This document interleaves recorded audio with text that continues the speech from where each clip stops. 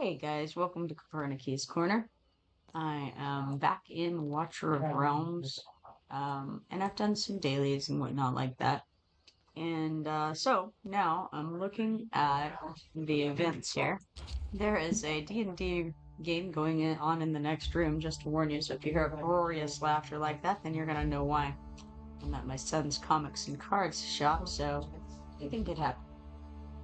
All right, now over here we have Canvas and Bloom, and in that we have the Treasure Hunt Celebration, which I have 8 lucky knives in. So let's grab some of these things. We got 4,000 gold, another 4,000 gold, another 4,000 gold. It was like 10 rare skill dust, another 10 rare skill dust, and then there's those ancient summoning crystal shards.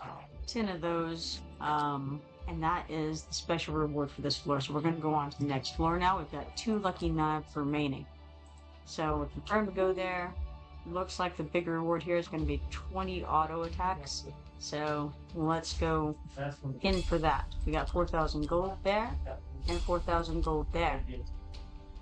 And that is all of the lucky knives that I have at the moment. There are quite a few other events running right now. Surely you are, seeing this list here.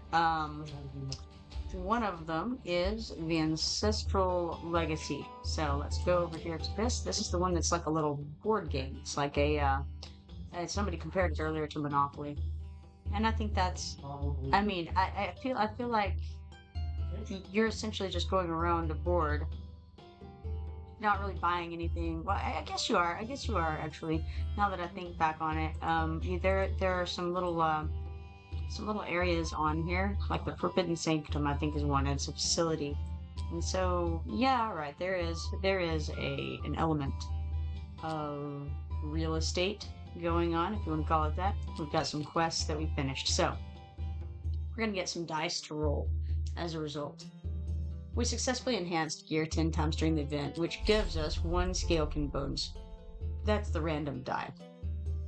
We successfully enhanced it 20 times, and that gives us 1 of the Dragonkin bones. I'm pretty sure that's the one that you get to choose. The other one, yeah, it lets you choose the number you want to roll. So that's your pick your own number one. The other one is random. This is for 50 times. It's 2 of the Dragonkin bones. Then we've got leveling up. We've got leveling up 20 times to give us 1 Scalekin bones. Another 20 times is another Scalekin bones. Enhancing gear 20 times gives us another Scalekin bones, and then successfully enhancing gear 50 times gives us yet another Dragonkin bones there. Alright, so we've claimed those. We hop out of there. There are 4 Dragonkin bones and 4 Scalekin bones that we have currently to use.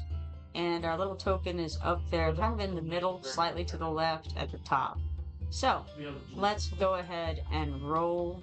We click the die. It's like a little D8 or 8-sided die. And we got a 4 on that. I say it's an 8-sided die. I'm not 100% sure of that. I think it is. Alright. We got 15 Dragon's Gold for that. Now we'll roll again and see what happens. Okay, there's an 8, and I believe that's the maximum number you can get on here. I don't know that it's terribly important. It just helps you, move along. I don't know that I guess there's some benefit to going around the board more times if you happen to hit certain spaces that you may want. Say you want to upgrade a location, like a facility. Then it would make sense to try to get around the board so you can hit that again. Alright, so we got 15 Dragon's Gold for that. In fact, let's go ahead and look. So there's a crystal mine right in front of us. We don't actually know what that is. The only facilities that we currently have are the Witch's Paradise and the Forbidden Sanctum. I think the Forbidden Sanctum is coming up soon. That gives us 2 Dragon's Gold each time we use bones. If we upgraded it, we would get 4 Dragon's Gold each time that we use bones. Let's make sure, yeah, that's coming up right over here. The other one that we have is the Witch's Paradise, which we receive 1 Scalekin bones each time we enter Witch's Paradise. And that doesn't really seem to me to be all that great. I don't know. I'm sure there would be benefits to that at certain points. but I really I'm not sure that I'm that impressed with it. Howsoever, let us roll again and see where we go. That time we got a 3, moving us a little bit closer to that facility. Okay, this says reveal cards and match 3 identical patterns to earn a 3 times reward. So we have no idea, you know, what, I mean, it feels to me like, okay, I see. So we can, we're just gambling. That's all we're doing. Straight up gambling. Alright, in that case, I'm not much of a gambler, so we're just gonna do this one time. And I'm perfectly happy with that. So let's claim 60 gold apparently. I'm not really sure what the I would need to look at that again. It's very visual, and I'm not. So let's see here. That Forbidden Sanctum is right here, which is 1, 2, 3, 4, 5, 6 rolls ahead. Do I risk rolling and potentially just hitting it naturally, or do I try to use a lucky die to get me there, or sorry, not a lucky die, a dragonkin bones? I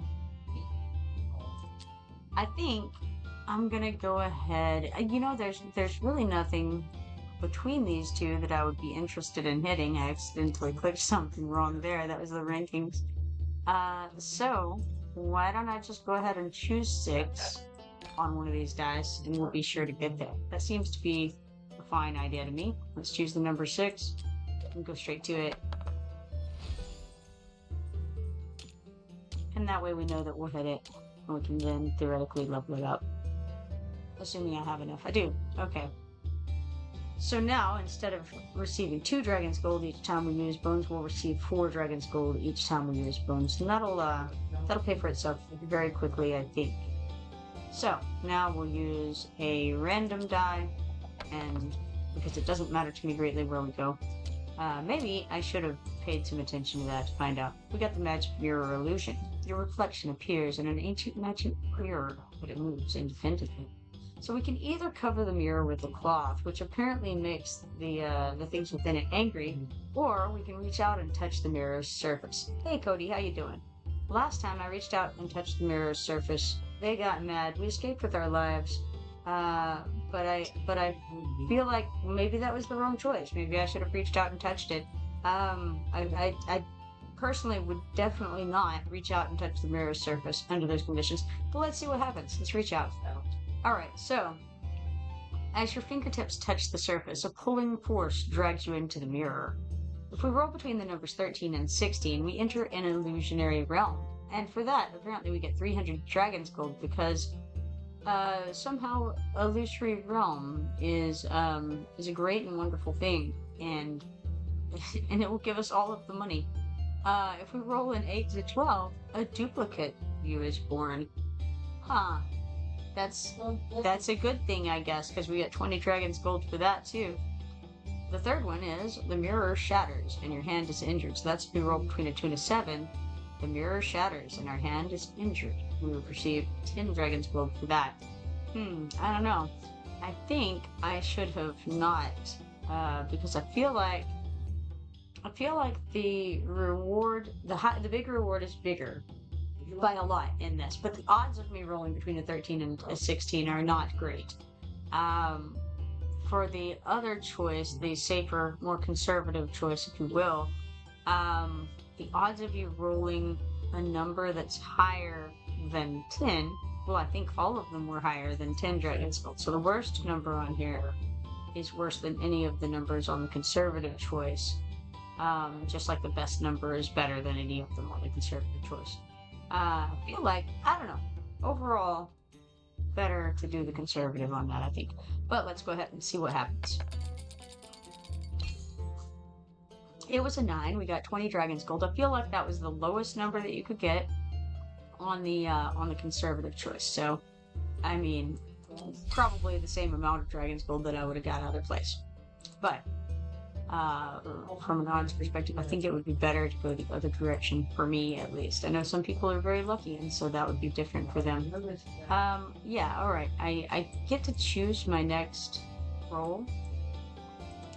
And I'm not really interested in the Witch's Paradise. I've got one of them. I guess I could get it, because it would give me another roll. So maybe that's the way to go.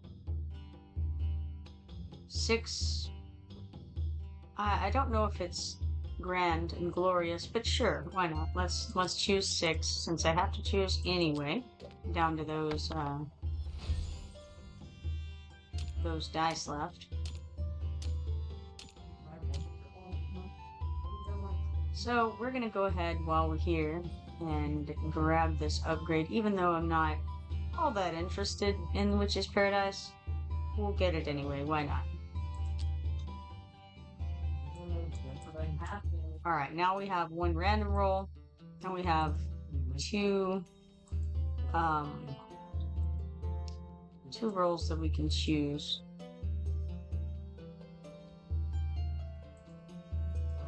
So, the goldsmithy is the next location. And that's an 8. So we could choose to go there. Or we could roll and see what happens. So what do we want to do? The odds of rolling into it are not great. So, do we do it or don't we? Don't know. Looks like we may as well choose it, because the one after that, it's not going to get us anywhere anyway. So let's go ahead and choose our next location as the smithy. I have no idea how much a smithy costs in here, but I guess we'll find out in a moment. Maybe it's another 50, who knows? It says, the next 2 actions after landing on the goldsmithy will increase Dragon's Gold gain efficiency by 20%. Cool. Dragon's Gold efficiency by 20%. And then after that, if you get it again, then it increases the Dragon's Gold gain efficiency by 30%. Okay, let's go ahead and grab it. Now, I don't know that any of these are more likely than any of the other ones to give us Dragon's Gold. We have 2 I don't know what the rallying point is. So we have 2 actions after this, and we want to try to gain some gold. So let's just roll at random and see where it takes us. We have a chance of that being effective. Who knows? Alright. Spend Dragon's Gold to increase reward multiplier. Is that a good idea? Sure, let's do it. Let's go ahead and should we be crazy? Could just go all in. Spend all 150 and see what happens. If we got 3 10s, I mean, is there, I wonder if there's any real, I don't know. I'm not sure how this will work. Alright, let's be somewhat conservative, I think, and go half. That feels alright. See what happens. Reveal card. Alright, so we ended up getting 2 of the 20s and 1 of the 30s. We claimed this, and we ended up getting 210 Dragon's Gold out of that. Obviously, I ought to have gone all in. Ah, well. Okay, now. Next, all I have is a Dragonkin Bones, so we have to choose our number on the next roll. Or, maybe not. Maybe I could wait, claim it later, and roll a random one. I don't know, what do I want to do? Because really, I want to get more Dragon's Gold opportunity. I won't get that if I hit the rallying point. So I could do... I don't know what Whimsy Words does, I've forgotten. Let's see. Random rewards. So random rewards could be...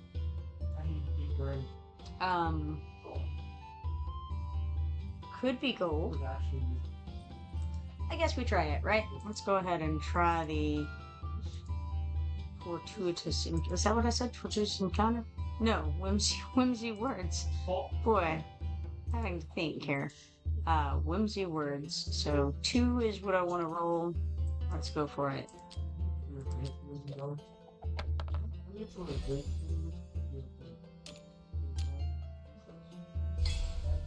Alright, 15 Dragon's Gold. Maybe not the best possible roll, but I'll take it. So we have some things to claim here. We obtained a total of 300 Dragon's Gold, which gives us 1 rare summoning crystal. We obtained a total of 400 Dragon's Gold, which gives us 10 of these legendary skill crystal shards, and we also obtained a total of 500 Dragon's Gold, which gives us 2 huge stamina potions. That's great, because we need to go and do some of these artifact raids over here. And now we have some stamina potions to work with. We already did have some, but now we have some that I feel pretty comfortable using. Let's go to auto fight, and some large number, we'll click start, and then we can go ahead and use, we're just going to use both of the ones we just got, and then that'll give us 400 stamina. Hop out of there and click max and go to town on that. Alright, that'll get us a little bit better. Rank number 6 is pretty rough, so try to get that up a little bit. Okay, now it seems like the colors have changed. I don't know if that's if I'm crazy, which is highly possible, or if in fact the colors over the heads of these guys are different. They're red now. Is it because of the star-crossed thing? Maybe. I don't know. Could be. Just a thought. Just occurred to me. Alright, let's check in the arena. Alright, I don't have any arena permits, so it doesn't matter too much, but I will go ahead and refresh them so we have a fresh slate to look at on the occasion that we get more arena permits. In fact, let's check the mine and see what we've got in there. Sometimes you get an arena permit in there. Not today. We got 500 coins, 600 XP potions, and 1 stamina. Obviously, I claimed this pretty recently. I had forgotten. Doesn't take long for me, let me tell you. Okay, now, I think I'm going to go to the summons and see what we have here. We actually have 6 special ancient summons right now, and I think I'm going to go ahead and do those. Let's start here with this one. See what we get. Alright, purple looks promising. It's Eliza. She is a lizard lady, it appears to me. Eliza the Lizard Lady, 4-star marksman from the Piercer faction. Eliza, the shadow-dwelling scalekin marksman, prowls the darkened reaches. Beware the tempest of her initial onslaught, for its ferocity knows no equal. Well, that's great, because I can use some better Piercers. Looks like this is a Piercer Lord, so I'm cool with that. Also, trying to do that, what is it, the Mother of Crows thing, maybe, I don't know, maybe that would be helpful. Feels like it could be good. Alright, continue. Also moved us up in the Mystery of Artifacts ranking. That didn't, but the background stuff did. Alright, let's go again. See what we can get.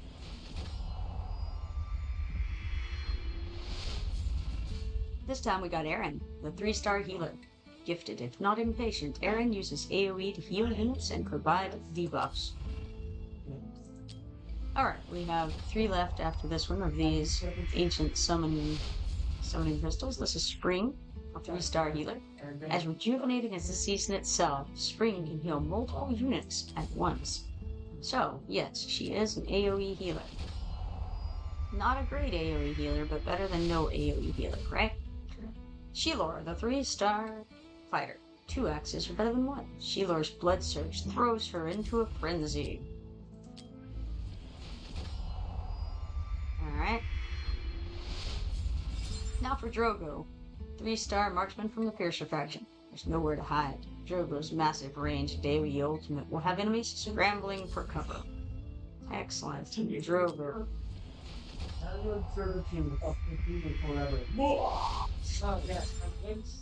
don't know if you guys can hear those guys, but stuff is happening in there. It has to do with Cthulhu. Alright.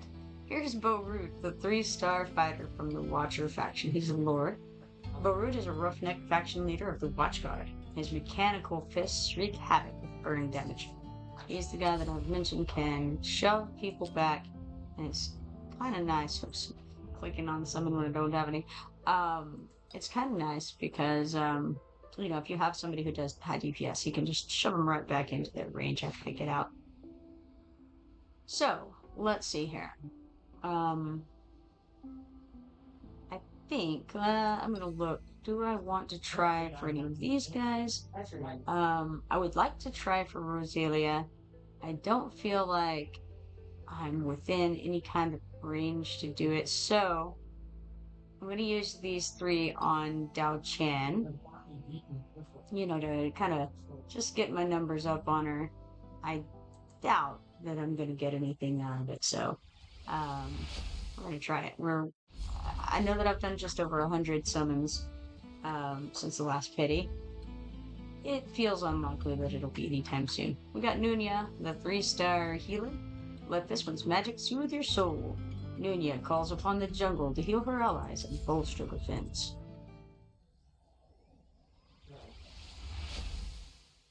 And then we have Decimus, the 3-star fighter. Relentless to the T, this undead warrior stays in the fight even after his health has been depleted. Yeah, he does that, but not for very long. He dies. You can redeploy him fairly quickly, but then he dies. Alright, Hayden, the 2-star fighter. Hulking and tanky, this trusty warrior can reduce hero summoning costs. Alright, so as expected, we did manage to get 3 more ticks on the Dao Chen count, for what that's worth. Now, let's see. I do also have these 3 legendary crystals, but I kind of want to leave those for last, you know? It makes sense to me to do that. So, I mean, maybe I should. Maybe I should use them. I don't know. I think there's, you know, you get them, you get the rares more often this way. My summoning record. Let's see. When was the last guy I got here? None. I got none here, so that seems promising. 5 pages of nothing. That's 15 summons. Rules say that a legendary hero is guaranteed within 20 summons. We actually already have the pity timer going. So maybe that's the better idea. Let's give it a go. I think it sounds like a grand plan. Let's do it.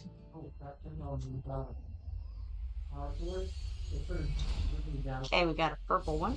Harpoon, the 4-star marksman from the Northerner faction. He's not very good. An apex predator who frenzies for a drop of blood, detrimental to weakened enemies and airborne units. One would hope that a marksman would be detrimental to airborne units. Alright, what do we got next? Another purple. We got Demon. We already have a copy of Demon. It's like Ain's brother. That's pretty cool. It's a fighter from the Nightmare faction. Betrayer of his brother Ain, this fallen elven prince revives quickly and can immobilize enemies. Pretty cool. I like him. I haven't used him yet, but I don't know. I think maybe he'll be good with us. We got something here. Who knows what? Let's see. Ah, this is promising. This looks paintery to me. I think we got it. On the very last legendary summoning crystal. I mean, if this isn't the painter, I don't know what is, right?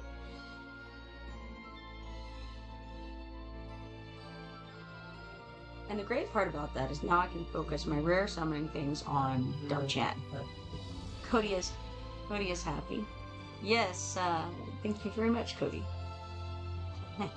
Yeah, I'm glad you were here for that too. It's too bad some of the others were absent. I'm sure that they'll be sad about the miss. So that's Rosalia, who is the paintress. She's a 5-star fighter from the cultist faction. Rosalia, a life born from the painting created by Pierre's flesh and soul, serves as an extension of the artist's persona and the embodiment of his ideals. Well, there you go. Continue. That was fun. Now, the good news is that I can throw anything else that I have into the Dao Chen summons. I could try on this again, but that's just not really going to actually happen in the real world. So I may as well go ahead and try for another copy of Dao Chen and try to get her awakened a little more. Alright. Over here, we've got some finished background fights. 81,790 gold coins, 14,250 XP potions, 87 flawless meteorites, 49 radiant meteorites, 230 mithril, 718 mystery of artifacts trophies, and 700 rather, and 18 grave conquest points for that. All right, very good, very good. In that case, I think I'll come back over to events and see what we've got over here. We've got the spiritual altar, which we've gotten to the end of with that. Very, very amazing, very good. We'll claim this legendary skill crystal, which is the final item on this list. Never sad about getting one of those. So let's see. Let's check on the arena. Okay, still not ready to refresh or anything fun like that. But we do have spend 3,000 stamina, and we get one small stamina potion for that. All right. I think I'll check on storage. It looks like we do have some shards to put together, and we'll get another ancient summoning crystal here, which is nice because then we can go and try to get the painter again. That sounds fun. Cody says, I'm just over here doing some zombie invasion while watching / listening. Saw gold. That's so excited.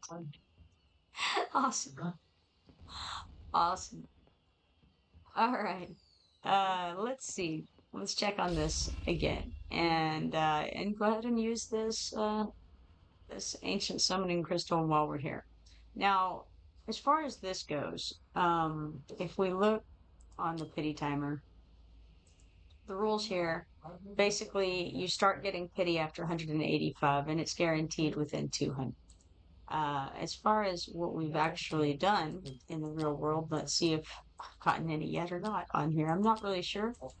I've gotten some purples. I don't know if, yes, I have. Okay, Sulkadins came from here. So that wasn't too terribly long ago, all things considered. So 13 would be 39, and then plus 1. So we've done 40 summons.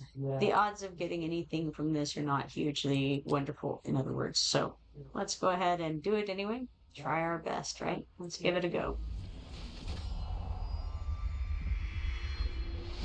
Alright, we got Barclay, the 3-star fighter. When deployed, Barclay raises the defense of nearby allies. His pike grants him decent range. Well, it's not quite the painter, but, you know, I'll take him. Alright. Could throw some diamonds into attempting to get Dao Chan, but I think I'll wait a little bit on that, because there's always the chance that we could get something from the loot for a little cheaper. In fact, let's go check. Let's see if we can find anything. It's 9:50 p.m. right now, so it'll be refreshing in 10 minutes. Let's use our free refreshes and see if we can find anything. So there's one. We get 3 every day, free refreshes.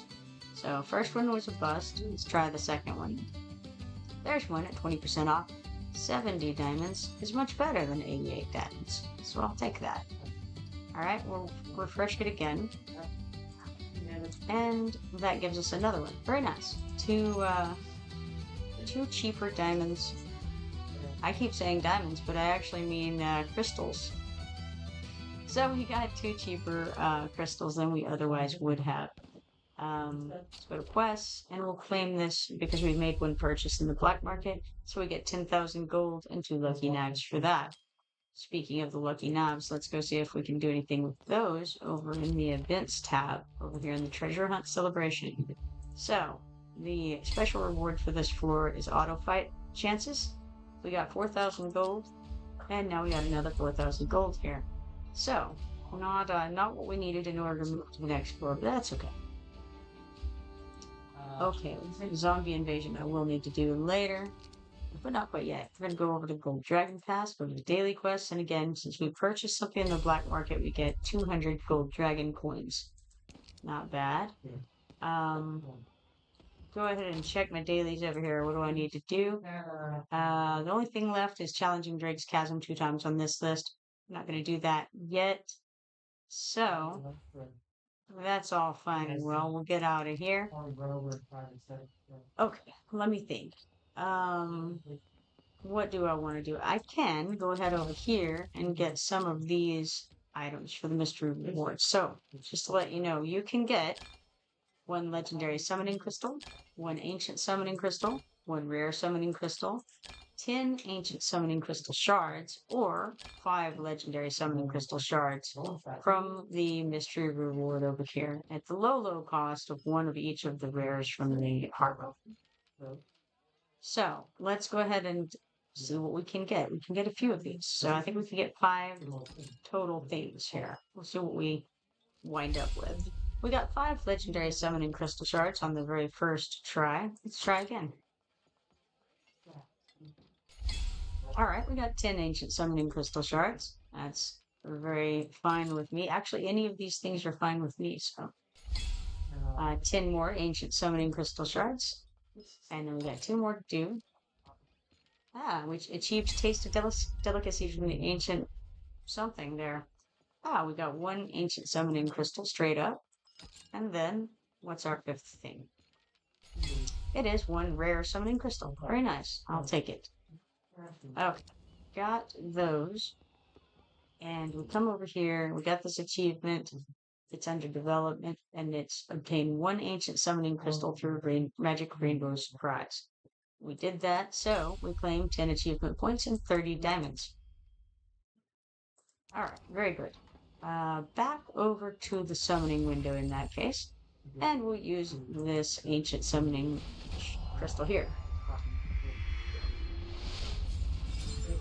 We got Voltus, 3-star mage from the cultist faction. Voltus, assigned to protect the commander, possesses electrical powers of mysterious origin.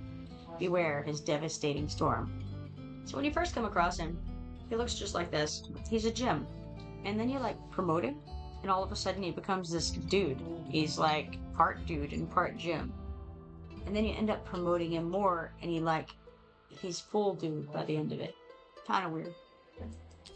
Not sure how that works, but that's the case. Alright, now back to the Moonlit Invocation. Let's go ahead and use these 3 crystals here. Alright, we got Narvi, the 3-star fighter. A most inquisitive adventurer, Narvi makes a great companion, bolstering heroes and reducing costs. Now that first period there, I really feel like it should be a comma, so I just read it like it's a comma. Sometimes it is a comma, but this time, no, it's a period, so it's, it's written a little bit differently than I read it, but that's the way we're doing it. We're gonna summon again here. Normal roll. This time, we have Hayden, a 2-star fighter. Hulking and tanky, this trusty warrior can reduce hero summoning costs. It says he can reduce them, not that he will, by the way. I don't know if you caught that. Hayden, you never know with him. Maybe he will, maybe he won't. And here's Amelie, a 3-star marksman. A huntress not to be trifled with. Amelie's spears are deadly accurate and greatly reduce enemy defense. So, there you go. Amelie, Hayden, and Voltus. And maybe somebody else, too. I could have forgotten some, but there we are. Okay, so I was thinking I ought probably to do some more of this whole storyline thing. I've been neglecting it terribly, and maybe I should go try it. This stage requires strong fighters or defenders or tacticians. Summon and upgrade these heroes before attempting a challenge. Heroes path, we're on looks like we're on 16. Alright. What's funny is that it says 16 in the shield there right by the bar. But I didn't notice that. I was like, oh, Roman numerals. XVI. Let's think about that. It's 16. Alright, cool. Let's go to try to clear campaign stage H7-15. We're far, far away from that, which is why I haven't worked on it in a while. But let's go ahead and do it. We're on H6-1, farm. All right, let's look it over. I don't think that there's going to be a lot of difficulty had here, but hey, who knows, right? We're gonna look it over. All right, they've got 2 portals where they're going to be shooting out monsters, and we've got 1 soul shard to defend. We've got tons of platforms. Looks like plenty of room to put people down. They're going to have small arachnids, Madden, Salem, Stablemen. I think those are the ones that get faster whenever they get hit. Abyssal Beholders. and maddened Salem farmers. I think they do the same thing. Like they're kind of lumbering along, and then you hit them, and they're all of a sudden lumbering along quickly. Ah, whoa! This is a thing I've got here.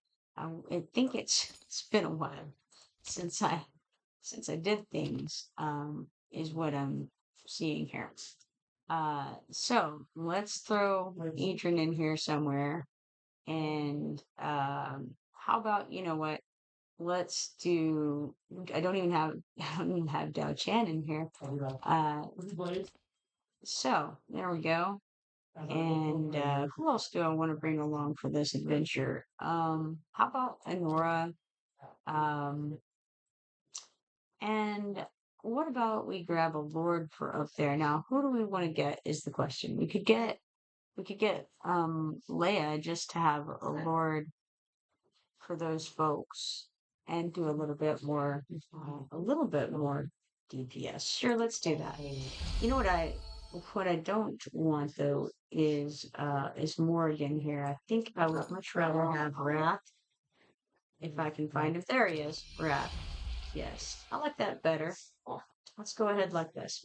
Now, it says we need 160,793 BP. We currently have 594,069, so I think we're going to be set. Let's go for it. So we have to clear it with the soul core intact and with no hero killed. And so we've got some folks who are going to be incoming.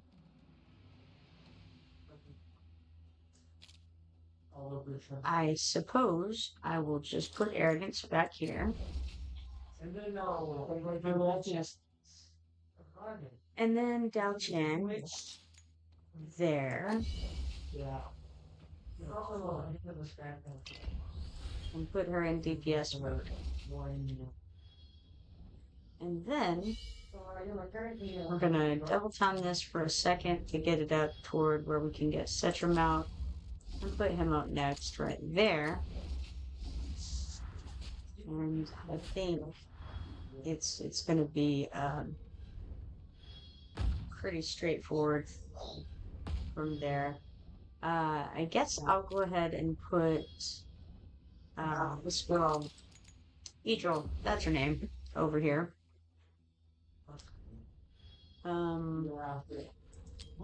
Just realized that. So Trying to see what I want to do next. I suppose we can stick Adrian up here.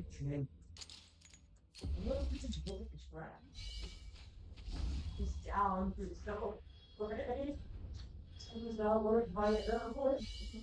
Alright, how about Wrath over here? Oh no, I thought. And then Once I did the we'll do Nora and Maul. Because why not, right?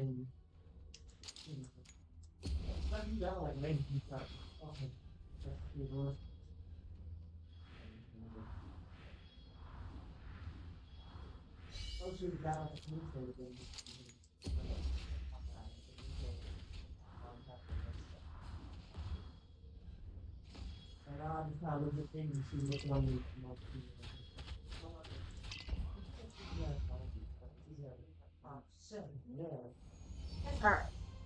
Got the victory on that. And we'll move on to the next one. We got 25 diamonds, 470 XP potions, and 630 coins there. So complete that. Now we're on H6-2. So this actually looks a lot like, I think one of the gear raids or something very similar. Got 2 lines, multiple platforms, defending 2 soul shards, and there are 2 oncoming portals. They've got maddened Salem farmers, abyssal beholders, and maddened Salem stablemen. Everything's on the ground, all melee fighters. So we're just gonna move forward with the same group as before.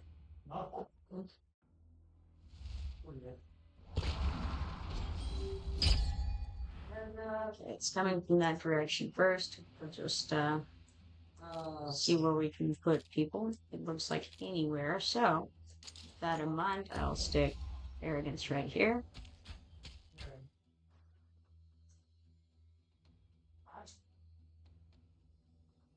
And then I think we'll just put, we'll put Adrian right here. Someone would have some. Suppose I could have put arrogance a little closer. That would probably be something. Wouldn't hurt anything, but that's okay. We'll throw wrath here just to make arrogance shoot a little more quickly. Cetrum can go here. Yeah, I know. And then we'll put Etro back there. And I guess we can stick Dao Chan. Sorry, the name was blanking on me. Right there in DPS mode. And let's see. How about Nora here?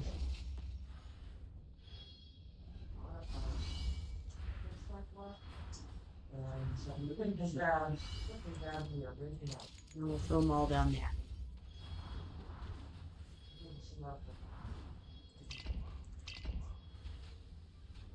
So, do we have an info for versus counter? Alright, got a victory on that stage. We'll move on to the next one. At the end of the next one, I think we'll get a couple of hundred stamina for that. So we got 25 diamonds, 470 XP potions, and 630 coins for that. Crit rate increases the crit hit chance of both basic attacks and skill success. Oh, okay, so yeah, it's definitely at the end of this one because it shows if you get 9 diamonds, you get 200 stamina. So that'll be good. Alright, so here we have 2 soul crystals, 2 soul shards rather, to protect. They've got 3 where monsters are coming from. They've got Maddened Salem Farmers, Abyssal Holders, Fallen Archers, that's a ranged guy, Maddened Salem Stablemen, and Raging Mutant Rodents, which are basically just kind of faster guys who are aggressive, I guess you'd say. Yeah, so alright, we're going to have to use some stamina potion. We can just use one of these samples, I think, successfully. Maybe 2. Yeah, I guess we'll technically have to just do for 1 shy of being able to do that. So, alright, fight. And, oh yes, I didn't, well, no, I did look at this. Okay. Alright, start this. The healing effect of support heroes is not affected by crits. Alright, so they're coming that way first. Let's just put arrogance here. Oh, no, you know what? We'll actually put arrogance here facing this way, and then we'll put Edrin there facing that way. Cover both areas that way.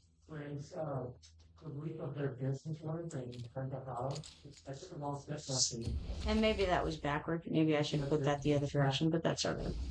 Not too concerned. We can now stick Wrath here, facing this way.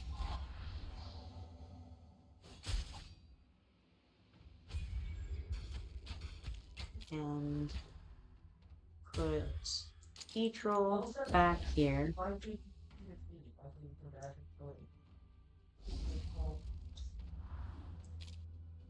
think we could do Cetrum here.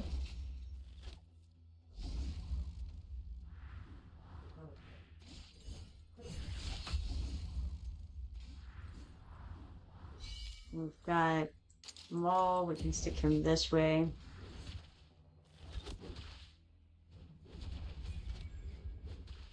And then Honora can face to the east.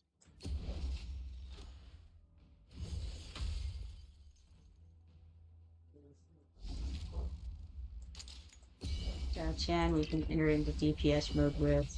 Just kind of get it all going a little faster, you know?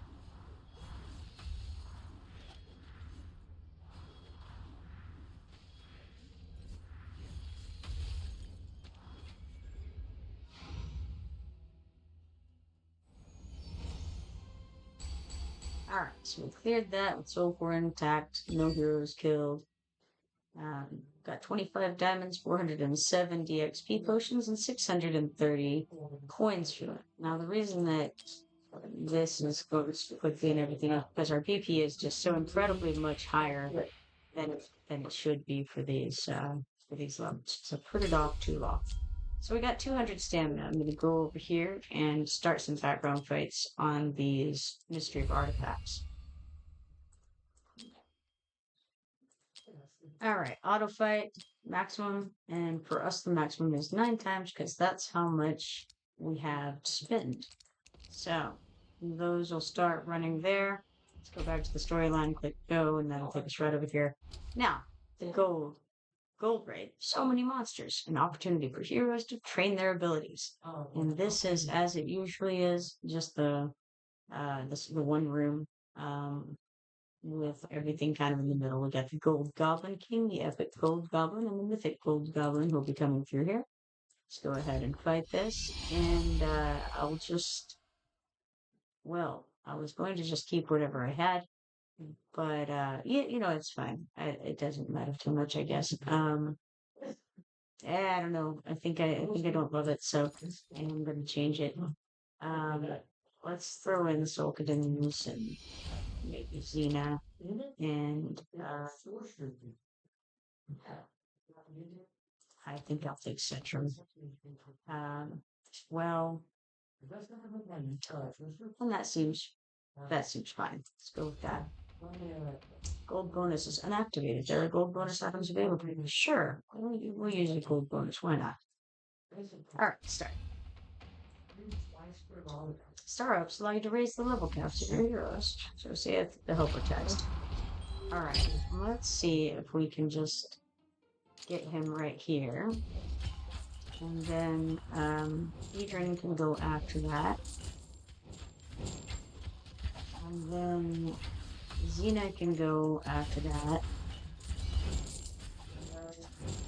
And we may as well stick Dao Chan right here and put her in DPS.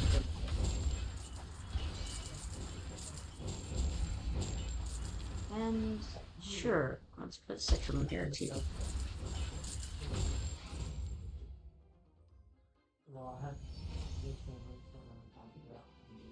Alright, so highest collection rate's been updated. Click next. We got 25 diamonds, 860 XP potions, 39,970 coins, and 1 gray guy. Excellent.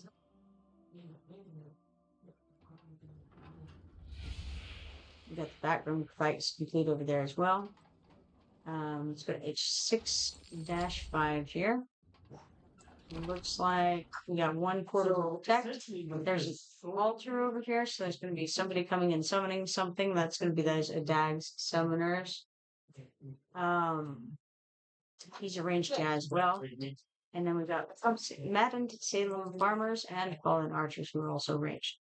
All right, we got 1 protect, 2 incoming, but one of them is the altar guy. All right, let's go ahead forward with this and. Yeah, that's fine. Oh. I don't know this shit. I forgot about that. Alright.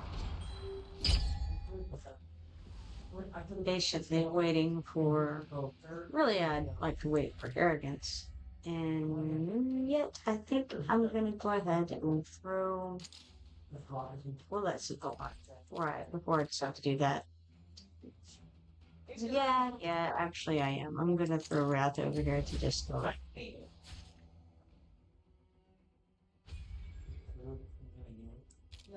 And then we'll put Arrogance down here. Got another guy coming from that direction. I think I'm gonna throw Neutral here.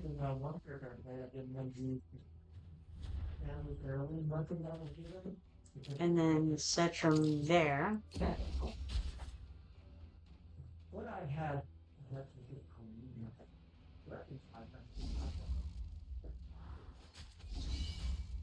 And then we'll take Maul, face him up.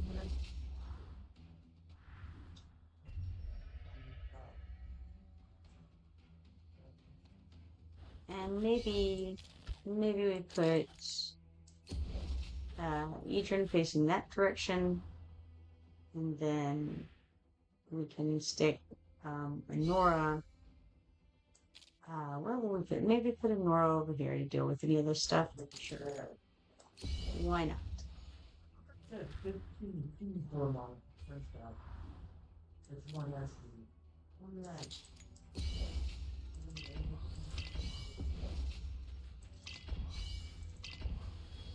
Can't quite do that yet.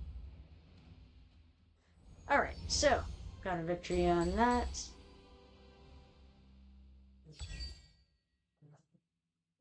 So we got 25 diamonds, 470 XP potions, and 1,230 gold coins there. Yeah.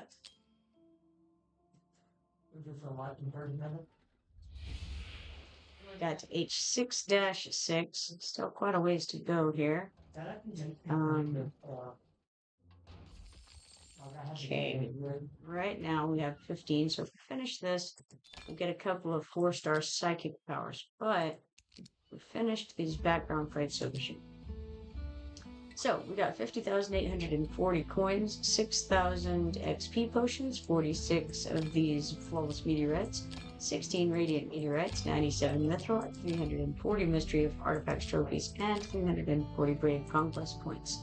Let's click OK here. Go requests, and we got clear any stages 200 times, so we get 10 ancient summoning crystal shards for that. Now I'm going to go into my shards and see what I can put together. Looks like we have enough to put together one of these ancient summoning crystals. I thought we probably would. And we also have enough to put together one of these gear recasting hammers. So let's go ahead and do that as well. Alright, back out of there. Let's check on the arena. Looks like we definitely could refresh. Or we could try the 389,045 guy. We only have one arena permit. Yeah, sure, why not? 389,000 guy can beat us. That's fine. Alright, we will auto-fight this and get slaughtered for a minute. I noticed they have Nazai and Hex. I recognize those. People use them pretty often. So, let's see if they start with Nazai. They did not. They started with Uridin. I don't know Uridin. He has Obliterating Blast. Attacks up to 10 enemies in a large range ahead, dealing 500% AoE damage and inflicting stun. When Potent Surge maxes out, attacks up to 10 enemies in a large range ahead, dealing 1,200 AoE damage, and I think it said and stun. Victory. That was Joe 63 with 389,045 BP. Alright, stats show that Xena did the top damage with 1,550,250, followed by, I think it said Uridin, right? Uridin with 1,138,950. Of note, they did stick Sun Wukong out next, and I do recognize him. He's very high DPS. I'm a little curious as to why they stuck him out second, but I don't know. You know, maybe there was a reason for it. I'm not sure. Okay, so we got 3 arena coins and 5,000 XP potions there.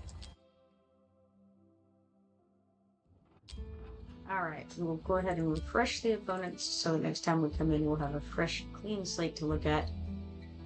Get out of there and go over to events. Brave Conquest, we have 100,000 gold coins to pay. I think that might be all we have here. Yes, it is. Okay, but I wanted to look, not here, here, Star-Crossed Romance, because in the Redeem shop, there's something for the paintress here, and it's the paintbrush, right? Is this where this is, or where did I see that? There's Halberd of Woe, there's the Eye of Sin.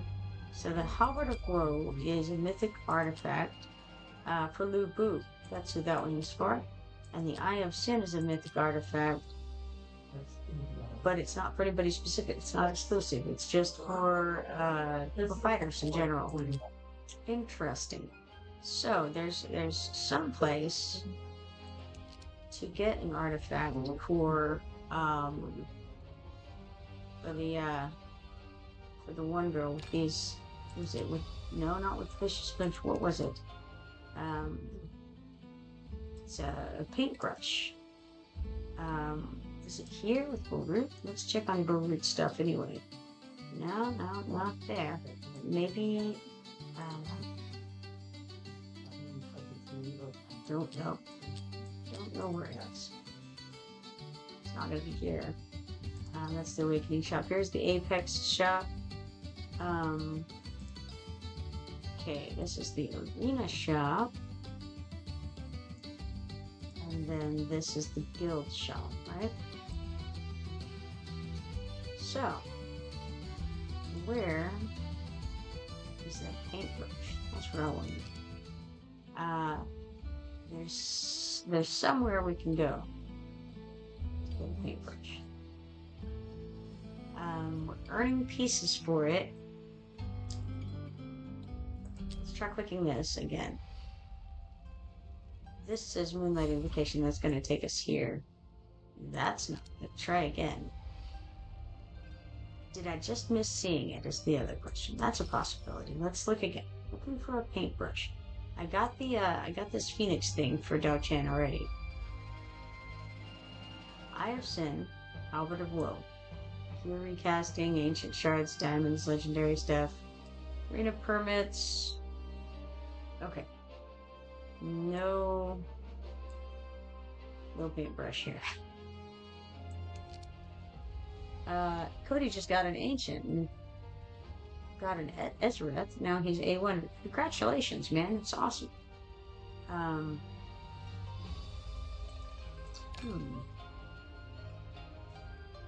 Purchase items in the event shop. That's not helpful. Special ancient summoning. No, that's not where I want to go. I'm so terrible at navigating these things, you know, it's a rough situation when you're in.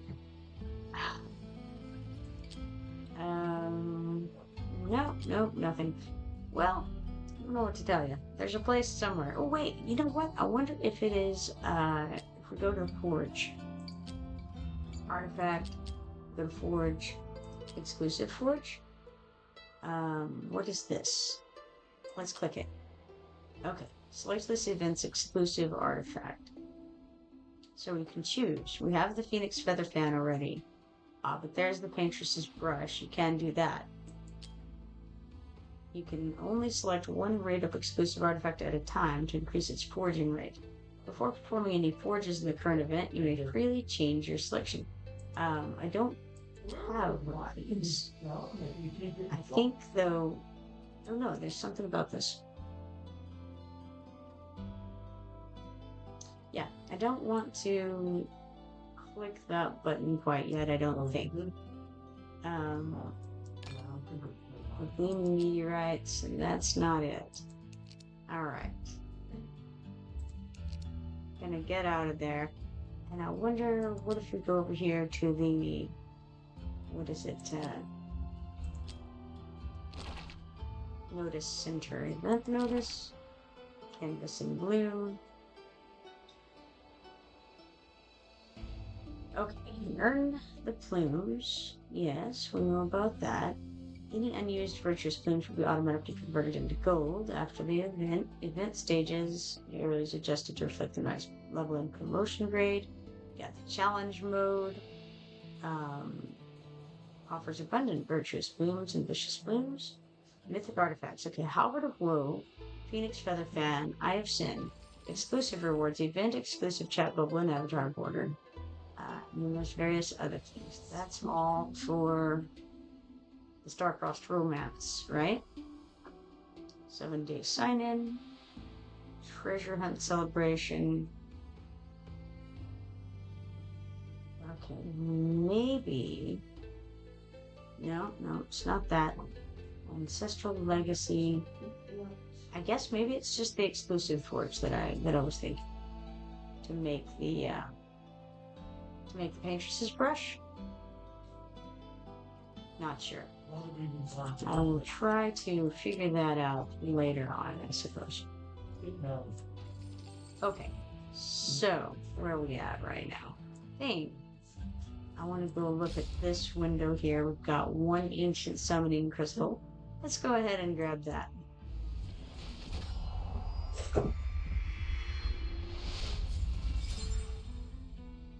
That's Nero, the 3-star mage from the cultist and watcher factions. Nero's a flame folk master of AoE damage and faction leader of the cursed cult. Crank the heat. Excellent. Continue. Alright, click OK here. And then we'll go back over to the Moonlit Invocation. And I think that... let's see. I think that I may wait on that a little bit longer and see if we can get some summoning crystals in a different way while we wait, right? Seems to be a good idea. So, I suppose the different way in question can be the storyline for now. Alright, let's go here. Let's do H6-6. Okay, we have 2 portals to protect. They have 3 ground portals. One of them has an altar, implying that it's going to be the Zadag's summoners to come and try to summon the Eldritch God over there. Then we have Madden Salem Stablemen, Fallen Archers, they're ranged. Raging Mutant Rodents, Mutant Mutants. Edag's followers, also ranged. And Madden Salem Farmers there. Live MZG says, what level are you? Then he says, never mind, I see. I have no idea. Let's see, what level am I? Level 59. That's what level I am. Cody says, just remember Nazar and Bubba is this weekend. Live says, what? Yeah, that's what I'm hearing. Nazar and Beelzebub, who is apparently called Bubba by the locals. So yeah, right, yeah. I don't have Nazar or Beelzebub. And I've seen Nazar very, very often in Arena. She seems to be pretty good DPS. I don't know if she's got anything else going for her, but she seems to be very good DPS. As for Beelzebub, I've seen him occasionally in there, not very often. And I haven't really noticed whether he's excellent or not, but certainly Nazar seems to be quite good. Alright. Quick go here, head over to this fight, and we're just going to, you know what, I'm just gonna throw a huge stamina potion at it, because why not, right? And fight here. Alright, we're just gonna keep whatever this is that I had chosen, and throw stuff in. Live says, are you new to WR? That's a good question. I would say not new at this point. I don't really remember how far, how long I've been doing it, but maybe November, maybe? I'm not sure. So I would say not especially new at this point, probably, but not especially old either. How about you? How long have you been playing? Cody says Kip's been playing 2 to 3 months. That sounds right. Could go with that. I think it might have been sometime maybe into November when I started. I'm not really sure.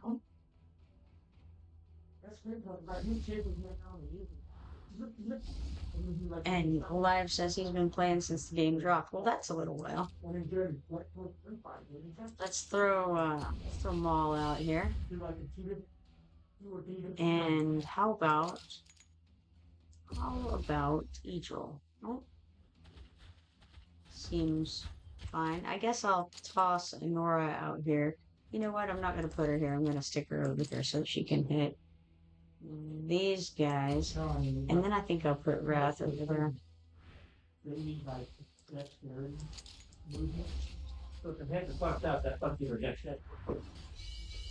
Alright. Now, I'm just going to try to make this go a little bit faster. I'll stick Dao Chen. Where will I stick Dao Chen? Right there is fine. Switch her into DPS mode. Cody says, yeah, you started during the Christmas event. That sounds, it was whenever, before, Dao Chen was on the banner. Whenever that was. Live since I'm doing my Woodruff Nightmare in auto at the moment. Cool. Thank you for the follow, by the by. We got 25 diamonds, 25 diamonds, 470 XP potions, and 1,230 coins for that. It's very nice. I put off these storyline things for way too long, so now I'm just too far ahead of them, really. We got 2 4-star psychic power shards up there at the top. Alright, H6-7 is next. So let's go here. We've got, looks like 3 ground portals. We got 2 altars. So 2 of those ground portals are going to be summoning, there's going to be a dag summoners over there. And we've got 1 portal to defend over here. So let's go ahead and start that battle, I think. They're recommending a BP of 168,678. We currently have a BP of 594,069 to give you an idea of what that looks like. Cody is asking how the ancient pools went for live. And he says, I pulled nothing good. I pulled the cultist lord last weekend. Cultist lord. Who is the cultist lord? Which cultist lord, I guess, is the question. Do I have this cultist sword? Who knows? Perhaps. Alright, we threw Arrogance out facing up. We've stuck Edron out also facing up to the on the western side of things. And I think I'm gonna put, where am I gonna put Citron this time? Let's see. How about here facing up? That seems fine. And then maybe I'll throw them all out here, facing up. Maybe, sure. Yeah, may as well. And each roll can come back here. Oh yeah, that's right. I should throw somebody on these guys probably. There's Wrath. And we'll stick a Nora above them facing up. Wait, what? Oh. And then we've already killed the guy before we could stick that out.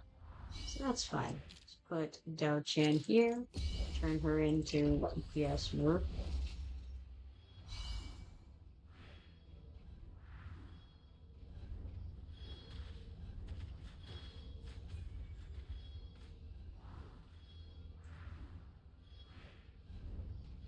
Yeah, I haven't done any of the Woodruff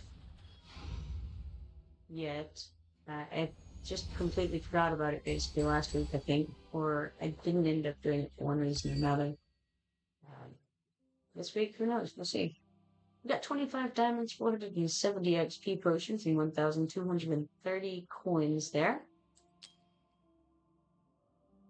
Ranged monster started the most recently deployed hero, it says. Now we're on H6-8. See what we have here. Looks like 1 portal to defend. We've got 5 oncoming portals, 2 of them with altars. They're going to bring out a dag summoners, Madden Salem farmers, and Madden Salem stablemen. So only the summoners are ranged out of that group. And we'll go ahead and start this. When a hero hits too many targets, their area damage decreases. I think it's set. I think, just to make things easier, I'm going to pull Arrogance over here so we can not have to go quite as far, but they'll be able to before they get killed, basically. Feels like that might be a little faster.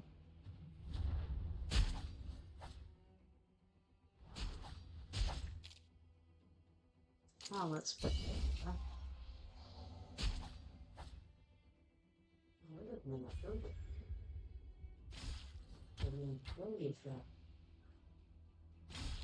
and then I guess, well, okay, how about we just stick more there?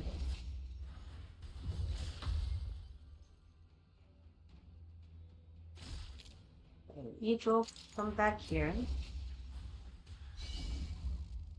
Cody says Wardrift does a lot of good rewards. Yeah, for sure. Between there. And then we'll face more the other direction on the opposite side.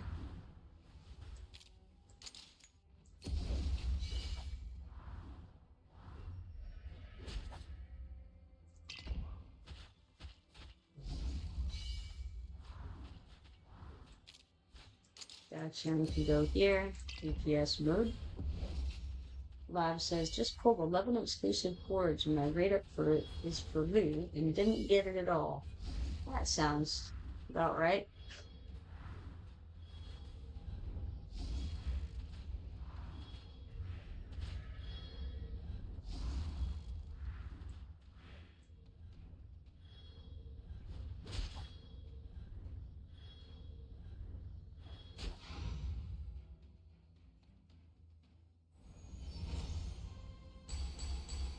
Alright, so we got that.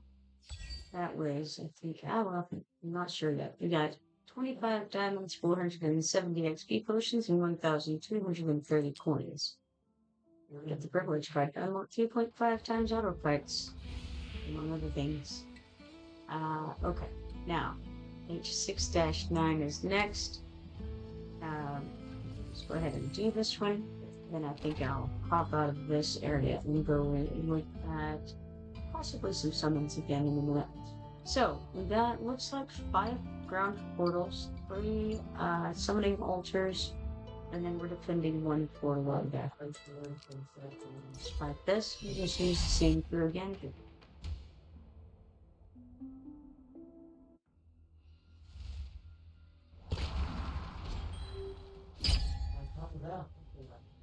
Got a guy up there at the top. Let's throw Wrath on him.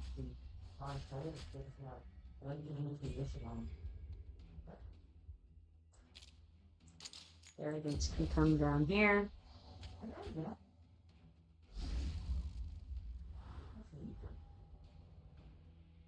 And then again, we put, you know what, let's put a Nora here. If only I can click buttons. It's a tough thing, you know? It's a tough thing. And we can stick neutral over there.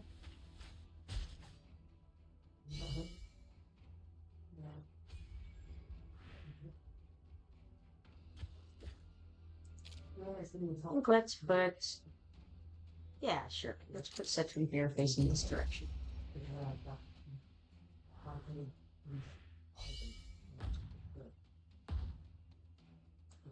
And let's see. We'll wait. See where a good spot for Maul is.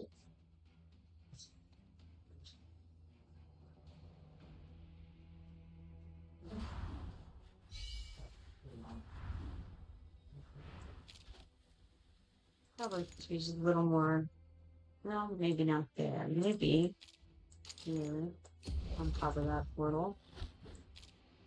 And then we can stick Legion over here.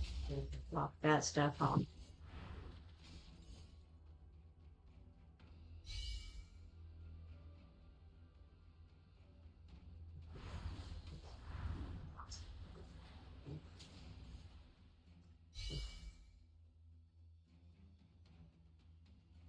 And then I think I'll put Dao-Chan here and put her in DPS mode to fit both Idrim and Cetron with that.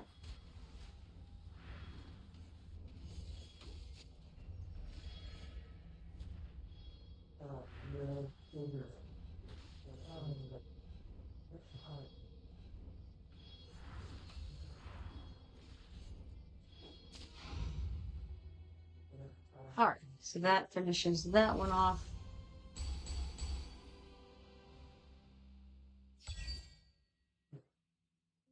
Yeah, 25 diamonds, 470 XP potions, and 1,230 coins there.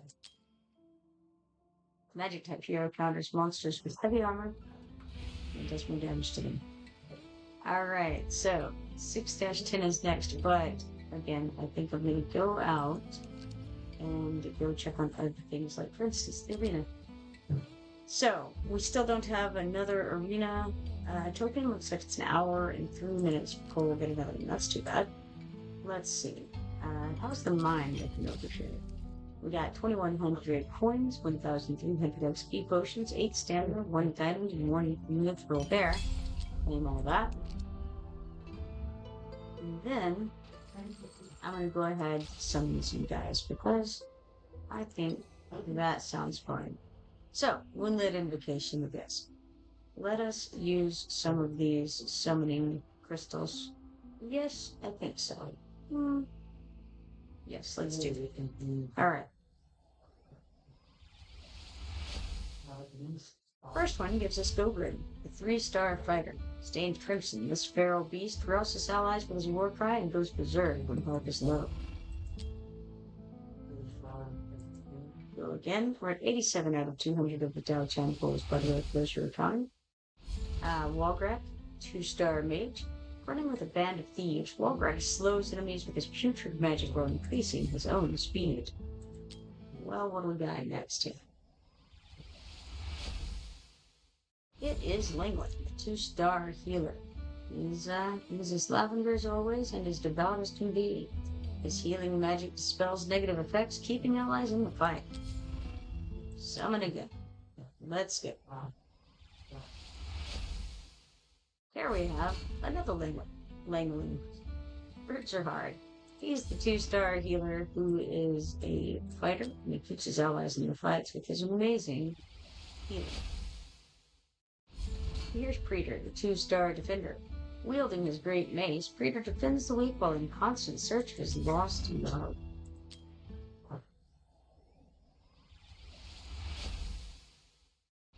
Followed by yet another Gobrin.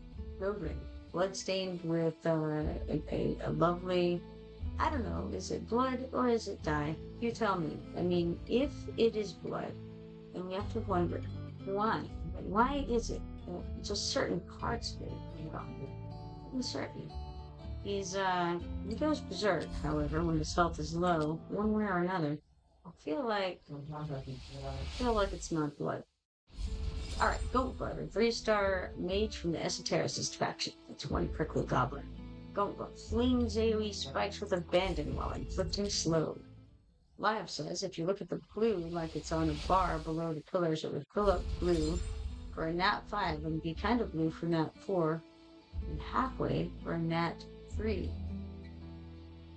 What does it mean? What is nat? Look at the blue like it's on a bar below the pillars.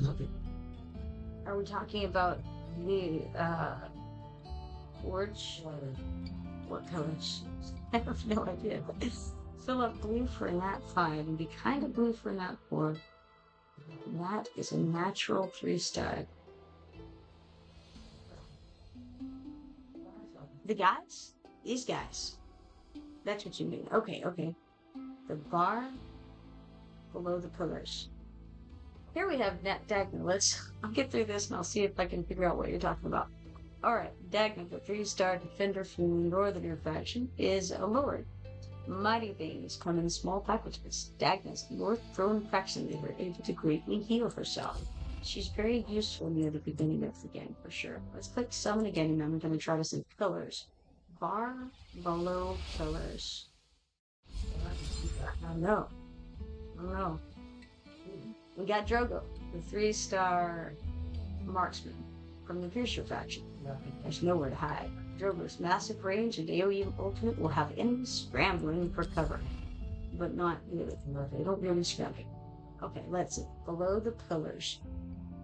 Now I know that there's a, if you look at the blue, like it's on a bar below the pillars. No idea. What I do know is that the color itself changes whenever it's spinning.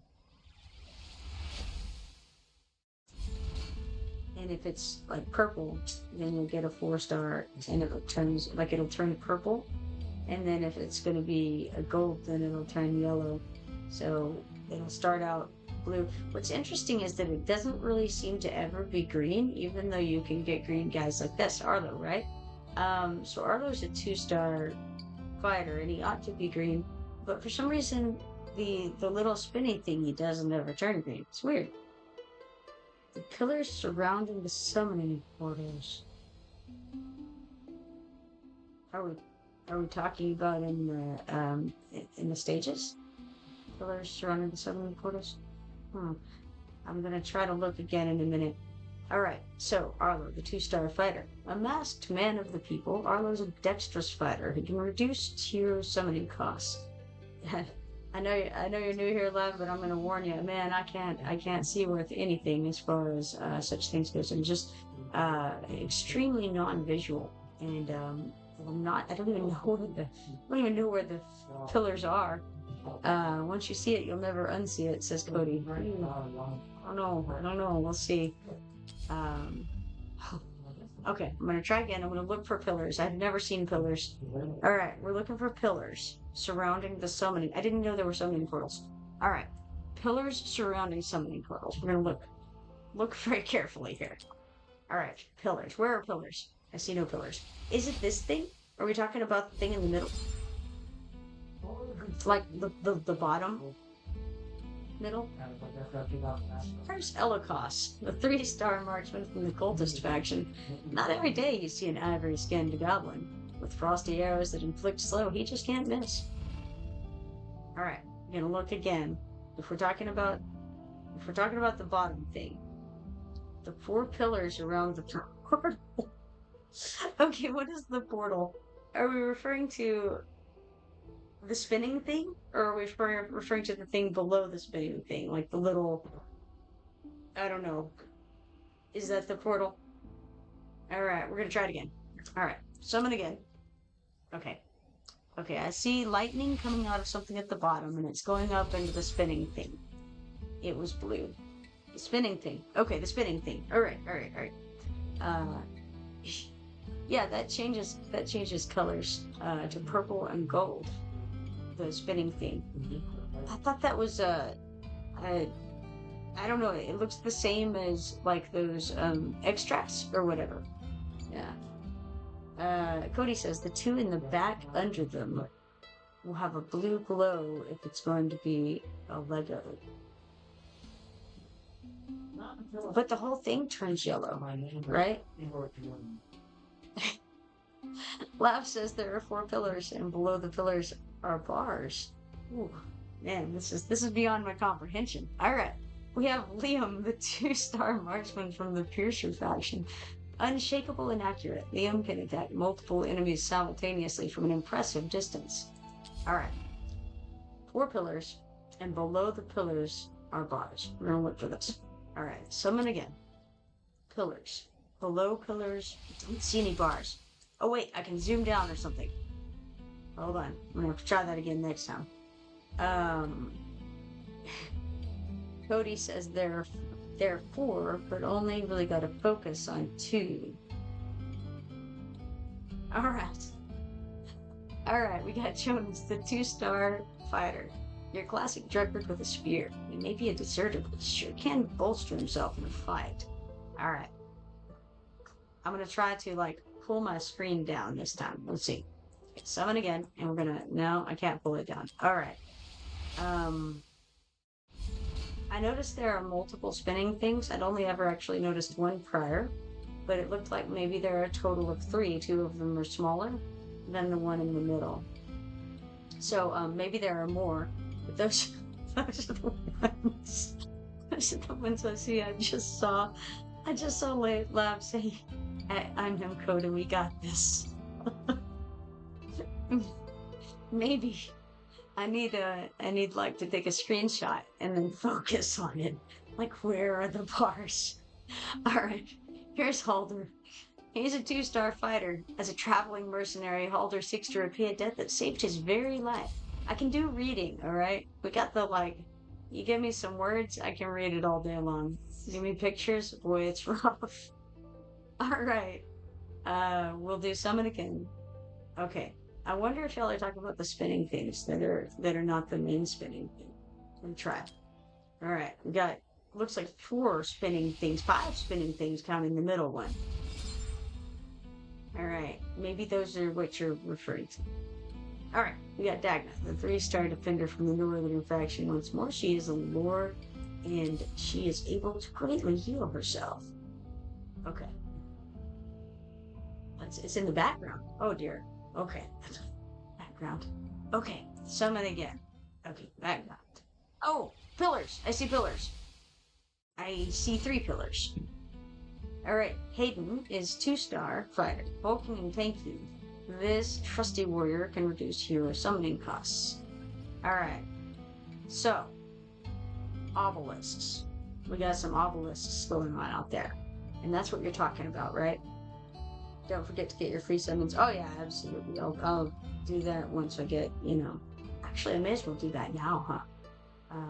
We got Hayden, the 2-star fighter. I'm not sure if I noted this, but Hulking and Tanky, this trusted warrior can reduce hero summoning costs. Yeah, let's click OK. And sure, we'll go claim these summoning rewards here. Yeah, I'd rather use summoning crystals than diamonds any day of the week. But yes, he says. So the obelisks is what we're referring to. All right. 3 rare summoning crystals there. Now that I've identified that, I'm going to try to see bars. All right. Summon. We're at 102 out of 200 on Dowchan, by the way. Oh, wait. Okay. I see. All right. We're going to try again next time. Sheilor, 3-star fighter. 2 axes are better than 1. Sheilor's blood surge throws her into a frenzy. Try it 10 times full. See, I like to do it 1 by 1. It's more exciting. Continue. Does it show differently when you do that? Is it the picture is different? The black bars under them will glow blue if it's a Lego hit. Black bars. All right. Is that before or after the shiny thing in the middle turns yellow? Like the black bars turn color. Flav says the glow is different, or is it just from the very beginning? Like you start it and it's glowing different. All right, let's summon again here. Okay, black bars. I think you're talking about the ones that run vertically. You get the obelisk, and then you've got it's almost like a little stream, like a little river going down from the start. Okay, all right.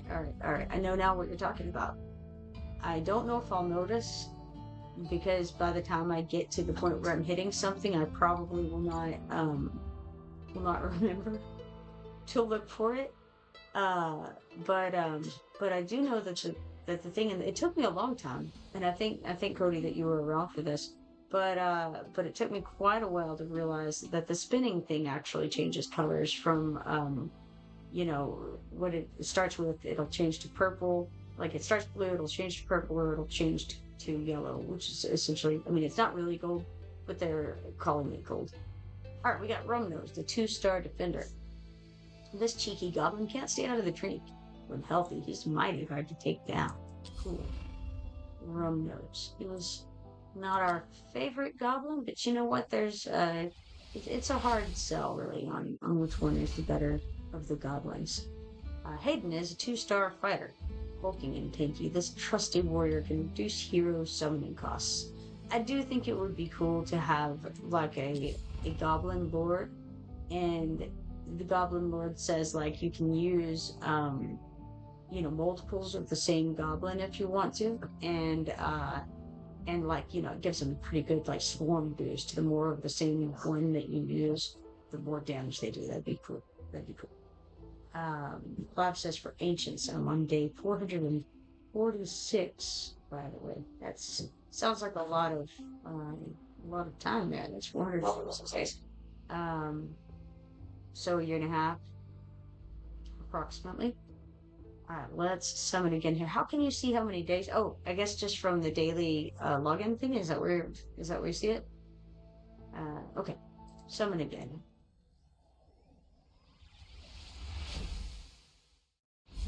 Alright, we got Drogo, the 3-star marksman from the Piercer faction.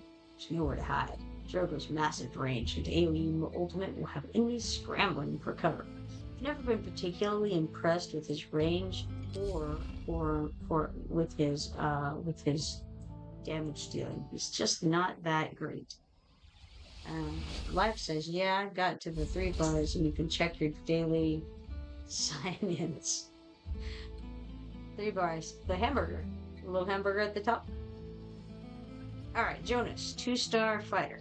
Your classic druid with a spear. He may be a deserter, but he sure can bolster himself in a fight. One of these days I'm going to go in and read all of these green guys' backstories, because it seems like they have very adventurous lifestyles, and it also seems like all of the drunkards are green, right? So they didn't, they just can't handle their alcohol, and so they can't do as well as the rest of the guys. All the ones who hang out in the bars and they're they're having trouble with alcoholism. They seem to be unable to pull it together for this fighting like the other guys. Kind of wonder about Aaron. I don't know. We'll see.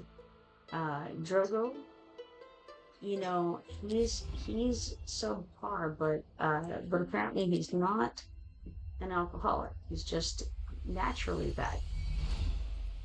Alright, purple. We got Azov. 4-star fighter for Erno, 4-star mage from the Infernal faction. The apple doesn't fall far.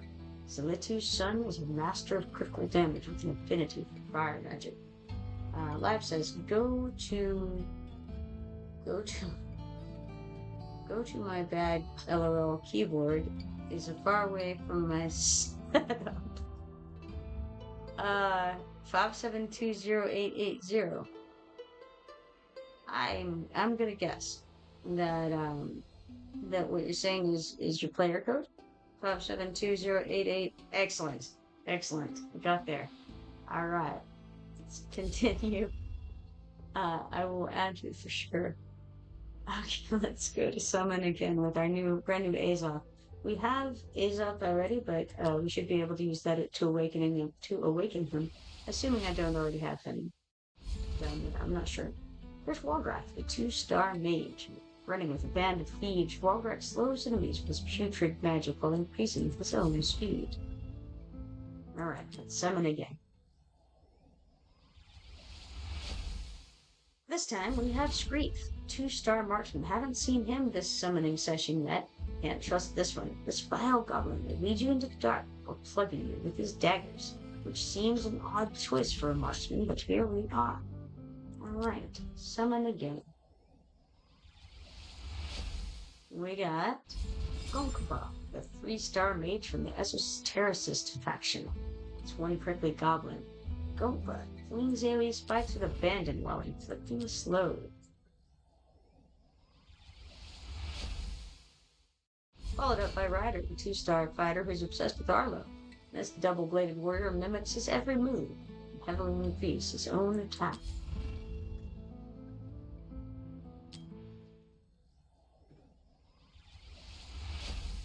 Alright, and now for Langwin. Langwin is our lavender healer. He's about as devout as can be. His healing magic dispels negative effects, keeping allies in the fight. Alright, Grand Lords. So, you mentioned the blue glow there. Is there any indication of if it's going to be a purple beyond just turning purple? We got Q, the 3-star marksman, a cunning goblin archer whose poisoned arrows bounce from foe to foe. Beware his traps. Live says, do you have Hollow? I do have Hollow. Yes. I use her sometimes. Here's Nero, the 3-star mage from the Greatest and Watcher faction. He's also a lord of the Cultist faction. Nero is a flame-cloaked master of AoE damage and faction leader for the Cursed Cult. Crank the heat.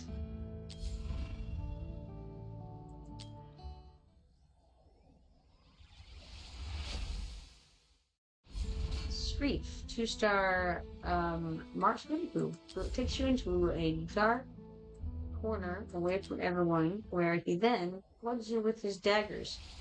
He does not throw them from a distance, because he's led you into the dark first. He simply stabs you once he's there. He's showing off his non-marksman abilities. Jonas, the 2-star fighter, a classic drunkard with a spear. He may be a deserter, but he sure can bolster himself in a fight. And then here's Ryder, 2-star fighter, obsessed with Arlo, who this double-bladed warrior mimics his every move and heavily increase his own attack.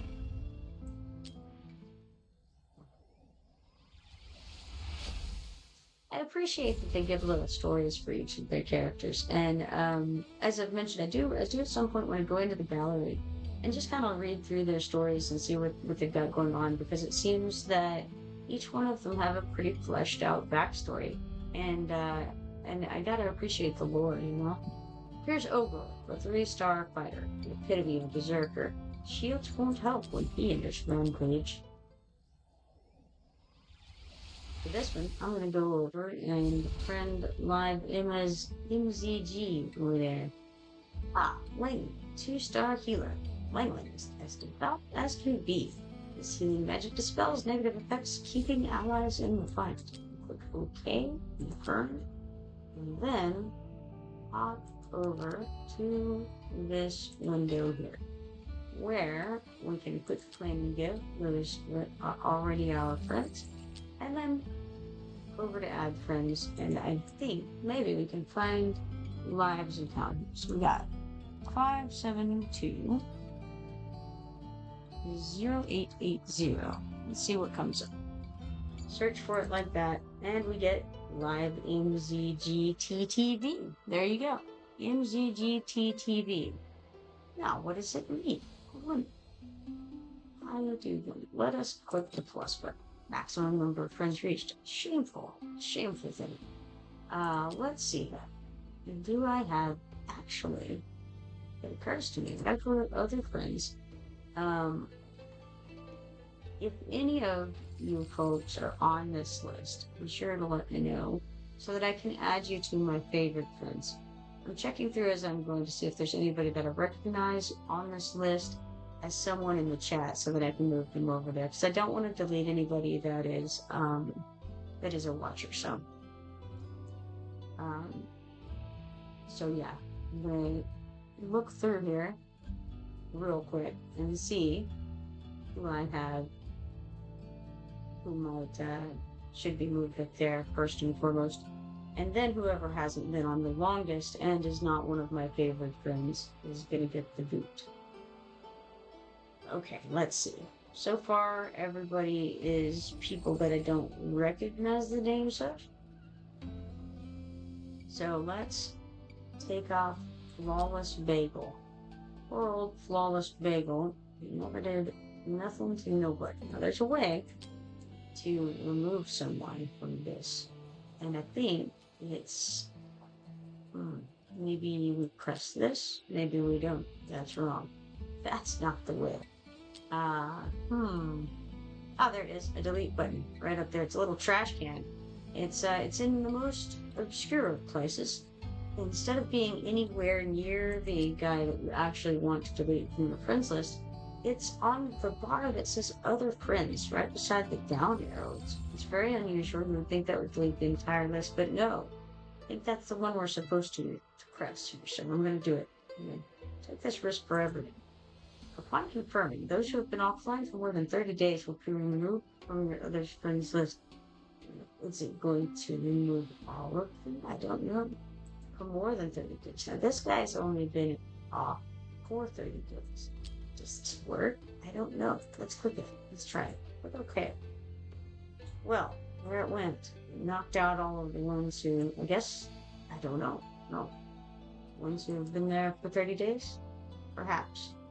Hard to say. Alright. I had to make sure my favorite friends were still here. Don't want to lose them under any circumstances. So there we go. Alright. Excellent. Now, Add friends. And we'll go back over here and try this once more.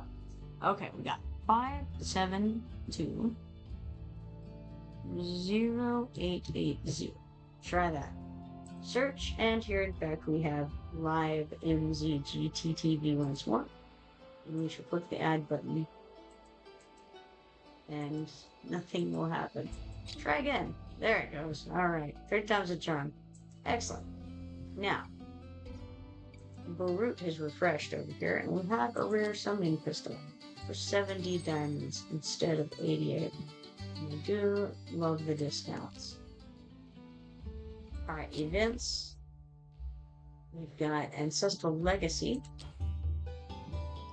And go to quests. It says claim friendship points 80 times during the event, and we get 2 of these scale components for that. Let's do it. Now, let's see. So some of these are daily quests, it looks like. Some of them are total times during the event quests. So I should go ahead and run this. Let's obtain 5 pieces of gear from Gear Raid daily. May as well do that and get something there. Now, which gear raid do I actually want to run right now? Probably the weapons and breastplates, because I don't have very many of those as compared to the other things. So let's go to the stage 18, which is the last one that I've appeared on here. Max this out? No, we only want to do 5 of this. So let's do 5 and start that running in the background. Alright, out of there. And that'll bring us back over here. We'll go back one more time. And then we'll be at this board game. So, let's go ahead and roll these dice and see what happens. Oh, it's a 1. That's perfect. It's actually exactly what I wanted, I think. It's a facility. Rallying point. You will receive 50 Dragon's Gold each time you enter Rallying point. Upgrade effects. You'll receive 100 Dragon's Gold each time you enter Rallying point. So that's if you hit it again. I mean, sure, let's buy this. Why not? Okay. Now we have one more roll of the dice. Let's go ahead and do it. Oh, we got an 8. I think that's probably good.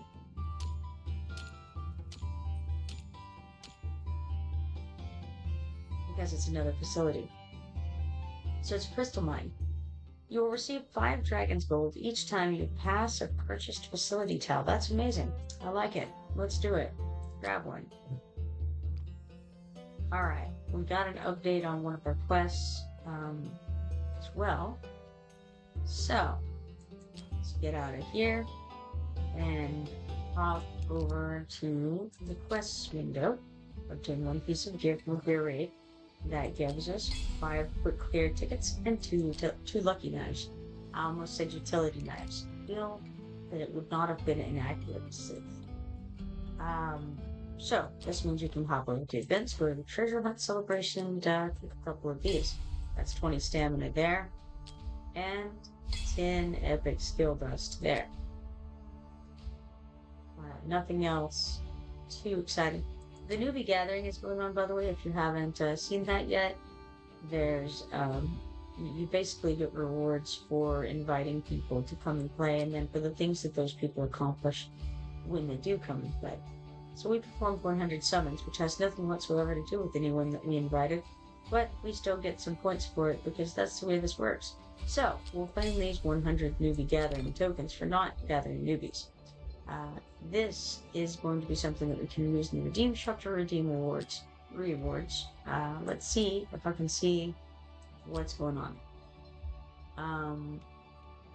Now, I noticed this one has a t-shirt. I wonder if that is a change of clothes. It is. It's a skin. Obtain Abomination's skin, Incarnation of Death. You know, I did look at this earlier, and then I completely forgot. It will give him an attack bonus of 0.7%, and defense goes up by 12 once you have this on. So, you have different amounts of these tokens, obviously, get you different things. Looks like some of them are locked for unknown reasons. Let's see. Unlocks after obtaining 500 tokens. unlocks after obtaining 500 tokens, and unlocks after obtaining 1,000 tokens. Interesting. I have 130 tokens, so I'm not very far along into it. Oh, wait, this is the Phoenix Feather. This is the Dao Chan thing.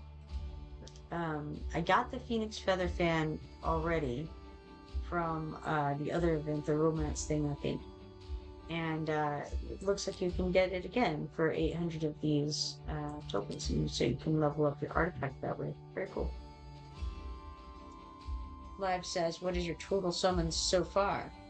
Oh, his is 11,050. Now, the only way that I know of to see that is to go over, I think it's, you can go to the summon window, and then what is it here? Yes? Looks like it's 1,634. So, you've summoned a little bit more than me. 10 times. 10 times the amount, I would say. So, is that, I don't know if that counts all of the different types of summons, or if that just counts like the rare summons. As far as I can tell. Oh, wait, okay. It says so right here. If only I could read. Only the times of summoning made by ancient summoning crystals, rare summoning crystals, or diamonds will be counted. So it doesn't count legendaries then, is what I'm seeing here. I don't know if there's anything else that doesn't count. That's all I know of. The more summons you accumulate, the richer rewards you will receive. You've accumulated 1,634 summons. Very cool. So it looks like if I get 6 more of them, then I'll get some diamonds. I'll get 15 diamonds as the reward for that. That's interesting. Okay. But on that topic, it looks like I'm at 121 out of 200 summons for the Dao Chan. You mean divine, he says. Do I? Perhaps? Sure. I thought they were legendary. The special divine summoning is the name of it. But aren't these legendary? Yeah, legendary. Legendary summoning crystals. That's what I mean. Alright. Let's hop back over to Moonlit Invocation. We'll do another summon to use this summoning crystal here, and get one step closer to that Dao Chan. We got Borut, a 3-star fighter from the Watcher faction. He is a lord. Borut is a rough-necked faction leader of the Watchguard. His mechanical fists wreak havoc with burn damage. Live says if you check out the info icon, you can see when your pity starts. Yes, so the only way that I know to do that is to count them though, right? Like, okay, let's confirm here. So if I click on this and I go down to summoning murder, the only way that I know to do it is just to go through and look for the next gold one that you see, which is a little bit difficult because it's kind of hard for me to notice the colors. So it makes it kind of hard, but you can do it. And when you find them, then what I've been doing is multiplying the number of pages prior by 3, and then adding however many spots down it is, and then you have an idea where it is. And Log says, yeah, but it helps you pull double Legos. In the case of, like, when it has it split it's like this, and you can do like the Dao Chan thing and the other guy, like the I can't think of the name of it, the other type of pool that we have going right now, as opposed to the Moonlit thing. Is what you mean, I assume? But yeah, let's see. It's far into here somewhere, or else I've missed it, one or the other. Okay, is this the last one that I got? I don't know. That is a Valise or something like that. So, alright. So that's 47 pages in. So the way that I've been doing it is I come over and I go, okay, now 47 times 3 is 141, right?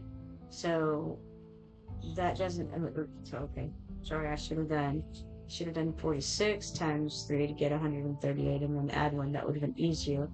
And so we would say that I've done 139 pulls since the last legendary.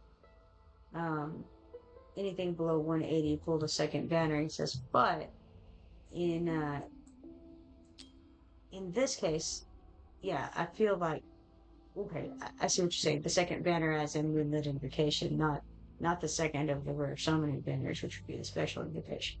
Um, so yeah, I mean, sort of, yeah.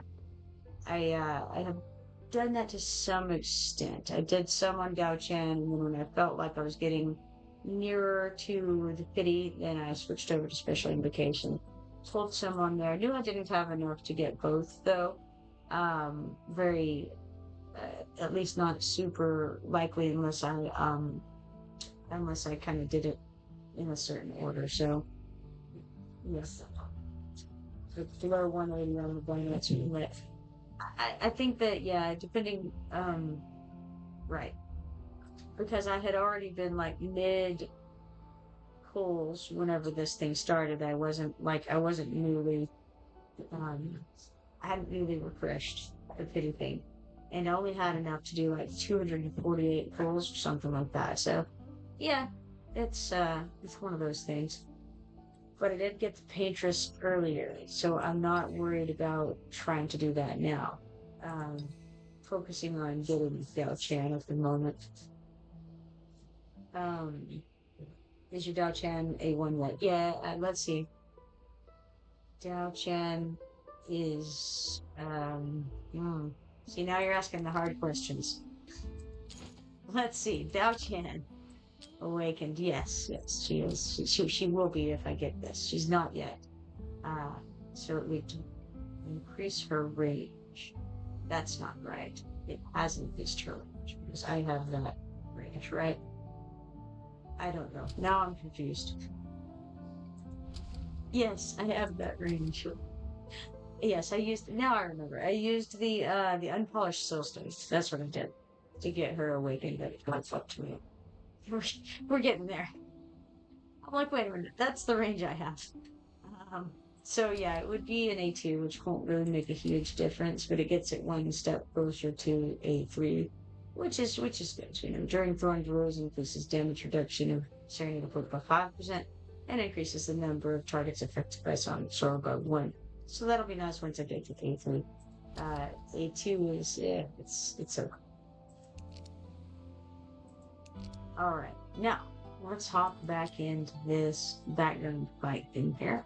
54,120 gold coins, 3,750 XP potions, a myriad of gear, and 120 brave conquest points. Wait, need to be planned. Doing it. Sounds good. Note that it is 11, 15, and 300 also. We got what going on with me? I have nothing to use there.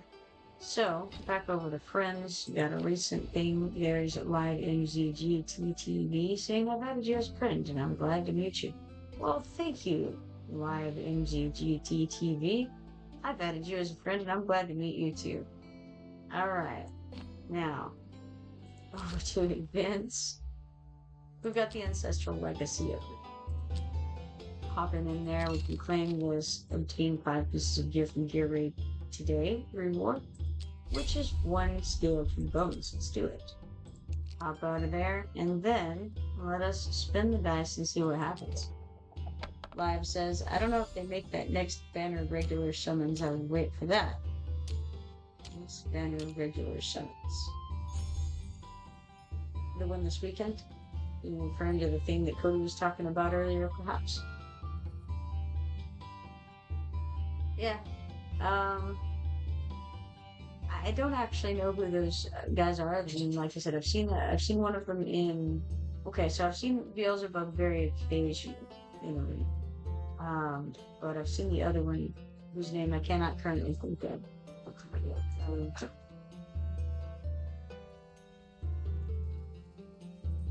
Wow, it's more things that I cannot comprehend. They are exclamation point, 11. He is an attack booster and damage dealer. That's Beelzebub. He's an attack booster and damage dealer. The other one, I don't know who it was. Cody said earlier. Alright, we got the magic mirror illusion again. Your reflection appears in an ancient magic mirror, but it moves independently. Now, what I learned last time from this is that if you choose the conservative choice, you essentially don't have the opportunity to get as many dragon points or whatever they're called, but you also can't get as few as you can get on the radical choice. If you choose the radical choice and you hit outside the middle option, then you'll get more if you hit high by a significant sum, but you'll also hit less if you hit low than you can on the conservative one. So the conservative one, you'll get around the same amount regularly, and if you are me and not particularly lucky, then the conservative choice is probably the way to consistently go. If you are lucky, then you should do the radical choice. I'm going to go with the conservative choice and take my 20 dragon points and be happy.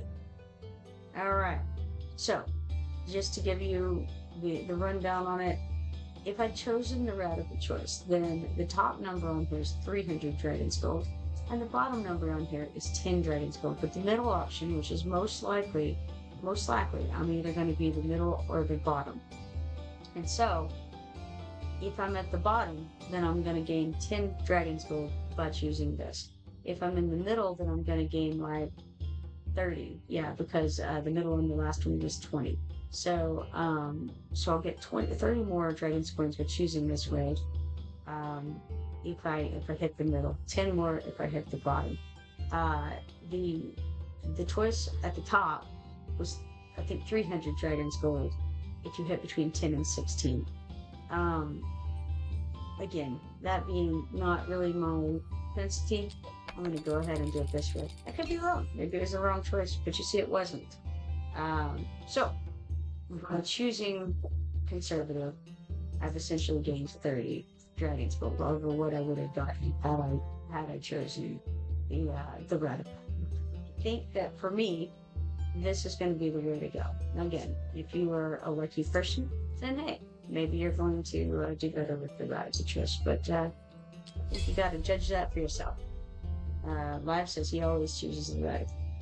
You know, I mean, I think that if your luck tends to run that way, then go for it. Absolutely. If you can hit that 300, say 1 out of 3 times, then that's great for you. All right. For me, I got my 50 Dragon's Gold and taking it to the bank, you know. For rewards, we have obtained a total of 700 Dragon's Gold, and we've got 10 legendary skill crystal shards for that. Excellent. It looks like the server progress is moving along nicely, and if it continues at pace, we'll hit that 200 stamina here fairly soon. So, hey guys, everybody go get on this and get that going. Alright. Back out of there. And let's see here. I think it's 11:20 p.m. and probably ought to. Okay, let's go ahead and get some things done here. We haven't done the faction thing today. I'm not going to take a long time on this, so what I'm going to do is I'm just going to go do the auto fight on the Trial of the Infernal. I've already done the basic trial on auto fight because I'd already finished it and just ran it real quick. Let's just do this quick here and get that knocked out real quick. We got 156 XP potions and 21 Might Insignia 2s for that. Let's go to the Pantheon and see if we can do anything with it. Not really. We'd have to have 12 assembled. We can't do that, so we shan't. Let's get out of there. And then, what more might I want to get done specifically? I think that I'm going to go to the Oracle Trial. I'm going to go to the Mystery of Artifacts and go here, and then put here 8, the 8 that we have remaining, because those refresh every day and we may as well use them. So, when we click start, it will say no. We'll use one of these huge stamina potions here, which we have many, and go ahead and knock that out real quick. Lab says I'm stage 10, and I don't care to get further, to be honest. Yeah, I sometimes have the time to work on that, and sometimes I don't. Only so many hours in a day. So we're going to click OK on that. We get 28 flawless meteorites, 31 radiant meteorites, 92 mythical, 292 mystery of artifacts trophies, 292 green conquest points, 67,230 gold, and 6,048 hero XP patients for that. Hop on out of there. Actually, I won't. I'll go ahead and I'll click autopilot and I'll continue to the max of those. And that can be running while we do other things. Alright, actually I should look and see where we're at on this ranking at the moment. So we're 5th at the moment. 4th is almost 1,000 away. So that's not, that's not great. We have 2 days and 2 hours training on it, however, so there's a good chance we'll catch up with some of these guys and try to get up where we can get some of these, not only the rare summoning pistols, but also these Paintress's brush shards. And that's what I was looking at. Like, there's a place where we're going to be able to get this Paintress's brush created. It is used to assemble Rosalia's exclusive artifact. Paintress's brush requires a sufficient amount of Paintress's brush shards to use. It occurs to me, is it actually in our storage bags? Is that why this is? I was looking for it earlier, and I didn't run across it. A place to get this Paintress's brush, because I feel like, we have this somewhere, a potential to make a Paintress's brush, but I don't know where. So maybe it's here. No idea.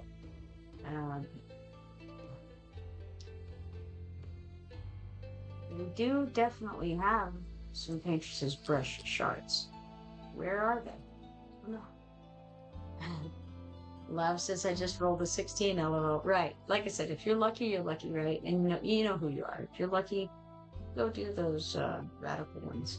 Good to go. But for me, that's definitely not the way to go. I am in the antithesis of lucky. So let's go ahead and make some of these forgeable things here, I think. I think that's the right thing to do, right? We make some things out of our stuff, sure. Let's see what we get. Get anything exciting. We got Lunacy Visor. That's the I guess the mythic artifact in one of these. And it is class limited to fighters. When deployed, increases block by 1. Ooh, that's awesome. I didn't have anybody previously who allows us to increase block. I am very pleased about this. Alright. Each time the hero deals damage to one target, restores HP equal to 0.7% of max HP. This effect can only be triggered on up to 3 targets. That is very good. Alright. I'm not sure at this second, but I kind of feel like, why not put that on Arrogance? I mean, I'm gonna have to see what I have on him right now, and if it's better. I don't know. It feels like that's very, very good to me. The rest of these are all epic ones. Not super interested in going through those. Let's go to the Mythic Forge and see if we can get anything fun there. Lav says that's a good one. And then he says, what? Ooh, yes, Arrogance is amazing. I like Arrogance. Alright, so we've got a tuning crystal. After every 10 basic attacks landed, deals AoE physical damage 1 time equal to 200% damage multiplier to at most 5 targets and restores HP for 10% of damage dealt. Okay, this is class limited to defenders. Every 10 basic attacks land. Interesting. Okay. Alright, I'll have to think on that one. And then we have another Lunacy Visor. How cool is that?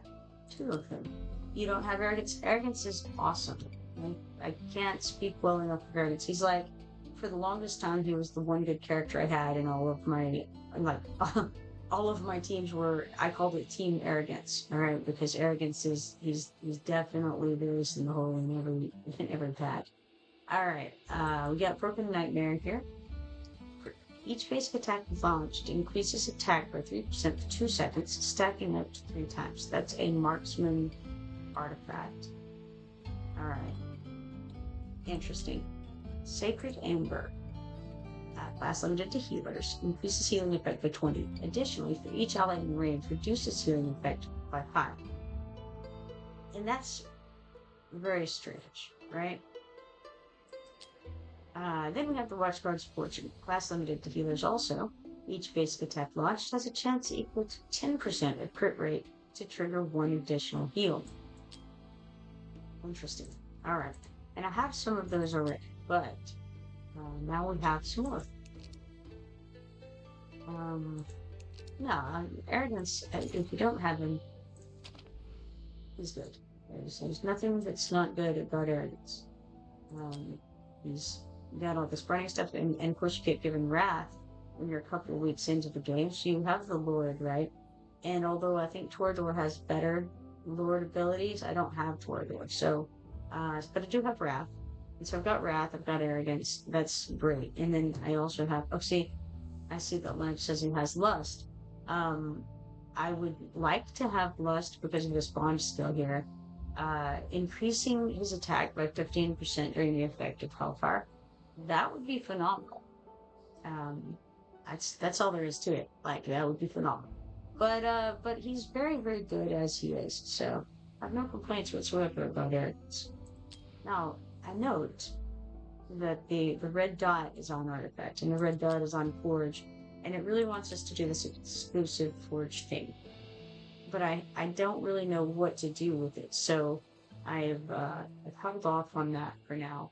I'm not sure what I would want to choose, and I feel like it partially depends, on who I have by the time this event is over. So right now I do have the Paintress, and of course I have Del Chan.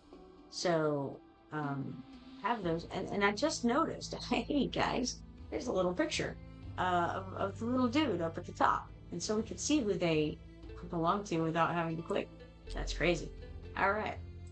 Now, interestingly, it shows that Nezah. It shows Nezah here on the fire tip spear. But, like, if you click on this, I don't think... I don't know how to see anything. I thought it didn't show it as being exclusive to Nezah on the far tip spear, but maybe it does. And then the one on the far right, I have no idea who that is. Like, that's... Oh wait, maybe that's Beelzebub. Is that Beelzebub? It's got a little weird face and horns.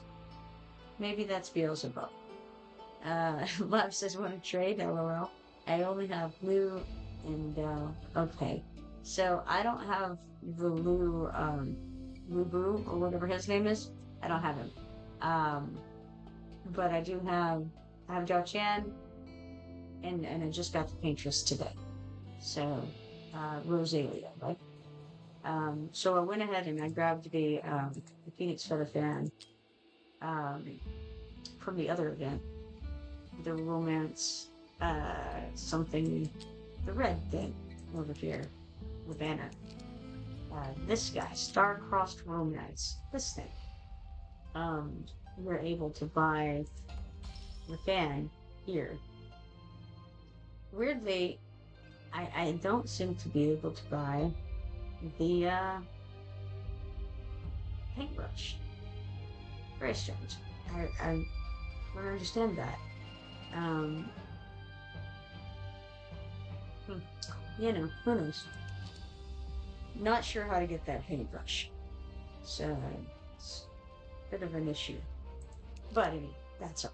Let's go here, claim this stuff. We got 42,020 points, 3,750 XP potions, 19 flawless meteorites, 19 radiant meteorites, 59 mithril, 190 mystery of artifacts trophies, and 190 good conquest points. It occurs to me too that I have this new hero, this Rosalia here somewhere. I was it this one? It is this one. Okay, Rosalia. Let's have a look at Rosalia. It says that she does AoE magic attacks. She gives a range boost and strong crowd control. It looks like she's a cultist person, and she is. Let's see, what else do we know? If we promote her, she does things. But first, let's look at her skills. Reach promotion grade 2 to enhance it. Enemies entering a painted tile immediately take 300% AoE magic damage once. This damage has an 8-second cooldown per enemy. You know, I read her skills the other day. Live says, get news exclusive. I don't have Lubu. I have only Rosalia and Dao Chan, and then those. Alright, let's see. Her ultimate is, when the ultimate is activated, each basic attack deals 700% AoE magic damage to up to 12 enemies and knocks back the targets that are closer to the caster. Each attack also paints tiles within the attack range with a random color. During the ultimate, reduces damage to the caster by 50%, and that ultimate lasts for 20 seconds. If you also have Pierre, who's the painter, then you get this other ability as well. When Rosalia dies or retreats, grants rage regen to adjacent allies. Rage regen restores 2% of rage per second, and that lasts for 10 seconds, which is also awesome. Her basic attack paints a row of tiles in range with a random color, red, yellow, or blue, for 15 seconds. So it says paints a row of tiles in range. So her range, it looks like we've got three block sets, right? Let's say 3 sets of 3 blocks, all right? In basically a horizontal line in front of her. And it says paints a row of tiles. So apparently we're not painting all 3 of these rows of tiles, we're just painting one. And it's going to either be red, yellow, or blue. And if it's red, it inflicts burning on enemies in that range for 5 seconds. If it's yellow, it increases the caster's damage against enemies in that range for 20%, by 20%. And if it's blue, it inflicts 1 stack of Winter's Bite on enemies in range every 2 seconds. Now, from what I've seen of Winter's Bite, I've only seen it in the zombie invasion. And from what I can tell, it slows them down and it also deals some damage, I think. So I believe it's a dot and a slow simultaneously. Live says, look at her A5. Yes, we will do that. But first, skills. Alright, so we got that. That's cool.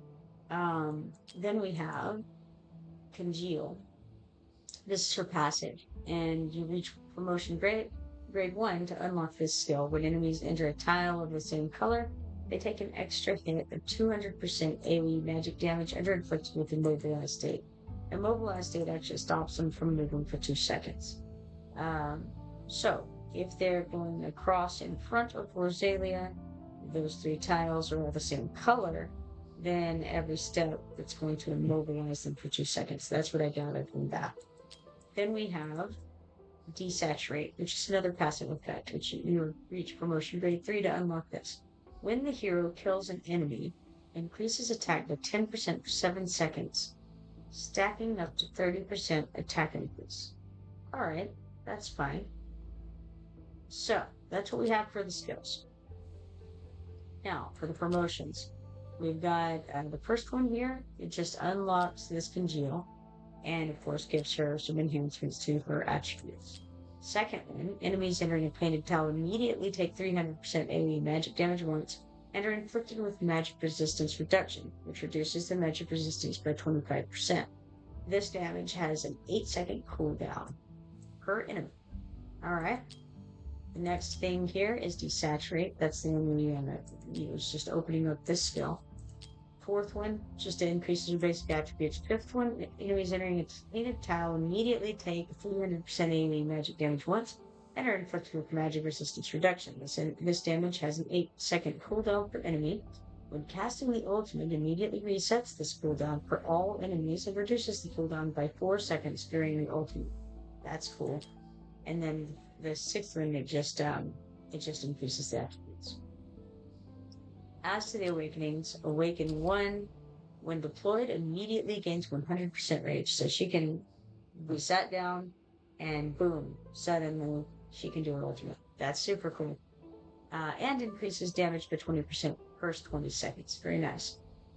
Awakening 2 increases your attack by 300. Awakening 3, the tiles in the front 2 rows continually deal 30% AoE magic damage per second to enemies in range. Awakened 4, penetration plus 8%, and Awakened 5 reduces redeployment time by 50%. So you can be like knocking her down. She turns up her ultimate immediately, then deals 20% damage for how long? For 20 seconds. So you throw her out for 20 seconds. She does her ultimate during that time. Her ultimate lasts, let's see, let's look at that again.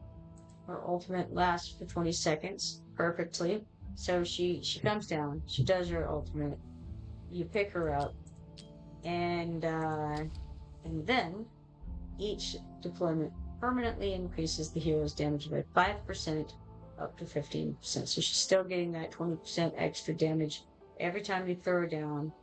Reduces her redeployment time by 50%. What is her redeployment time to start with? I assume that it would be a normal, like, 1 minute deployment time. So if you do half of that, then you're doing 30 seconds. So she can be put out every 30 seconds. And you keep her out for 20 seconds. You got 50 seconds cycle going on there. And even assuming that you don't get it immediately, maybe a minute, that you're cycling her, using that ultimate, and getting that extra 20% damage. That's pretty cool. Live says she's like Laurel. Right, yeah. When you use Laurel effectively, she's pretty awesome. I think that maybe not everybody really values Laurel as much as I feel like the value that she puts out. Look at the glasses next to her level. Glasses. The magnifying glass. Magnifying glass shows, this stuff. Rosalia, a mouth-born from the painting created by Pierre's flesh and blood. So serves as an extension of the artist's persona and the embodiment of his ideals. Alright. Oh, you mean for the redeployment time.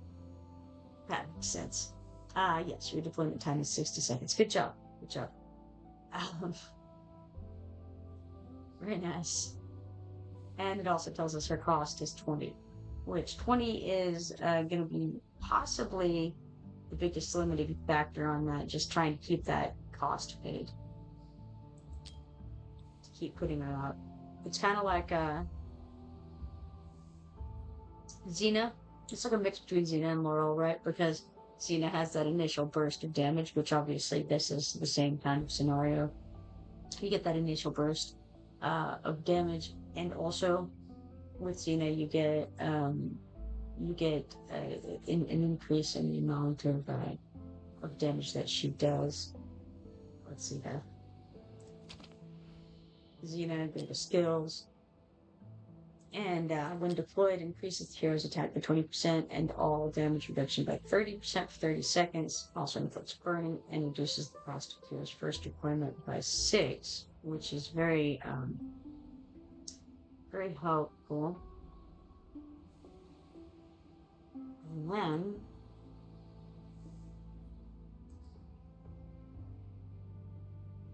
yes, this is the one. Infernal Passion is the one that permanently increases the hero's damage by 13% with each deployment, up to 52% boost. So, in the same way, you're gaining every time that you deploy these two. So this one and the Paintress both have that effect. And of course, you're, again, getting that initial burst of damage. You have every reason in the world to be picking these people up regularly. It does mean that you're doing a lot of maintenance, though, to get the full effect. So, something to keep in mind. Can definitely be overwhelming. So, Gold Dragons Pass. We've got weekly quests done, eliminate 2,000 monsters, and we get 1,125 gold dragon tokens for that, leveled up to level 19. Level rewards for that is going to be 5 of these year recasting hammer shards. Not bad. Hop out of there. And let's see.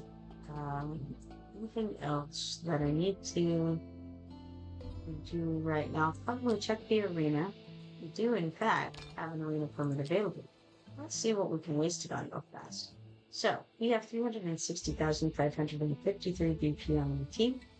This Russian fellow here has 368,302 BP, which is higher than what we have, and probably going to kill us because this isn't the greatest team that I have assembled currently.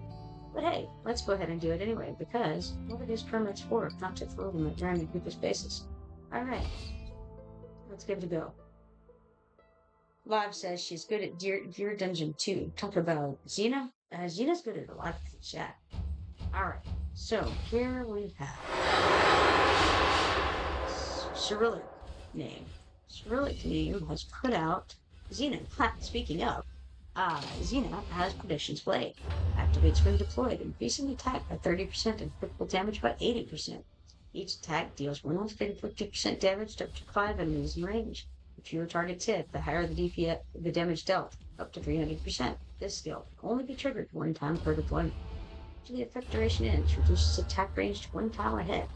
Then they have also stuck out Zelitu, who I've seen often in the game. Zelitu has Will of Hegemony. When triggered, deals 380% extra damage in a larger range for 35 seconds, inflicting burning every time the hero attacks. The effect duration is increased by 1 second for every kill during the skill. And then they stuck out Aelin, who I don't know. I feel like I have seen Aelin before, but I'm not sure. She has Aria of Moon. When triggered, increases the hero's healing multiplier by 100% and speeds up heals by 100% for 20 seconds, implying that she is in fact a healer. Then we have Xeris. I've used Xeris before, and I've seen Xeris in Arena before. He has Enslave, summons 4 Souls of the Damned, and reduces the summoned number by 1 with each ultimate cast. A minimum of 1 Souls of the Damned can be summoned. When I used him, it was in the dragon fight, and I was using it as like a friend assist thing, so I really don't know much about it. They also have Twin Fiend. I think that Twin Fiend might be a nightmare guy. He has Meteoric Strike, marks 1 target in range with the highest HP and prioritizes the target. Meanwhile, calling 3 bouts of meteor showers upon the target and the surrounding enemies, each dealing 120% damage, and inflicting stun and burning. The mark will explode in 10 seconds, dealing 400% AoE damage. When the hero is deployed as a lord, gains focus fire effect. Alright, so that was the end of that battle.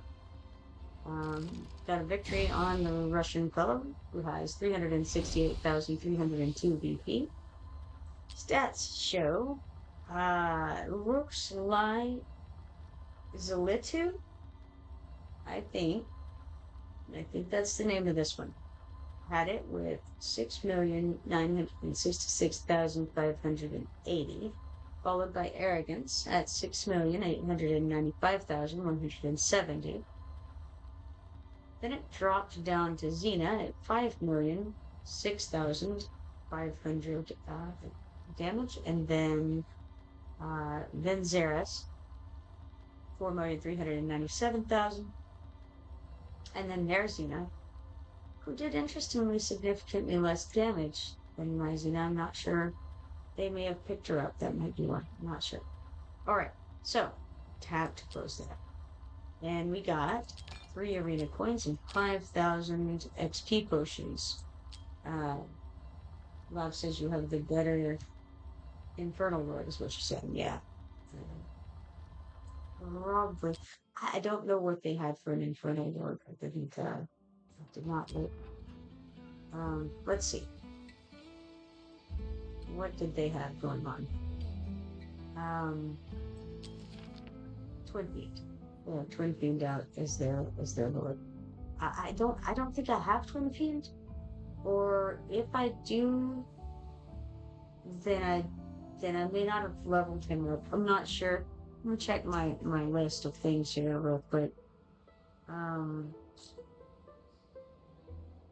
I don't see Twin Fiend on my list. I may not have him, or if I do have him, then I didn't think he was worth. No, I'm pretty sure no, I'm not sure. Never mind. Ah, all I know is it says here. What does it tell us? He's a faction leader. Yes, we know that. Um, I have soul cadence. Yeah, unowned. There we go. That's an easy way to find out. Okay, so looks like Twin Fiend increases faction team members' basic attributes by 15%. That's the same as what Solkadin's does. Solkin has this whole hell breaks loose thing though, and penetration increase and 30% extra damage to elites and bosses for 15 seconds for what that's worth. Twin Fiend has Meteoric Strike. All faction team members gain penetration increase, crit rate increase, and critical damage increase for 10 seconds. I mean, that seems good too. I don't know. It's, I, they both seem good to me. Love says he's a lord. Yes, he's a lord. So yeah, I mean, both of us had an infernal lord. Their basic attribute increase of 15% would apply for both of them. Yeah, I'm not sure. I'm not sure what the deal is there. Okay, it will be like 2 hours before that refreshes, so shan't worry about it. Okay. That in mind, I think I will go over to the guild and go Drake's Tasm daily. And I'm not going to spend much time on this, but I do want to go ahead and throw them in. So I'm just going to auto fight. I'm going to auto fight 3 and 2. And I haven't updated this in an unfortunate amount of time. Definitely need to come in here very soon and do these fights again. So that we can get some new members rolling in on this and do a little bit better on these guild fights. So I like to look at the overall statistics whenever I'm doing the whenever I'm doing the fights in general, but also whenever I'm doing the replays of them, and kind of get an idea of where people stand. Arrogance is just always at the top, pretty much, of these guild fights. So we've got Arrogance currently at the top. Solkadins is interesting because he kind of gains on others after he gets put out, and he just kind of does more DPS the longer he's in, to some extent. Xena, of course, does less DPS as she's out for longer. She's got 25 seconds of very good DPS, and then she drops off a ledge. So in a fight like this, it's going to be long. You definitely, unless you don't have a good replacement for her, then you want to pick her up and put her back out. That's how she's going to maximize her damage. So unless you have just nobody to replace her with, then you want to pick her up and then toss her back down. Lab says I'm stuck on 56,000 on Nightmare 3 and 4. 56,000 damage.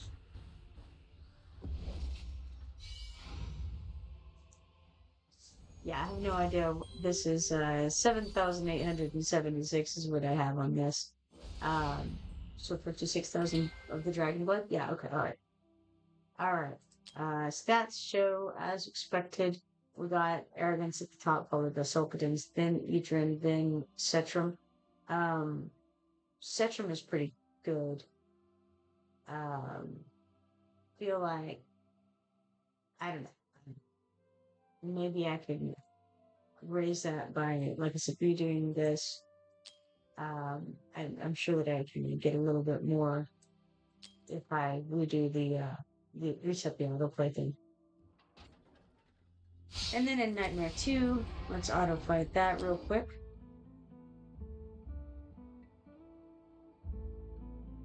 Lab says I don't have the Lord you have. You don't have Solkadins? Solkadins is I like Solkadins. It's good.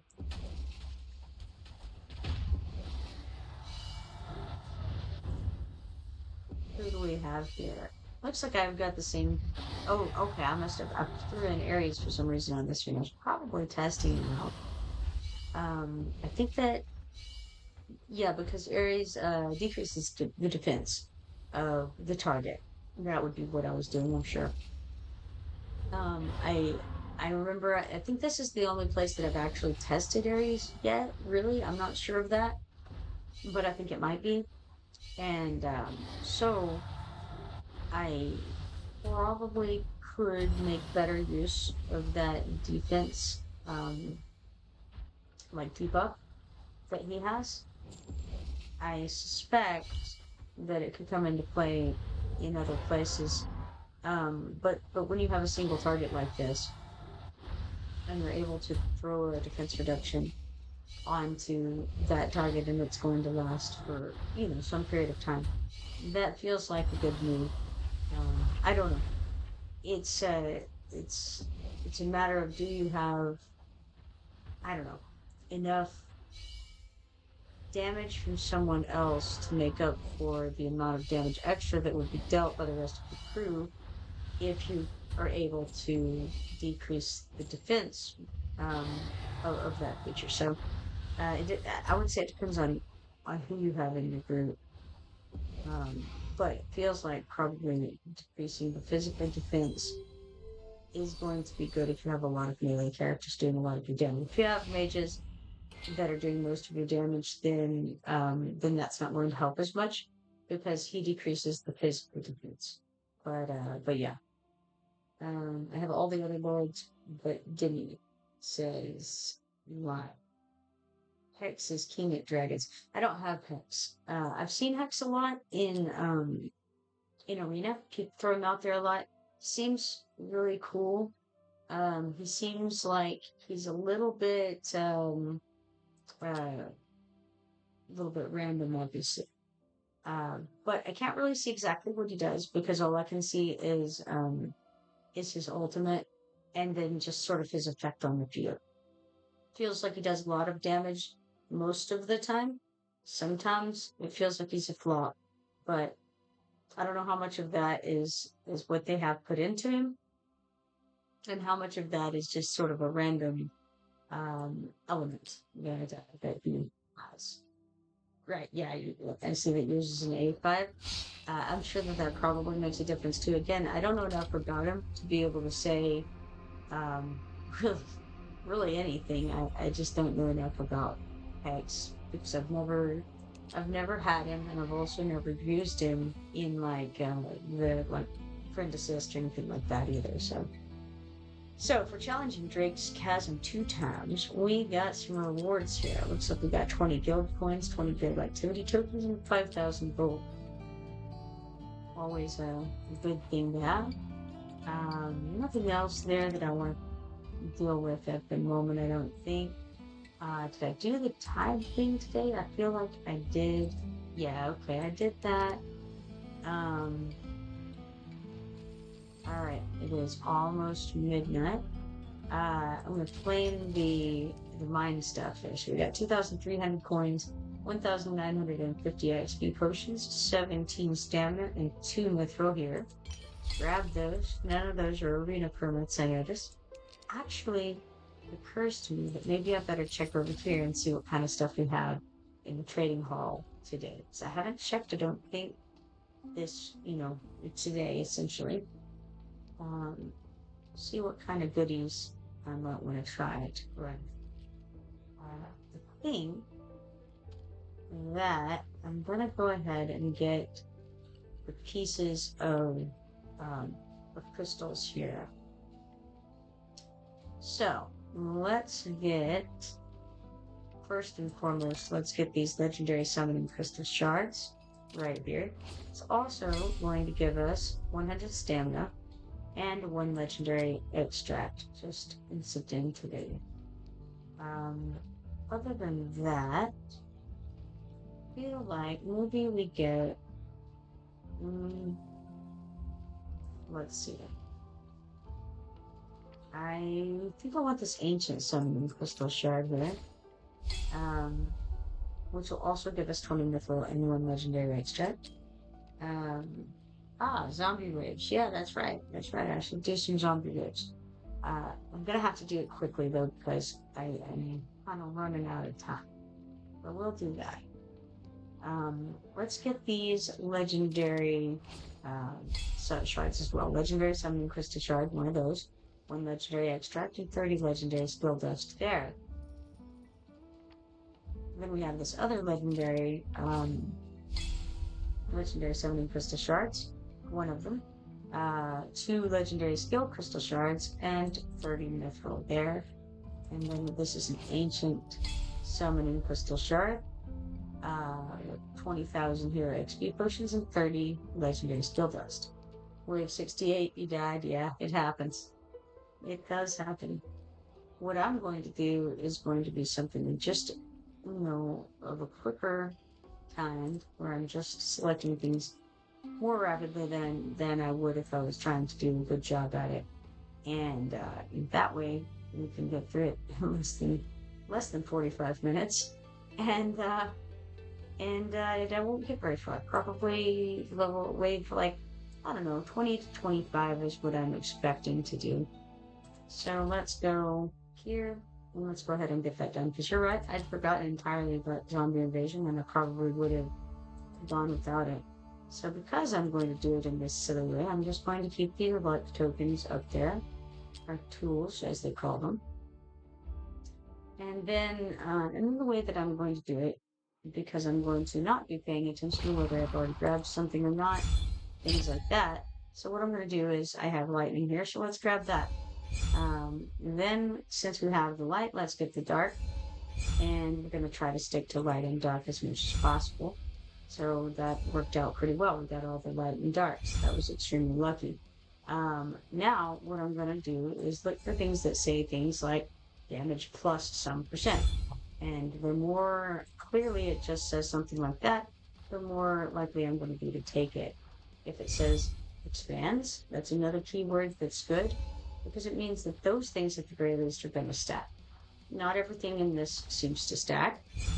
Anything that says increases, anything that says expands, anything that says extra is going to stack, and otherwise not so much necessarily. So again, that's the goal of what I'll be doing on this, and that makes the decisions a little faster. It also makes them worse. So like I said, if I get to like level 25, that's sufficient to me. Or if I'm going to do it, the real way, then obviously that's different. But so if it says damage plus some amount, that's the best kind of a plus that you can get on those. And again, just a quick choice. And then if it says like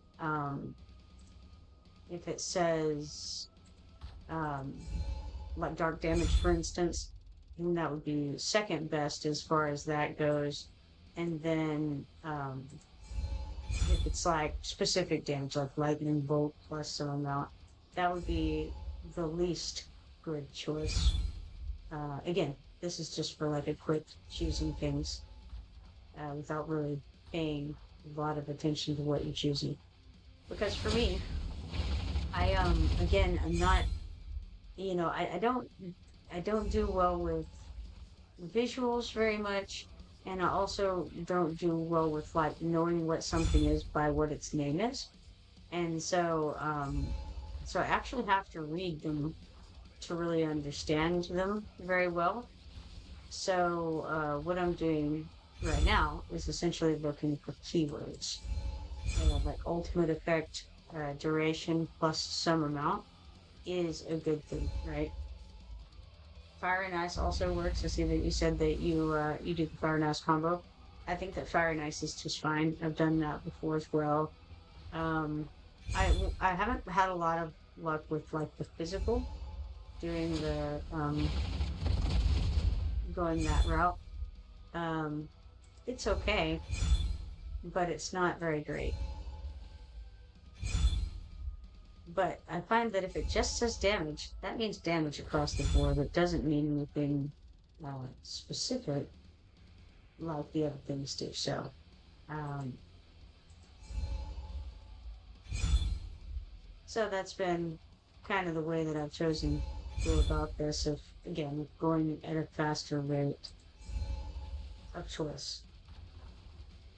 Right now we're on wave 9, and for those who don't know, um, we, for every 5 points of mastery that you get over in that upper left area, you get one awakened skill for that mastery. So the awakened skills are pretty decent as a general rule. There's some, I think, like at level 20, I want to say you get a pretty decent a decent thing there too. So something to keep in mind when you're making your choices, especially if things are starting to get a little bit hairy and it looks like you need something done pretty quickly. You can sometimes pay attention to whether or not you're very close to getting an awakening. If you're about to get an awakening, it may be a good idea. This is another thing in the potions right here. Twin Nature, Light Dark Potion. Each light mastery increases dark damage. Each dark mastery increases light damage. It doesn't say by how much, but the fact that that happens is good if you have dark and light. There are a few different ones like that, but if you're going light and dark, it actually makes sense to do it like this. Ultimate effect duration plus some amount is the same as like damage. You're just getting it added on. So that's something that you can count on stacking. Of course, again, if you're paying more attention to what you're doing and you see that you're repeating certain things that don't stack, whereas you could be grabbing something that does stack, that's where you're going to get those gains over just looking for essential keywords, um, and how you can get to much higher levels than just quickly choosing something. And the way that you can see that, by the way, is you go over to these little icons, these little round icons here, and it'll actually tell you what you have already chosen. So this is everything on the blazing bolt. Um, Now, because I'm going to luck, if I see luck on these potions, I'm going to grab it. If I see luck on the choices, um, or increases, I'm going to grab that too. So that's another thing to keep in mind is what tools did you choose at the beginning?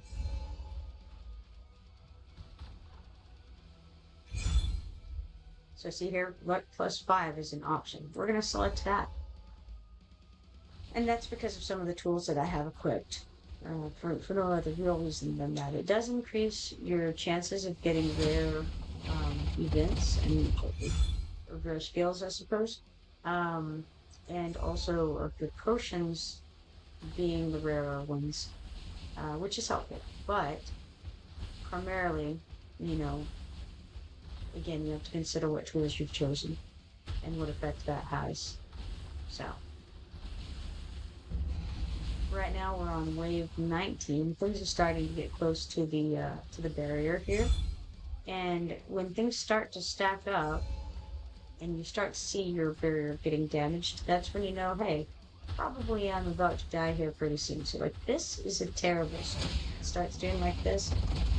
And you see them really coming in because right now, if you were doing well, then what that would mean is that all of these guys would not have made it this far. They would be out at the top, and you'd still be killing them. The fact that that's not happening is not great. It means that likely this is one of those awakenings. So this is the awakened resonance. That is level 20 of that mastery.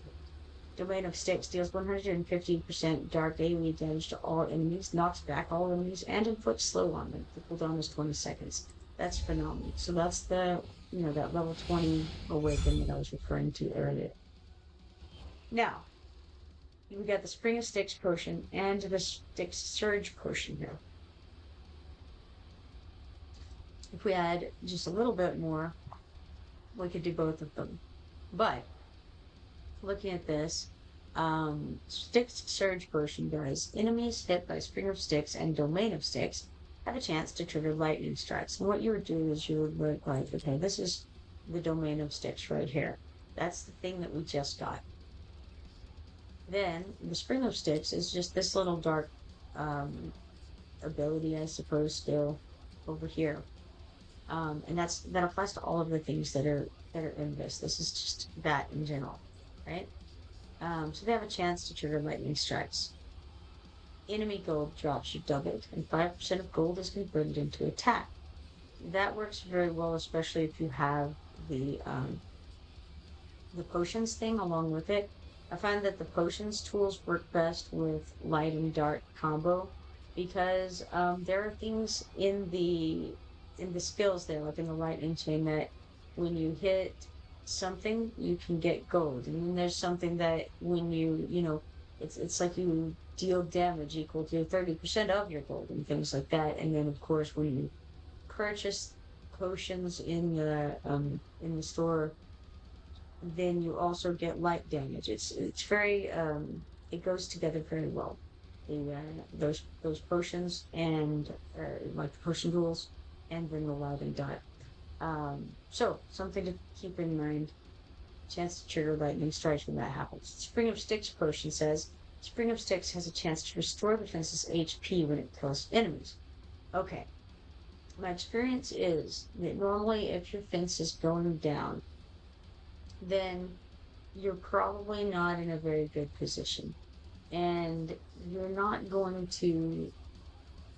really not going to recover um, rather good. And I'm not saying necessarily not to get it if you think that that's something that you want. But from my experience, if you're in that position, then you're already not doing well. So given the choice, if I could get both of these things, then I would. But given the choice between getting the Spring of Sticks potion and getting the Sticks Surge potion, plus something else, I'm going to go with the Sticks Surge potion. And that brings me down to 709 points left.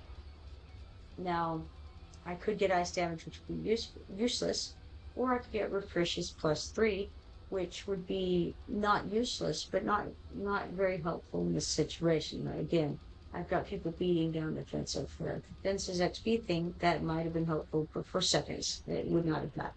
So let's refresh the page and see if we can get something more useful here.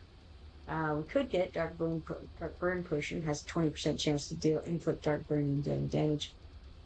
Um, that's possible. Would that be helpful at this point? I'm not feeling that it would be that great. So let's go ahead and just refresh again. We're at the end of this one way or another.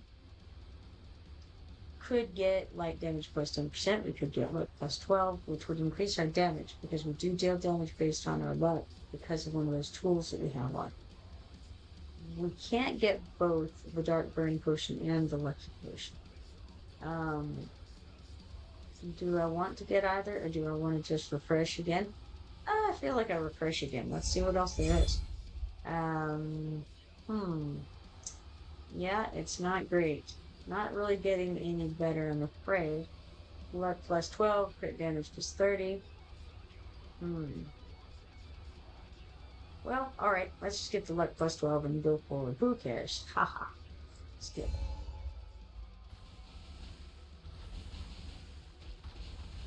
The good news is, since we have the big awakening that we did, it did clear back a good bit there.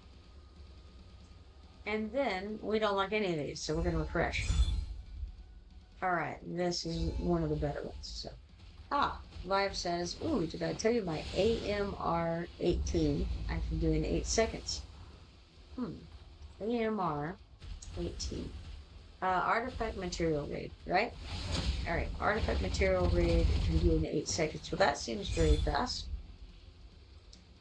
Alright, let's see here. We got refreshes +2, gold +200, with fire damage +20. Fire damage is useless to us. Refreshes and gold +200. Well, we have some things that don't depend on gold. Let's do that.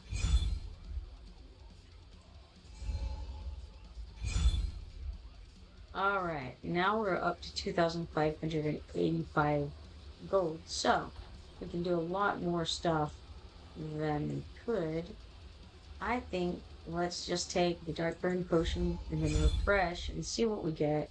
We can then get some of these Butcher's Bites, which will help significantly. And I think we'll go ahead and grab these refreshes +3 and then we skip. All right, we're on wave 25 at the moment. Hey, Quad, how you doing, man? Couldn't sleep, so I decided to play the Division 2. The Division 2. What is the Division 2? All right, we got damage plus 20% right there on another quantity, so we'll go with that.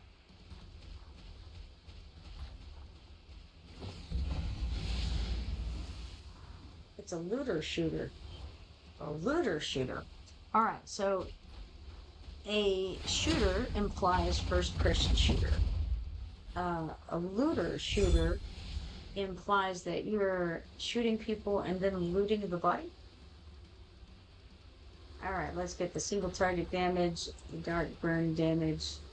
We've got some more money here to spend, so let's refresh and look and see. Let's get luck plus 12 because that goes along with what we're doing. Let's get refreshes plus 2 and 10 rage per second. Then we skip. Ah, Live says it's PvPvE. Player versus every.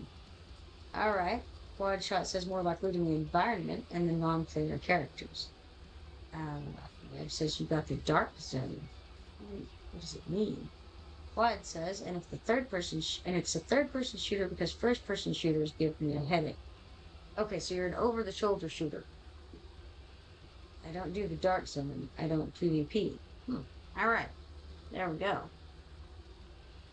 Alright, let's see here. I haven't done anything with oh, there we go. Dark damage plus 20% for both of them. So hey, let's get the review through. All right. Live says I don't like PvP, but people find me. Interesting. How is your game going? This game is going interestingly, always. Right now, I've gotten further than I actually intended to, so I didn't want to spend too long on this level, but here we are, spending much longer on this level than I intended. Let's just say that much. But that's okay. It's fine. Perfectly fine. Sleep. Who needs it?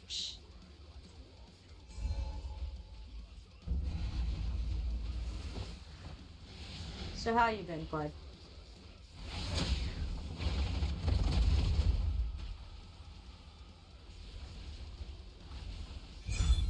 All right, let's see here. I almost always choose the extra skill choice when it's given to me because it's typically you can get better choices um from the or at least as good of choices from the extra skills as you can from those options that it gives you.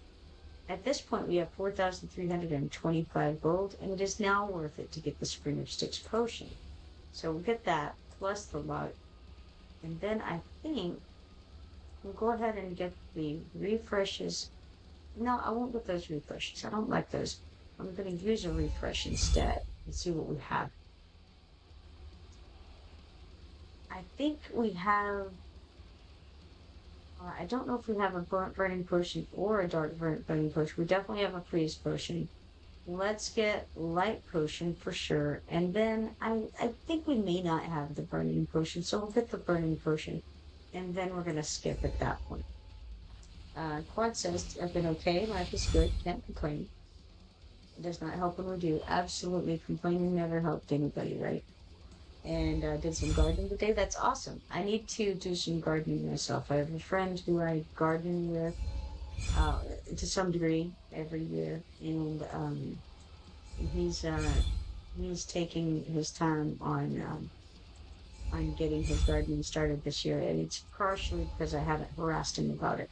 He did mention it to me the other day, and um, I need to get on that for sure. So, what do you normally plant? We normally do tomatoes. Well, okay, so if left to my own devices, I'll do tomatoes and peppers. My friend does crazy things, like Jerusalem artichokes and asparagus and things. Lab says Xena almost beat me in arena. Xena's good. Um, The question is, though, was it my Xena or somebody else's Xena? You know, there's Xena and then there's Xena, right? All right, we've got some dark damage. We've got some luck. This is all good. All looks wondrous. Let's do a refresh and see what we get there. Let's get some AoE damage and another, I think another refresh. Dark Master +1, sure, that'll do. Like that. Crit damage plus 30% and then a luck. Um, yeah, I'll refresh again, sure. We already got the burning potion, so we don't need that. We don't have the dark burning potion, so let's grab that. And then we'll skip. Okay. Moving along. Let's just look and see what our stats show. Spring of Sticks is doing the vast majority of the damage at 71%. Lightning Chain is next at 11%, followed by Blazing Bolt at 10% and Tornado at 7%. So that's alright. That's not too bad. Currently on wave 39 for those keeping track. Got a warning. We got a boss incoming.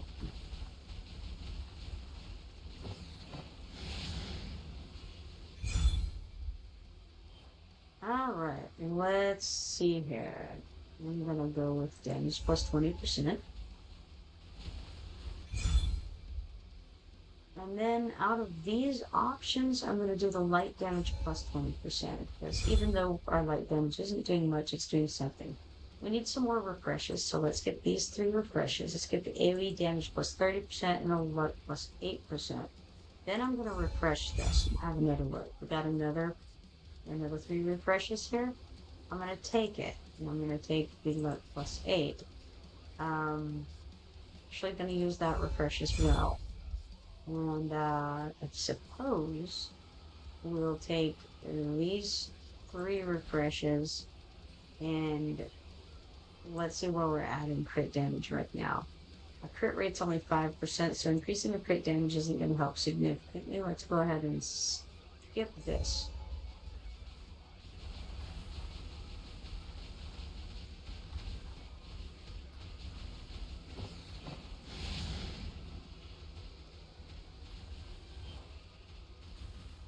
All right, now you can see that they're starting to make it a little further than would be ideal. Yeah.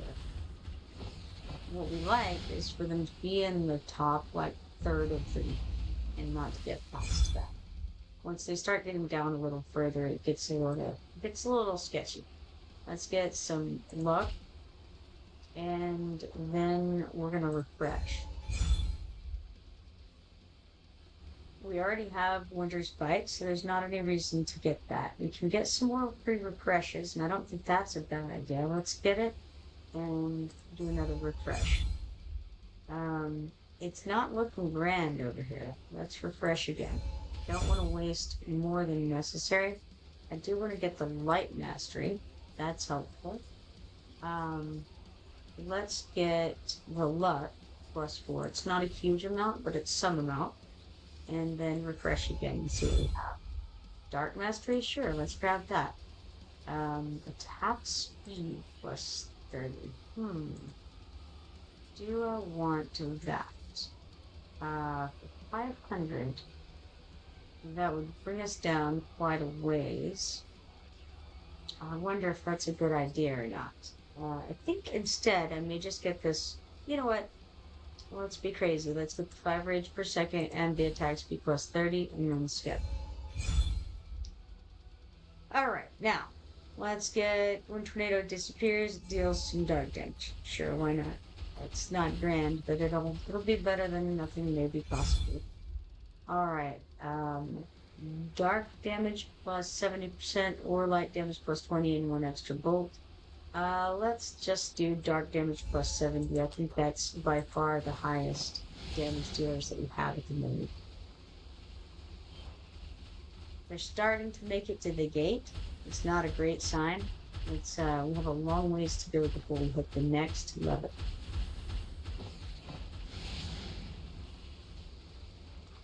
Now you'll notice we did get significant amount of damage on our gate, and it's doing very poorly.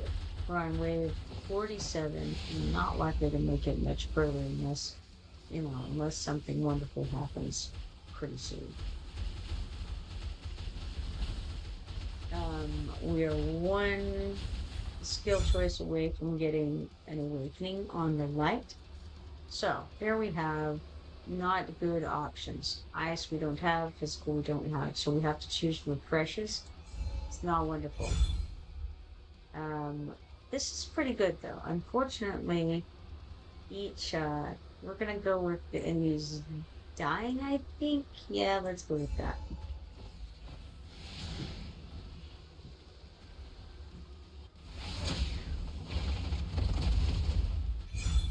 Alright, let's get light damage plus 30%. We have quite a bit of gold built up here. So we'll get the luck plus 8, and then we'll refresh. This isn't phenomenal, but we'll do the light damage plus 20%. And then I think we refresh again. Seems fair. Not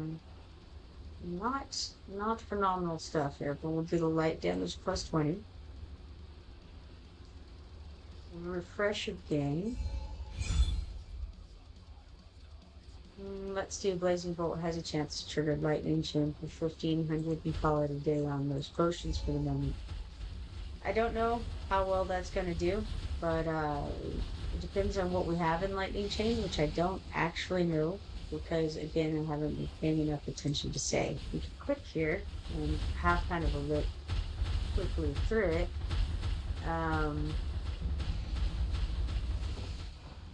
I mean, there's quite a bit of stuff in it. I don't know that a lot of it is, that it's going to help all that much, but it does do something. All right, so we got wave 52, and it says 12 minutes and 56 seconds. That doesn't count the time that I spent staring at the screen, which is probably another 12 and 50 seconds worth of time. All right, so Spring of Sticks topped the damage at 61%. Followed by Blazing Bolt at 28%, then Lightning Chain at 4%, and Tornado at 4%. Not a bad run for something that was just haphazardly chosen. Alright, so for that, we got some quest rewards here. Challenge one time daily during the event gives us one set of autofight attempts, that's 10 infant. Eliminate 128 waves of monsters during the event gives us 10 ancient summoning crystal shards. Eliminating 160 waves of monsters during the event gives us 10 gleaming meteorites, and fighting for more than 32 waves in endless stage gives us 10 ancient summoning crystal shards. So, cool. Let's get out of that and back over here and check. I think, the arena is not going to have anything for us because I don't have any arena permits. Well, let's check over at the mine and see if any have appeared. They've not. We've got 850 gold, 750 XP potions, 7 stamina, and 1 of these mithrils. That's all that awaits us here, unfortunately. We do have Borut to check on, however, because he has refreshed himself. His marketplace holds things immediately. Not from of interest. Okay, let's see here. I did all the faction stuff that I need to do. So then, let's see. We have 153 stamina, so let's go to the Mystery of Artifacts and learn some of that with an auto fight. Turn that up to 6 times. And then let's see if we have anything that's ending today. The arrival of heroes ends in 1 day and 1 hour. As far as that goes, I've cleared everything on the meter here. So I've gotten all of those rewards. The only other thing is these other guys on the leaderboard. I'm not real worried about trying to beat them. There's no need for that. So that is not of any further relevance to me than what we've got there. Mystery of Artifacts, on the other hand, we do have a chance of pulling up on that board a little bit. So running the background fights there will make a difference. Okay. occurred to me I should check and see if this shows where to get the painter's paintbrush, or the painter's paintbrush rather. But it doesn't. We're definitely gaining this paintbrush shard venturism. Not sure where we make this assembly happen. It's unfortunate. I'm probably just blind, and it's probably somewhere very obvious, but what is obvious to some is not obvious to others. I'll say that right. Okay, so we're going to click on this, and I wouldn't be surprised if it's somewhere on this screen that I need to put. Let's go to challenge mode. I wonder, in fact, okay, I know that I checked here.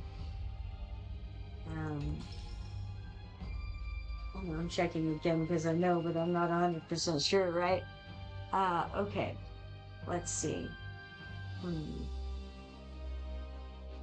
don't know. I don't see it. Alright, back out.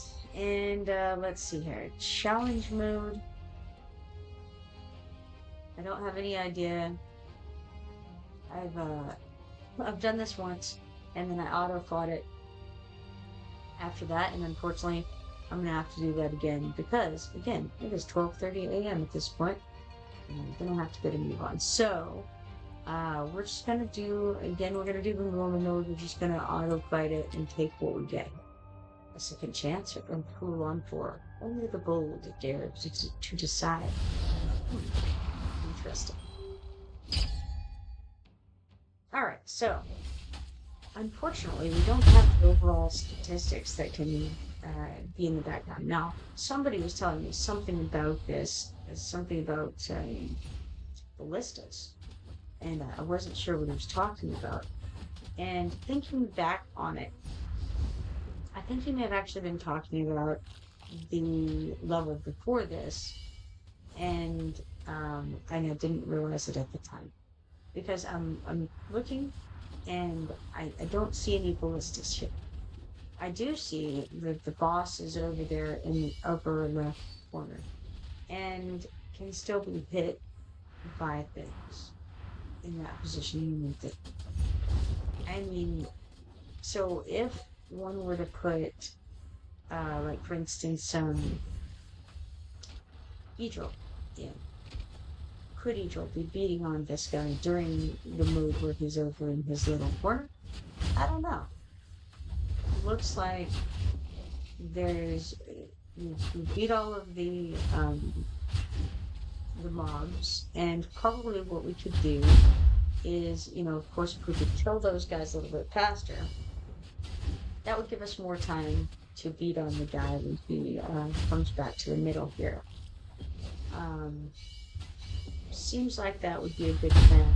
I don't know what this little boot thing up here is in the. It's got a little meter and it's counting up. He's got some maybe it's some detriments on it. Regardless, we got 33,102 points, which is enough to fill this meter, and that's. I feel like that's all that really matters on this. Of course, if I did the next stage, I would want to perform better than that, so that I could do well enough to get all of those feathers and whatnot. Okay, so for that, Arrogance topped the damage at 12,428,900, followed by Sultan's at 8,979,100. Then Xena, 5,392,400. And I don't think that during that I was necessarily picking up and putting down Xena. I feel like that's not what I did, as it was like the first time that I had done it, and I didn't really know what was going on. So I actually delayed putting people out for a while because I wasn't sure where they would be needed. And so certainly I could do better at it if I did it again. I do plan to do it again, but I just haven't gotten around to it yet. Then we have Edrin at 5,353,820. Now, he did almost as much damage as Xena did, but not quite. He does pretty well with the AoE stuff. And then Setrum actually only did 4,080,550. So, and of course after that it drops off to negligible damage. I don't even know. Did I put Baron out? I don't know. He did 0 damage, so um, I don't know that I got him out. If I did, then obviously he was not horribly useful as he did nothing while he was out. Um, okay, so we can claim this up here. Let's look at the hard mode. Oh yeah, okay, so I guess I can't switch over there without forfeiting this stuff. So let's go ahead then and claim this stuff. Yeah, we'll confirm to claim, sure, no problem. We got 400 vicious plumes and 1400 virtuous plumes for that. Now let's look over here and see what's available. So it's got at the top 600 of those vicious plumes. At the bottom, it's got 300 of the virtuous plumes. So that's interesting. You double the potential rewards, but it's essentially a bar higher. It looks like they've moved everything down 1 bar, and if it was on a rotating scale, you could just flip that down 1, and the scale seems to have, to an extent, done that. Not really. It's just the tops and the bottoms that are like that. Like, it's 300 instead of 200 at the bottom. It's 600 instead of 300 at the top. And then the next one down is 300. I don't know. I feel like there are some similarities. And then on Nightmare, the top place is 1,000 of these plumes, and the bottom is 800. So if you can do enough to get 6,000 damage on it, then you can get 800 of these virtuous plumes. That seems pretty good. Yeah, I don't know. Neat. If you look at the recommended, on the normal, the recommended BP is 220,000. And on the hard, the recommended BP is 500,000. Just out of curiosity, what is my group? Let's look. 608,824. So I should definitely be able to do the hard mode at some point. I will try to do it soon. Not yet, because now I need to start. Oh, whoa, quests.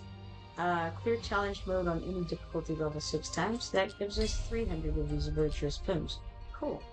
Oh hey, we're 1 away from completing these 12 star-crossed romance event quests and getting 700 more of these vicious plumes. What are the vicious plumes used for, we ask ourselves? Well, let's go over to the redeem shop and have a look. I got the phoenix feather thing already, so that's one thing that they're used for. The pink guys, that's what we want. So looking just at the pink ones, it looks like, in addition to getting this star-crossed romance avatar border and this star-crossed romance chat bubble, you can also get the Eye of Sin, which is the mythic artifact for fighters. The Halberd of Woe, we talked about that. That was the Lubu artifact, I think. Right? Yes, Lubu exclusive. And it was being recommended that I get that. I think that's a good idea to get it this way. Because it's available. We have the plumes necessary. And honestly, what else am I going to use them for? Because looking at what the options are, the Eye of Sin is actually not the pink plumes at all. So it actually doesn't make any sense for me not to get that, because it's the only thing worthwhile. I'm not saying that that these ancient summoning crystal shards are not worthwhile, but I think the Lubu artifact is obviously worth more than those are. I mean, really, it just doesn't make any sense not to get it. So let's get it. Let's go ahead and do it now. Let's get the Hub of the Woe out of the way. Hopefully, now I'm hesitating because I'm like, well, no, wait a minute. What if I need these plumes for the other girl's thing, the paintresses thing, paintbrush? But I don't think so. I don't think there's any way we can do that. It says usage is purchase items in the event shop. This is the event shop. Let's do it. Be bold. Fortune favors the bold. All right, let's grab this. Halberd of Blue. There we go. Did it. No take backs. Okay. Live says, yeah, super hard to come by. Right, yeah, I would imagine it would be. Okay, so we still have some plumes left. I'm not going to use those right now, but it's just kind of, you know, getting an idea in our minds of what there is out here. Um, could get this. Increases AoE damage by 10%. Killing enemies grants an extra 5% AoE damage bonus that lasts 3 seconds. So if I didn't already have Etran's exclusive artifact, that's a pretty cool artifact. I mean, not bad. I wonder. I don't know. I'm gonna have to think about this one. I may want to get this Eye of Sin as well. Not right now, but maybe in the future. Maybe after I look people over and consider it, it feels like a pretty good one. And it costs the blue plumes, not the pink ones. So they're easier to come by. Other than that, there's these rare summoning crystals, obviously. But having 1,000 of the plumes would be enough to get all 10 of those. Realistically, there's huge stamina potions. Sure, you could get those. You could get the double gold stuff. But the big uh, the big options here are definitely these artifacts.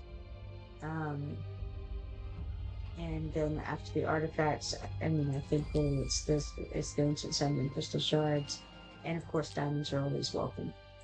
But yeah, so I think we've got most of the important things from this event shop here. Okay, now let's hop out of here. We've got 2 days and 1 hour left on that, by the way.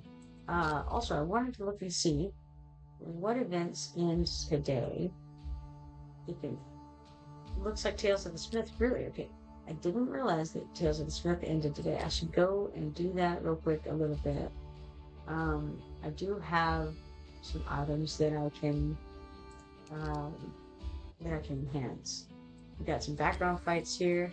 50,430 points, 4,500 XP potions, 12 flawless meteorites, 33 radiant meteorites, 73 mythical, 294 of these mystery of artifacts trophies, and 204 of these brave conquest points. Live says it's good with units that deal AoE attacks that are melee. Right, yeah, that's what I was saying. Etran is good for that. Possibly, yeah, I don't know. I'm gonna have to look and see it. What all I in that regard, and who might be, who might benefit. Like, Greed, for instance, Greed does AoE stuff. Is that the word? No, not Greed. His name is, he's the guy who looks like Greed. His name is Gluttony. Gluttony does AoE stuff. So, it's possible that I might want to put one in somebody like him. I don't have Abomination. I see that you're proffering that as an option. Sure, if somebody had Abomination, I don't know really much about him. I've seen him just a couple of times. I feel like in Arena Abomination, but I don't have. Live says he was fusible. He was fusible. Is he still fusible? I don't know. I haven't. I've looked at the fusible guys and just kind of looked them over. But see, okay, I don't see him here. We've got Micah, Salazar, Nalvers, Komodo, Thalen, Livian, and Lightlock. I didn't, these are the ones that I saw because I looked. Oh, how odd. Okay, so interesting. It has a little thing on it if I have the parts. I didn't realize that. So like, if I have all the guys, then it has a little blue swirly thing, and it says fuse. And if I don't have the guys, well, no, never mind. I do have these guys. but he still doesn't have. Ah, never mind. I'm crazy. I know nothing. All right, my God. Yeah, I don't know. I have seen a lot of people use Salazar in the arena. Maybe he's good. I don't know. I haven't checked into him. Um, maybe I should have a look at him at some point because yeah, I have seen a number of people pull him out.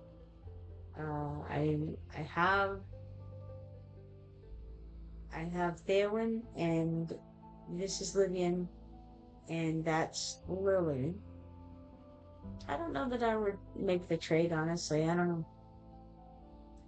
Love says he's good at Nightmare for the bleed damage. Yes. I think that I need somebody with bleed. Uh, I think that I mean I've got an artifact that triggers off of bleed in some way. Um, but uh, but I don't.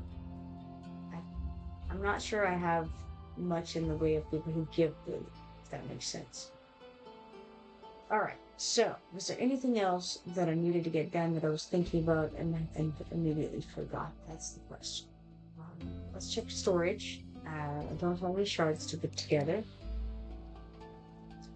So, I think I'm pretty set in the moment. Oh yeah, that's right. Haha, foolish me. I need to enhance a bunch of stuff. So, let us first see if we have anything 0 to 3 we do. So let's bulk organize. Recall that bulk enhance up to level 4.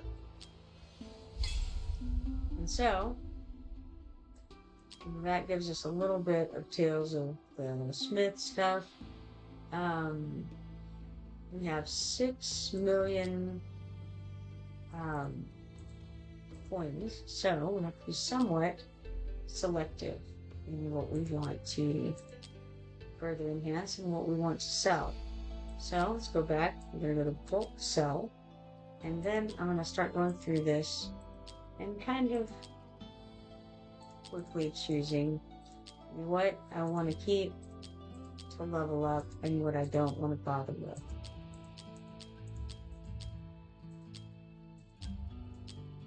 And then we'll enhance some more things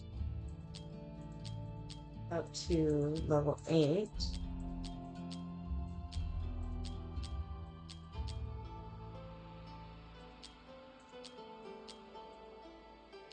So far, we've got a lot of legendary stuff, some of which is going to go in the trash hopper, and some of which we're going to go ahead and level up and see whether I like it or not.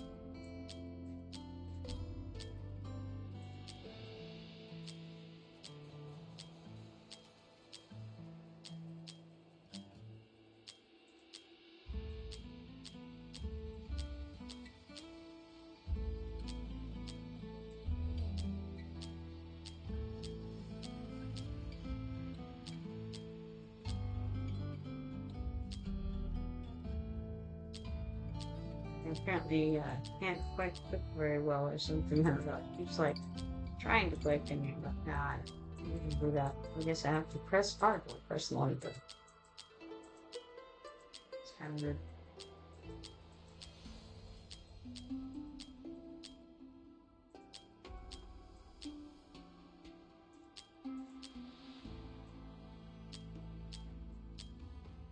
A good bit of this is definitely just going to be in the garbage. And somebody taught me the other day about these glowy things. They were telling me that when it's got a glowy thing, that means it's special, it's ancient, right? And that it gets better stats and things like that. So I'll try to keep that for now and not throw it in the trash like I was about to.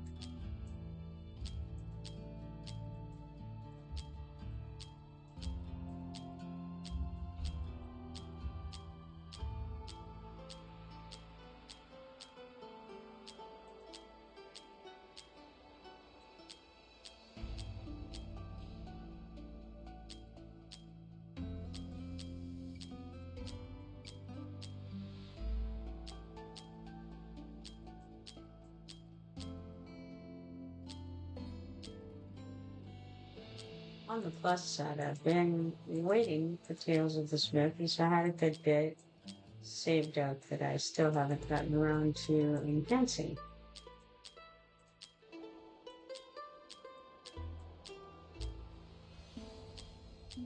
We should be able to get a little bit at least from the Tales of the Smith event as a result. Even though I don't have a whole lot of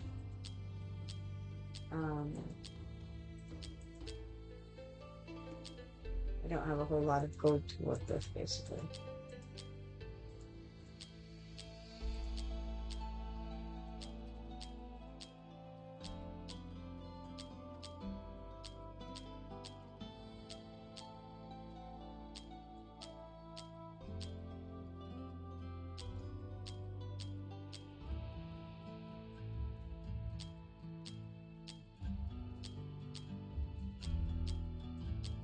Takes a whole minute to get through this stuff.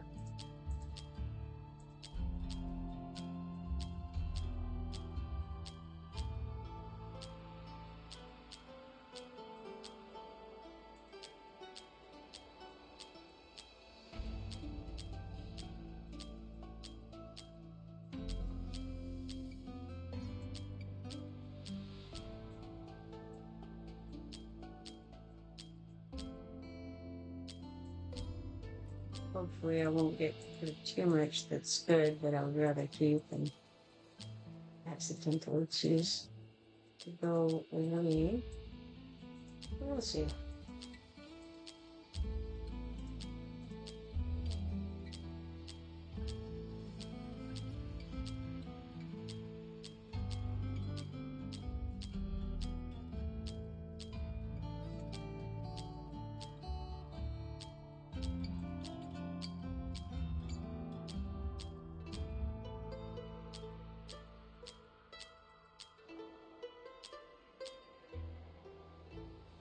Quad says yes, always keep shinies too. Shinies are great.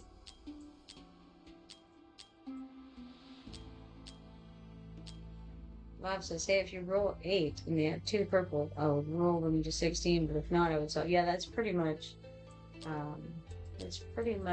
the quick decision making that I normally do.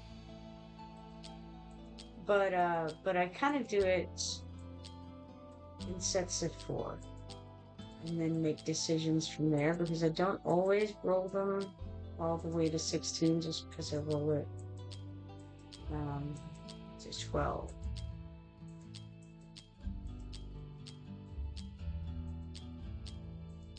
I just don't have enough money to justify that.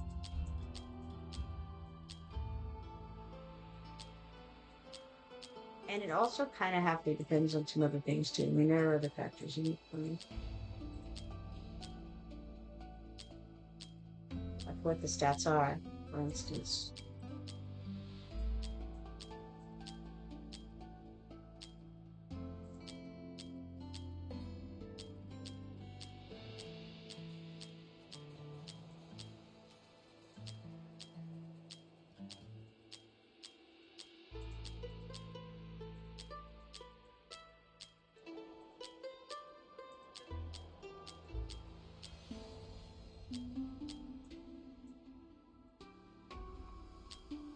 Picked that one at least 4 times before it showed us clicked.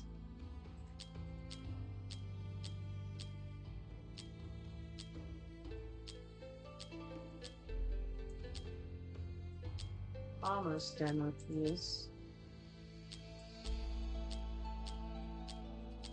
I like their the ability to filter the things. I think that there could be some more filters I would want as options.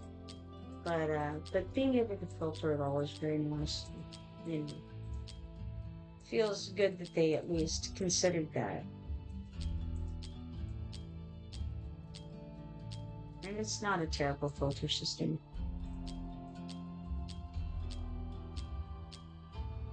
Definitely helps a lot. Alright, so we're gonna sell all of those 297 pieces of gear. And now, I'm gonna take the rest of these that I didn't sell it. Live says as long as you edit your recommended, you should be fine to any ones with thumbs up. Oh well, see, me and my editing of the recommended is questionable at best. Um, so it would be better if I just look at them individually. It's the better move for me, really. Now, what we're gonna do is we're gonna go that, and then go to the bulk organize, and then I think what I'm gonna start with is only selecting the mythic ones for now, and then bulk enhancing. Well, I gotta click all first, and then bulk enhancing these up to level 8.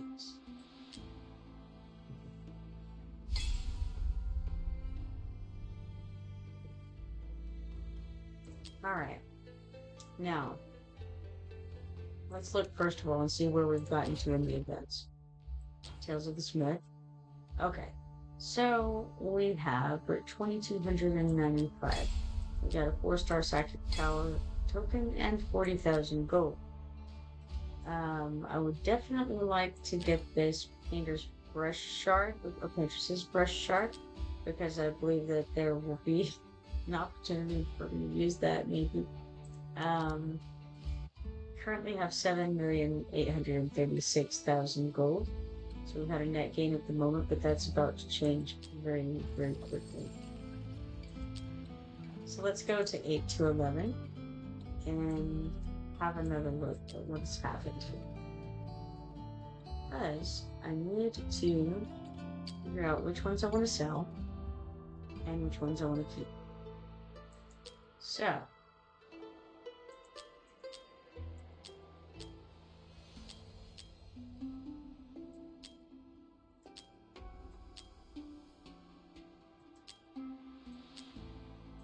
So far, quite a few of them that I do want to keep, and then I had to go back and check. Did I actually click that correctly? But I did, I think. I do want to sell that. Boy, such hard decisions.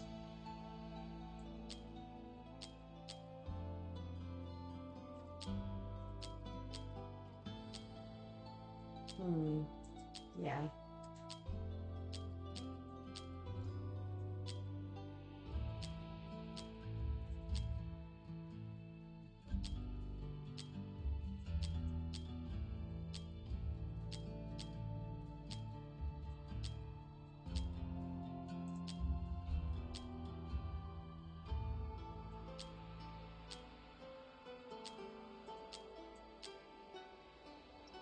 Huh. Live says NTCYNTM equals. Put that in the recommended input code. What does it do? Tell me the secrets.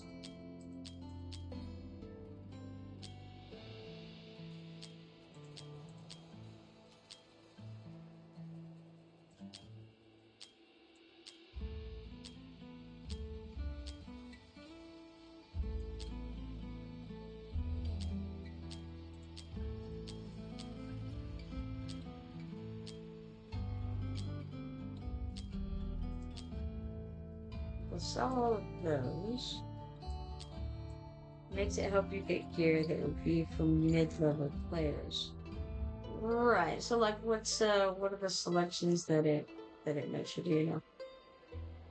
Let's go back and then we'll organize, and we're gonna take all of these things and we're going to enhance them hopefully up to level 12.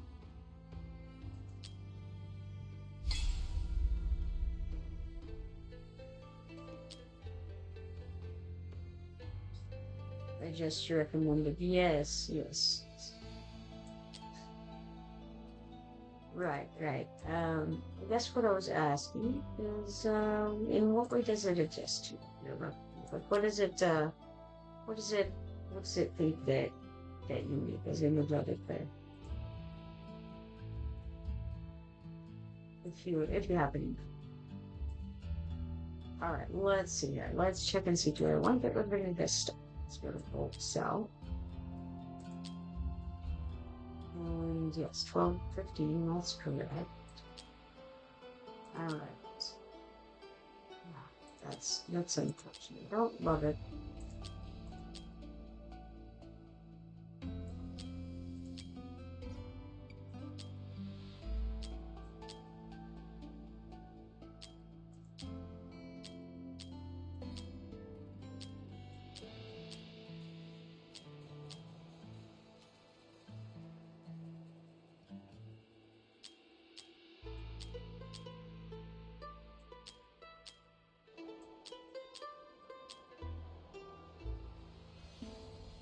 It tells you when you do it, and mine set to late, and I see.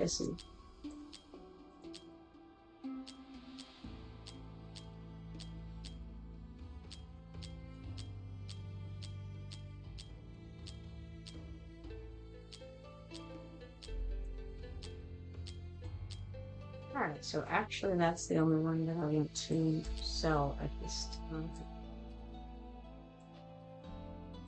Alright. Then in that case, let's go ahead, go back, and go to bulk organize again. And we're going to just take all of these things and see how many of them we can actually enhance. It won't be most of them. Actually, I think I'm not going to select all. I'm going to select the ones that I want for sure. Very carefully, perhaps. Maybe that, for instance.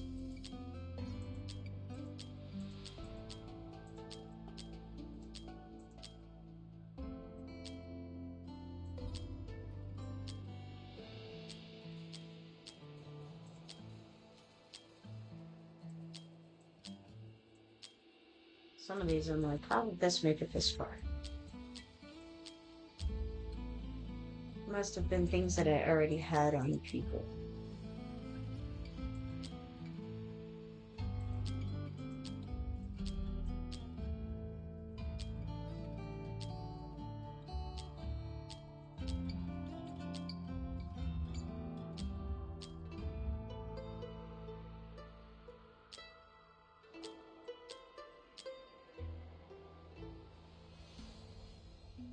Live says I would stay 12 until you get to T2 gear. I understand, but the purpose of this is actually just to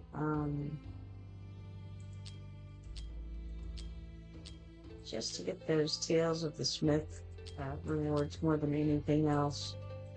It's the raising of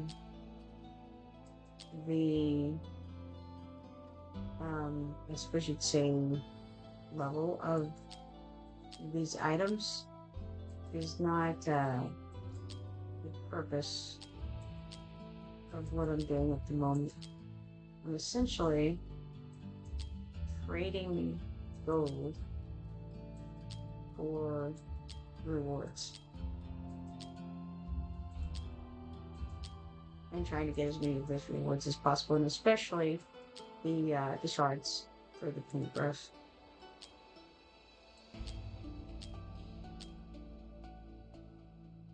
He says, yeah, but yeah, your ATT attack gear should be attack percent, attack crit rate, and crit damage.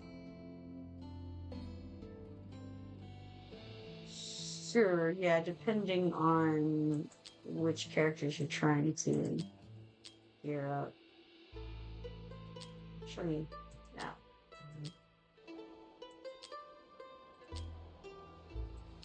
Probably I've already selected more than I have the gold to do. But, just in case.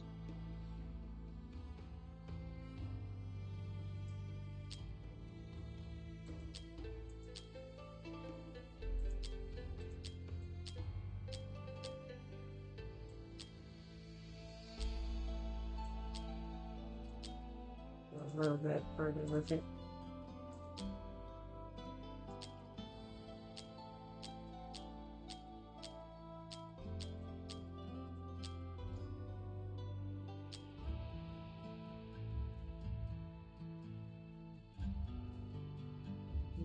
I think I'll try. Well, no, yeah, I may as well finish. I'm almost done here. May as well. I should go back through and pick out all the investments. Like, I take that off, and that off, keep that, take that off. Maybe that's not the worst idea, so that we. Because I'm thinking, like, I'm not gonna have enough gold to get a lot of these done anyway. So let's do that. It makes more sense.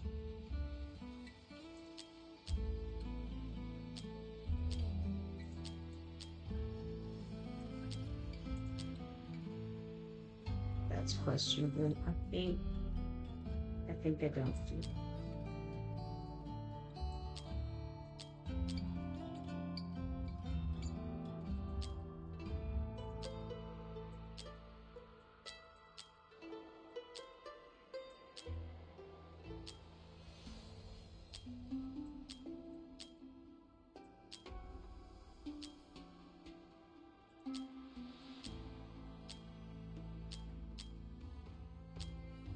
It costs a bajillion gold to get things up to level 16.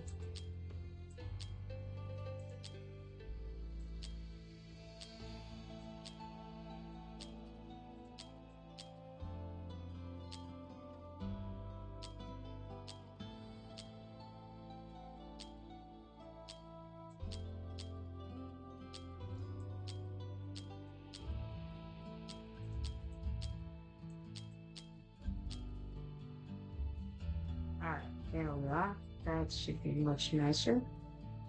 And then be more discerning in your choices made there, I think. To finish this out. And then if afterward I am able to actually get some of this, then, we can move forward from there. But, as it stands, it's unlikely.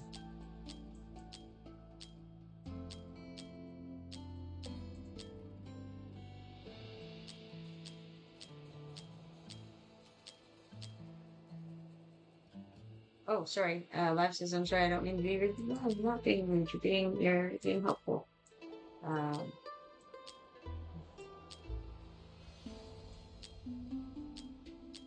there's absolutely nothing wrong with your recommendations. I don't always necessarily take recommendations, but that doesn't mean there's anything wrong with offering.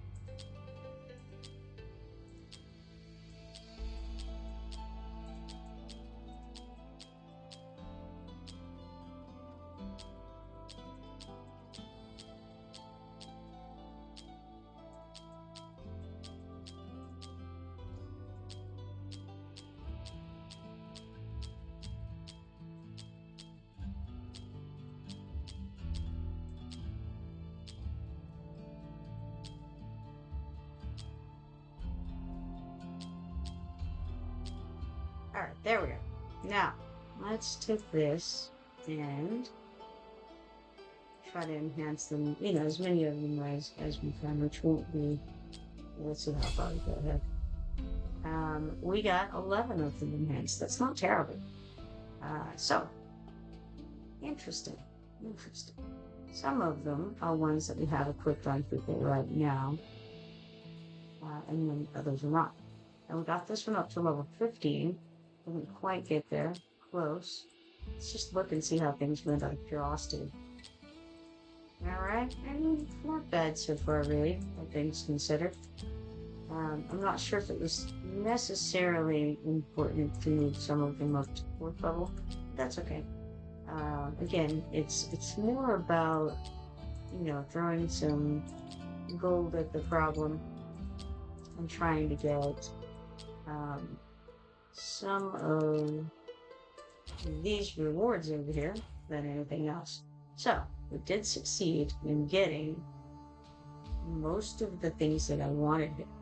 We've got 100 diamonds, 5 matrices brush shards, 230,000 gold, and 2 rare summoning crystals out of that. Now, could I make it through the rest of this? Possible. Let's see. Um, okay, we finished some quests. We got enhances 5 pieces of gear to level 12, which gives us 30,000 gold there.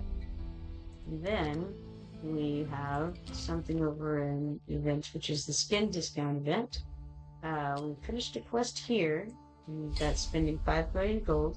Gives us 1 discount token and 1 huge stamina push. Cool.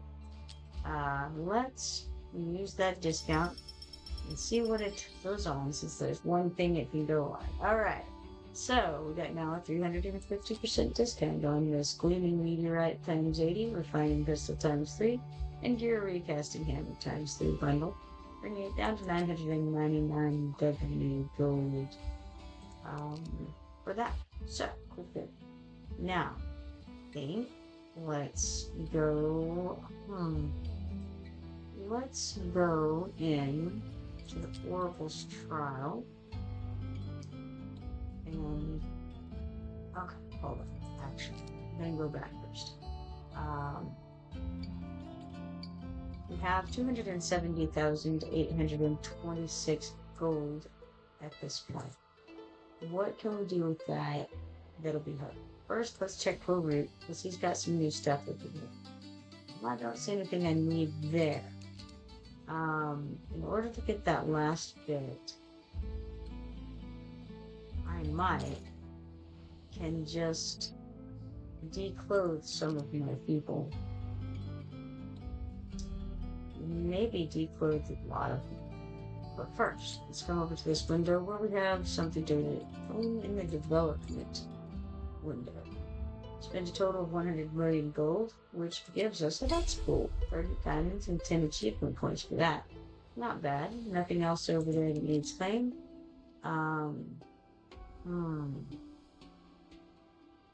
Okay. So, go to the storage, and you can just unequip everybody.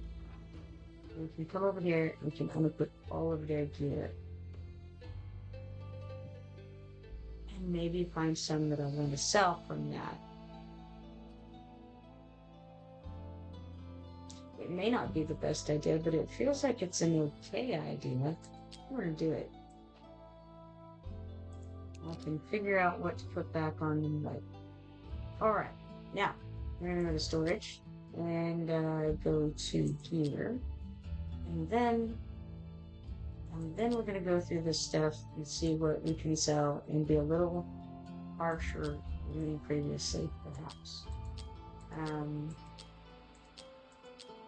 If at all possible. Alright, let's see.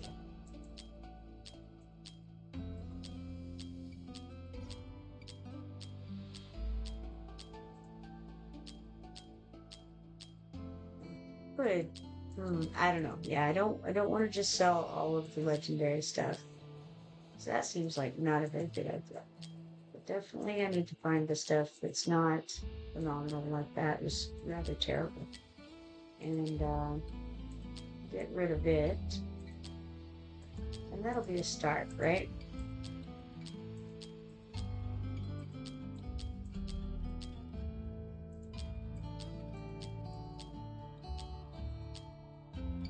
Keep the shiny things.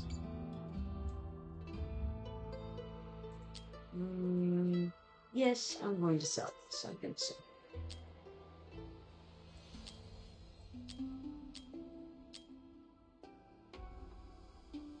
Question good.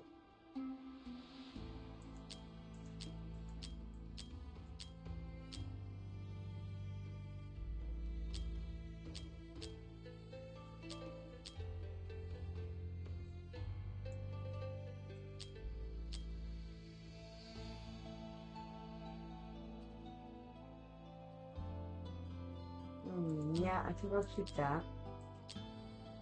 For now, at least. Maybe later I change my mind, you know? Some of this stuff is like that. Like, well, I don't know. Not 100% sure. And I should just probably cut it if I'm not sure, really. especially since, again, the greater purpose here needs to be attained.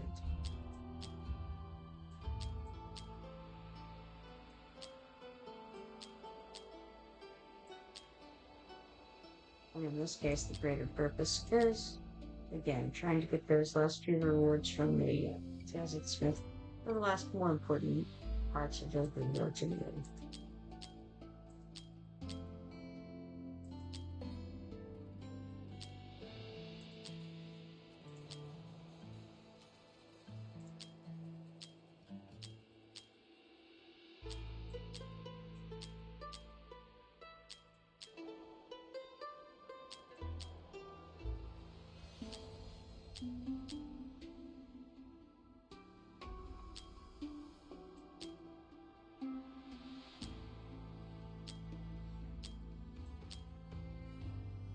Let's sell that stuff. And that gives us 416,000. That's a start. Still could be more discerning about this legendary stuff, I think.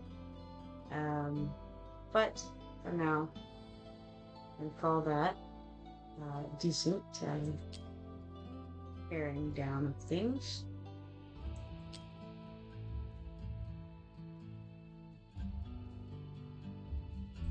Okay. Let's go ahead first and see where we're at. 0 to 3, we have got 4 to 7. We have some things. I can level these guys up. Sure, let's do that.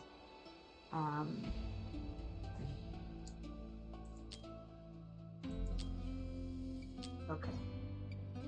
We'll do it because it'll be something we can cheaply do. So we'll enhance all of these to level 8.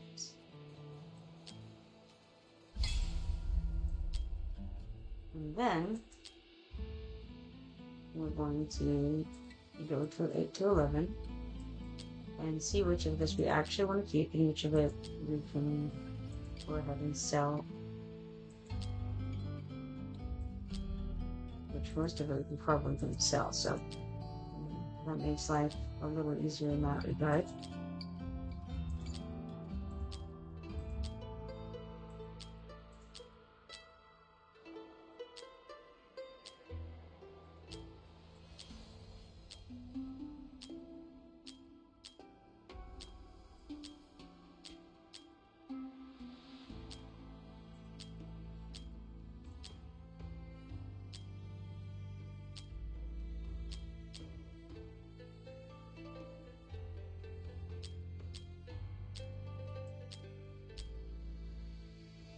Okay, so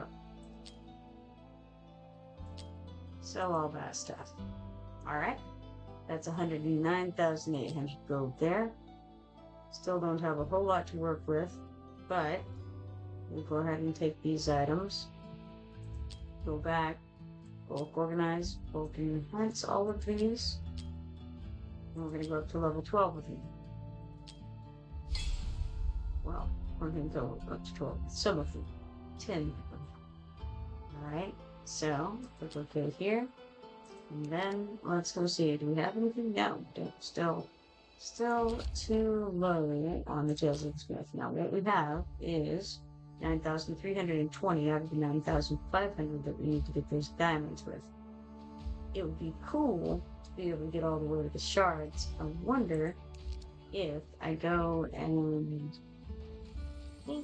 how's about I go to the raids and we start on gear raids.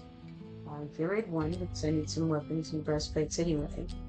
And auto fight, let's see how many times. We'll go up some number, press start, and we'll use one of these huge stamina potions. And then go max, and that's 10 fights. Sure, go for it. Gather a little bit more gear and a little bit more money along the way there. Alright, now back to storage. And now let's see.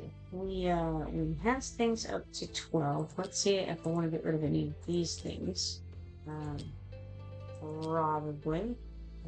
Like we could sell this, for instance. Um,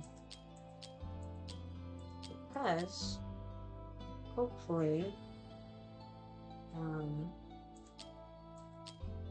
hopefully we can get up enough to get the,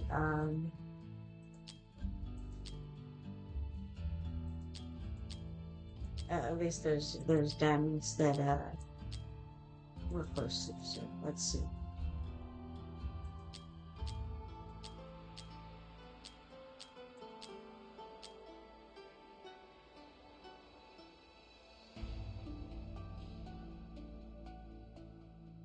Yeah, it's kind of tricky going through them and going, which ones do I actually want to keep? Which ones do I not care as much about? Trying to figure it all out. Um, so, it will certainly be problematic.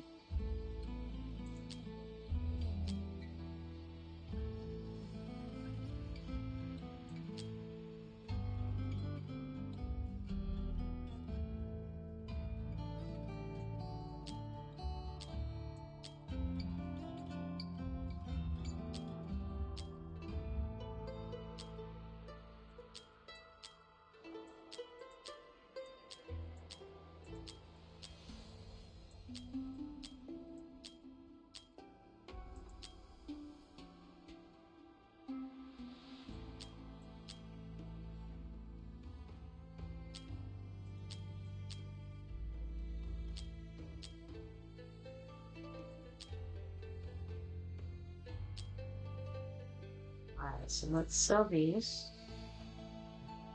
It's up a little bit higher. Now we're up to 192,274 at the moment. Okay, let's see.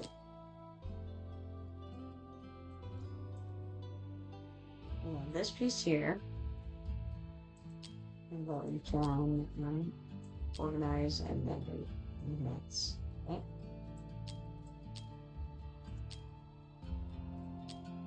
And that'll definitely make it up to the next level. So, got that. There's one. Have a couple more pieces incoming from the background dredge we're doing. But, for the most part, we've got everything up to 12 at the moment.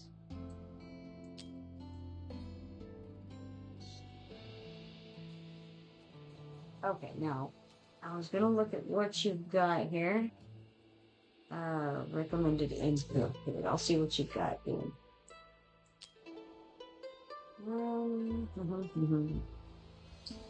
Status search? I'm not sure. Where do we get to it? No idea.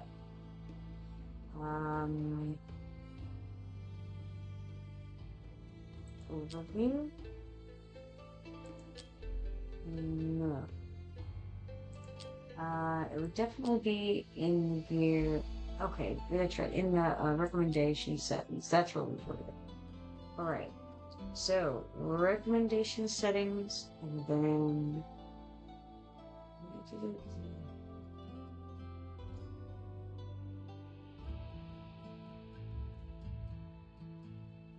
Probably add room. Moving on. Moving it.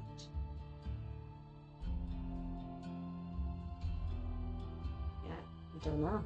Doesn't say here. Room name. Nope. Manage plan. Import plan. Found it. Alright, so we will put in. As it is, I mostly haven't been using the recommendation settings. I have looked at it, but I don't actually pay much attention to the thumbs ups. So it's MT capital, then CY lowercase, and NTM capital is what that is what Live MGM has, or MZG, sorry, Live MZG has Oh, I forgot the equal sign. I'm sorry. Has told us to do the division again. Equal sign there at the end. Okay, so capital NT, lowercase cy, capital NTN, and then an equal sign. Let's try that. Imported from fastidious. Number of rules including 26. Importing the plan will overwrite your own plan and cannot be undone. Okay, so it can't be undone, but we can overwrite it ourselves later, so that's fine. Confirm it, and then I'll look at it later. Okay, I see it's customizing. Okay, custom sets. What does it all mean? Alright, so it's just... yeah, I'm not sure. Well, anyway, we can look at that bit. Out of there, and back. And then, let's see where we're at. 6 of 10 of those background fights. Going to run out of time. However, if we don't do something in fairly short order. So, back to where we were. 0 to 3, we have these right now. I could go ahead and start on those. I think that's not the worst idea. So we'll go to both organize. And then all both enhance up to level 4. Alright, then select 4 to 7. And let's see, do we want to keep or sell this? They look pretty terrible thus far. Absolutely terrible. So, sell them all. 44,040 gold, so kind of got the money back on that for the most part. Alright, so now moving forward, we're going to go back to the 12 to 15 stuff. And I had gone through the enchant or the legendary stuff already. I kind of pared that down to stuff I would be more interested in. Now I'm going to look at some of this mythic stuff and see if I want to sell it. I know I've already done that a couple of times. It's surprising that some of this made it through.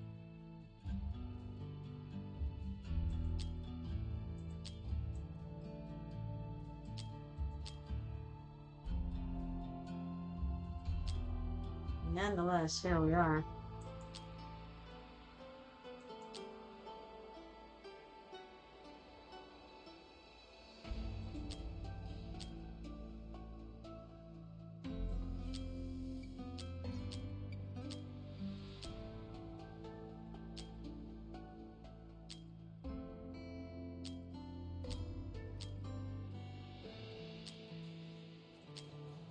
Again, I think it's partially because I had some things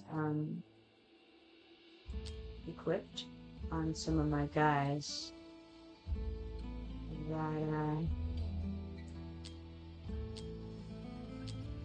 and so it wasn't showing up in the sell window thing.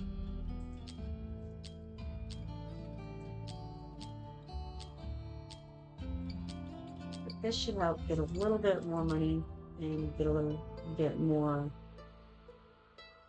items enhanced.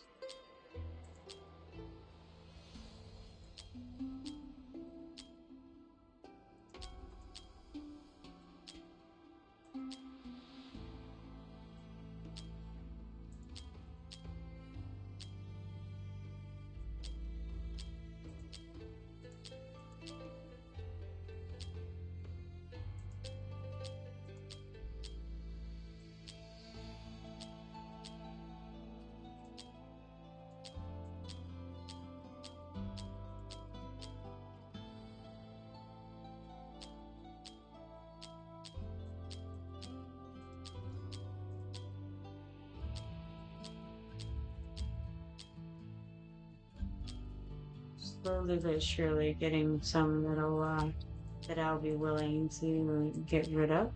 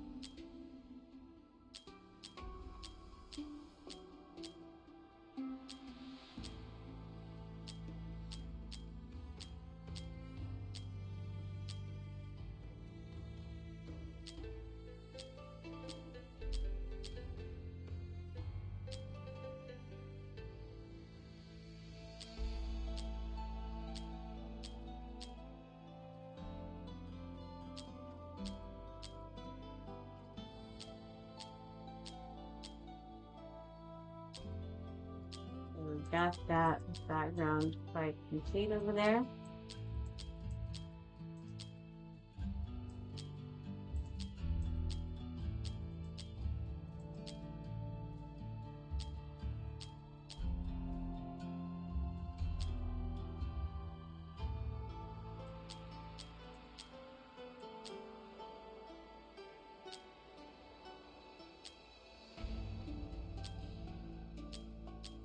I'll go check on that in a moment. Should mean that I have a few more pieces at level 0 that I will want to enhance. Definitely running out of time though, because it will reset in 30 minutes about.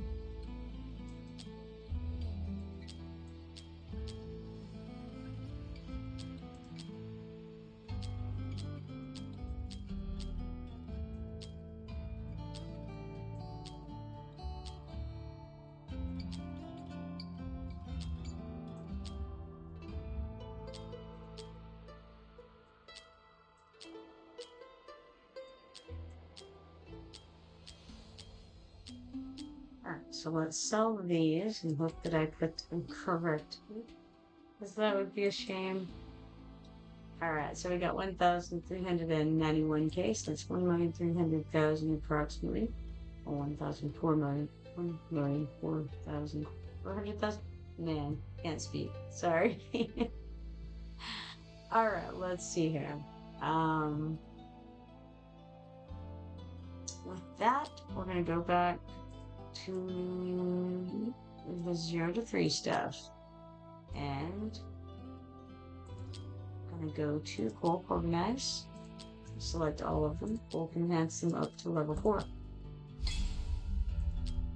Alright, now let's go to our level 4 to 7 stuff and see if we want to keep any of this stuff or not.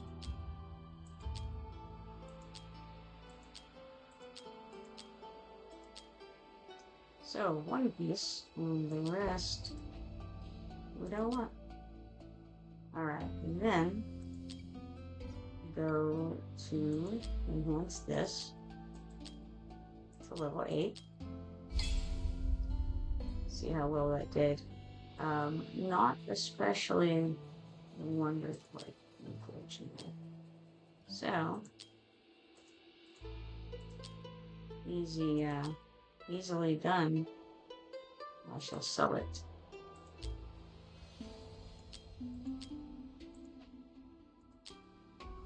Alright, so I didn't get real far with that. Little bit that we can work with. All of those things are done. So we're on 12 to 15, and there's level 12, so they can't be enhanced anymore if they are if they're already at the top on this gold stuff. Now let's see here.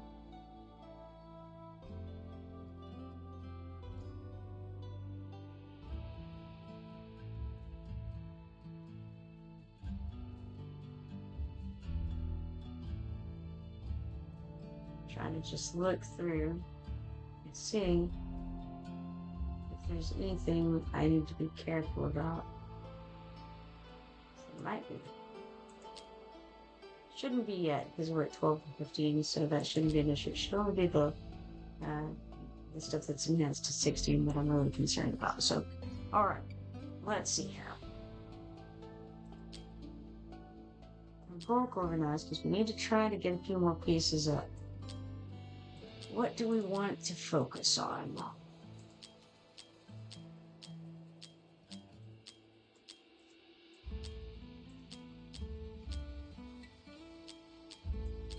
Finish.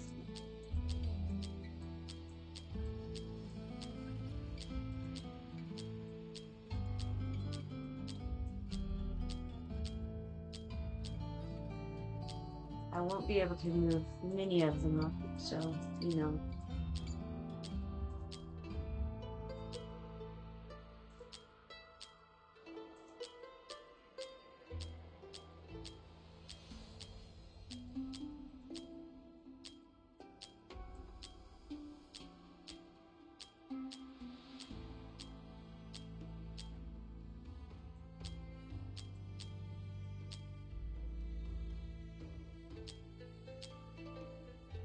That was almost tempting, though.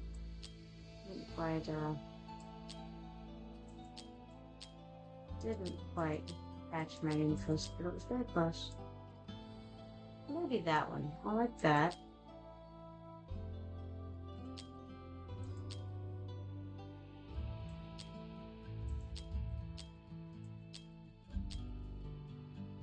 Maybe not.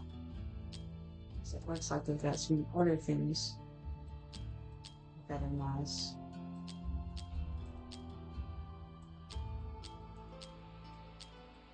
Plus, I realized I had some other things selected that I wasn't able to move up to max last time. So, we'll be running across those again too.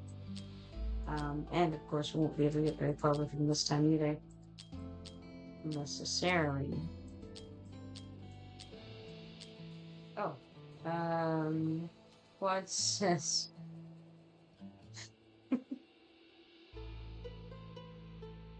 What's this mar? LOL. Spelling. Math. Yes. Yes, it's tough, you know. Math and spelling. Words are hard, right? Thinking is also hard. Some days are worse than others. Sometimes a day are also worse than others.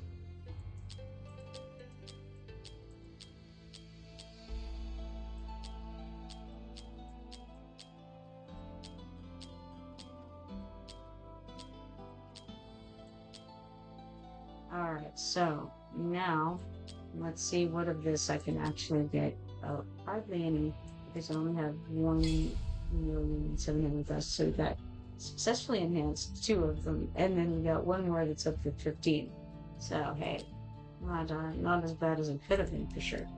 Alright, on the plus side, that does move us up in the tiers at Smith enough to get these 100 diamonds, the coveted 100 diamonds. Let's see. How much more do I want to pour into it is the question. Well, let's see. Looting gear pieces and meteorites is also moving us up on the Brave Conquest. We're almost at another 2 rare summon crystals. So, feels like it might make sense to toss some more into that. For this, we get 90,200 coins, 7,500 XP potions, and 220 Brave Conquest points. So, cool. So, okay there. And then, we're gonna go back and try to run some more of those. Definitely, I think it's worthwhile. It'll be worthwhile to do. Alright. So, let's go to some crazy number and then we're gonna use another 2 of these and get 400 standing, and then we're gonna start running 19 of those in the background. Alright, that ought to get us a little bit further along on that. I feel like it makes sense. Let's go ahead and check in at the mine. We got 2,700 coins, 1,800 XP potions, 4 stamina, and 2 mithril enemy. I was kind of happy hoping we would have an arena permit, but alas, no arena permit for us right now. However, it occurs to me that we can try to refresh for something now. Right now, world team has no gear on, so it's showing them at 182,845 BP. Now, that's not the BP that they actually are set at, because that is saved gear on, and it's more like 360,000. So, this will be a more reasonable window to work with. Dr. Livesey looks like a likely candidate. And we still have, 2 minutes. That's all we need. Nice. I like that kind of time frame. Alright. So, currently I have 34,394 gold. A little bit of stamina that we'll have left over. Not too much. But I think that we should be able to come do something in the storyline without too much clouding. Okay, so where we're at right now is we're very close to being able to get these 200 diamonds right here. I think one more stage would get us there. So we may as well go ahead and do that. Let's go to H6-10 flesh eater. Right? Now, looking at this, of course, it occurs to me that none of my people have any gear on, but we can probably fix that problem pretty quickly. Alright, let's just throw some random things on them, it'll be fine. We have 1 soul shard to protect. They have 2 uncommon portals. They got Baron Salem, High Order Abyssal Beholders, and small arachnids coming. So they don't have anybody who's going to be hitting the platform guys. So it's ground attacks only. And actually, hero capacity limit reached. Please increase capacity in the room before trying again. So we've got to go and delete some guys, I think, from our heroes. Yes, that's what it's telling us. So let's get rid of this 1-star guy to start with. 550 there. Let's look at the 2-star guys and see which of those we're going to get rid of. I like to try to keep 4 of each of them, because that makes me feel more comfortable about, of each of the fusible ones. The other ones I don't care about, but the fusible ones, it seems like it's a good idea, just in case I want some people to fuse together and make other people, and maybe make awakenings and whatnot like that. But also because sometimes you gotta level people up and need them to start off other people. So, alright. Got rid of a few folks that way. We have room 17. Should be good to go. Alright, now back to the storyline. Back to that level. And we click quiet. Now, all of my people are currently naked. We do not like our naked people. So, let's clothe our people. But let's not start with that one. Let's start with arrogance and throw clothes on him first. Alright. Clothe the naked. There it is. Beautiful.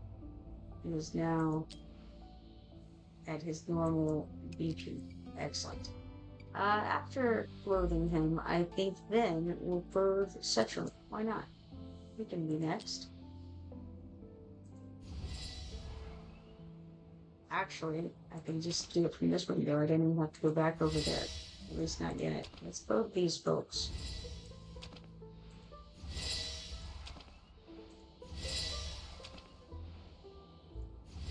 They'll be happier and healthier.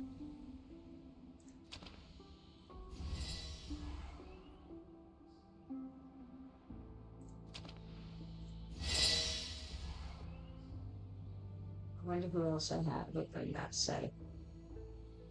Let's go back now. And there shouldn't be too many. Okay, so we've got neutral. I did have her. I wasn't sure if I did or not. Throw some clothes on her. Followed by Baron Ruthless. And then I suppose Mel. I don't know. about that. I guess so. I guess it's funny. Shouldn't matter too much for this fight here anyway. So, let's start this battle.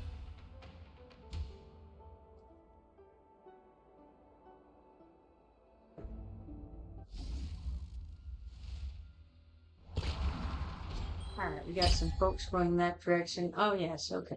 This guy here. It's going to be a while before he actually moves. We put arrogance here, facing, I suppose, I don't really want to face that direction. I'm going to face down. We've got this girl here, this evil girl. We can just start shooting him and take care of that in short order. We've got Idrin, who we can face either direction pretty safely. I guess I'll do this and face this way. Let's see. We have Cetrum, who we can stick up here, and he can do some things there successfully. I could have moved somewhere else. Maybe I should have put him facing left and took care of that. Just didn't do it is all I can say. I guess we could stick her here and finish that guy off. I think pretty quickly.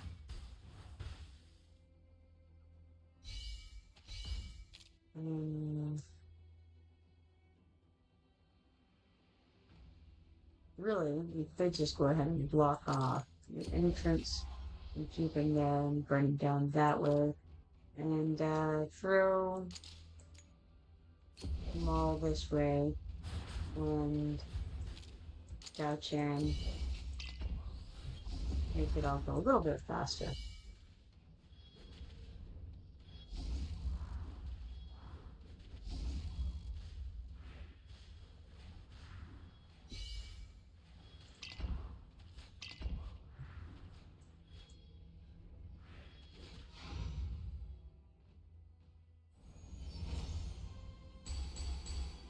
Alright, we got a victory on that level, which should have given us the diamonds. So we got 25 diamonds, 470 XP potions, and 1,230 coins. And indeed, the 200 diamonds opens up. Very nice. Now, hop out of here. And we have some events that are updated. Grave Conquest. We got these 2 rare summoning crystals there. That's not too shabby. We have 1 day and 14 minutes left on that. Nothing else on the events to claim, but we do have the Gold Dragon Pass over there, which is weekly quests. Obtain 20 pieces of gear from Gear Raid, giving us 750 Gold Dragon tokens and leveling us up to 20. For the level rewards, we get 1 rare summoning crystal. So, very good. What else? Arena should have we have a permit there. Now, let's see. We can go attack Dr. Livesey here, and who knows what'll happen. This crew isn't really in the same gear as what we currently have here, but I think it's around 360,000. Yeah, 360,553 that's the real numbers of what this group has that's saved. So let's see what they have. I didn't check the stage monster VP, which is too bad. This looks like Sun Wukong. It is Sun Wukong. He has Splitting Hairs, deals 100% damage 18 times to one enemy, and inflicts stun. And he also has these clones that he brings out. You see those guys appearing around? Those are his little clone dudes. And it's very high DPS. I approve of Sun Wukong. It's I wish that I had him myself, but you don't have everything, right? Okay, so now they've thrown out Vortex. Vortex has moisture. Increases the healing multiplier by 45% for 20 seconds. When triggered, restores HP with a 10% max HP for all allies in range. If the heal amount exceeds their max HP, 150% of the excess will be converted into a damage absorbing water shield that lasts for 10 seconds. Alright, so then who do we have? This is Valora. I see her used regularly in Arena. She has wings of Pegasus. You choose and move to deploy the tile within 4 tiles. Removes invisibility state, increases attack range, and deals 260% AoE damage to 10 enemy targets with each attack. Additionally, the tile inflicts enhanced slow. She's very decent on the DPS. Then we have Valise. That's the one that I just won, but I haven't leveled up. She has Veil of Deceit. Summons 3 Serpentine Spirits in attack range. Lasts permanently. Serpentine Spirits will support other attacking summoned units on the field after stopping attacks for 4 seconds. I can see why Cody was saying that Release is very good. That seems like a good deal. So we were defeated by Dr. Livesy with 321,750 PP. Good job, man. Alright, then we got stats, which show that Arrogance did the most damage at 5,152,060. No, sorry. That's incorrect. Volara did the most with 5,769,410. That's a solid 600,000 more than Arrogance did. It's very good. Followed by Sun Wukong at 4,124,360. And then we have Release and Xena tying basically at a little over 3 million. And then it goes down from there. But very cool, very cool. We got 3 arena points for that. So let's hop out of there. Back onto this screen. We're at 12 at 19 of our things run. We only have about 2 more minutes before these things reset. So let's come here, go to 0 to 3, and start on enhancing these things. Let's first go to bulk organize. We're going to select all and bulk enhance up to level 4. And see how far that gets us. We enhanced all of those. Let's go to our level 4 items. And then check and see which of them I want to keep and which of them I want to sell. So, definitely want to sell those guys. Man, it's not looking great. Yeah, okay, so most of it I definitely want to sell. I'll actually keep both of those and sell the rest. Alright. That gives us 80,730 to work with. I'm gonna go ahead and enhance both of these. Even though I am not sure that it's a great idea, but we're gonna do it up to level 8. And then select 8 to 11. And once more check these over. Do I want them? Do I not? I'm sad about the results here. Neither of them are particularly lovely. So, I will sell them both.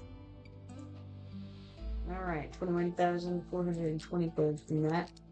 Let's see how close we actually are being able to get the next thing here, which I think is like, 2 huge stamina potions. Man, not very close, I'm afraid, and not enough time to do much about it. That's not entirely true. I do have a lot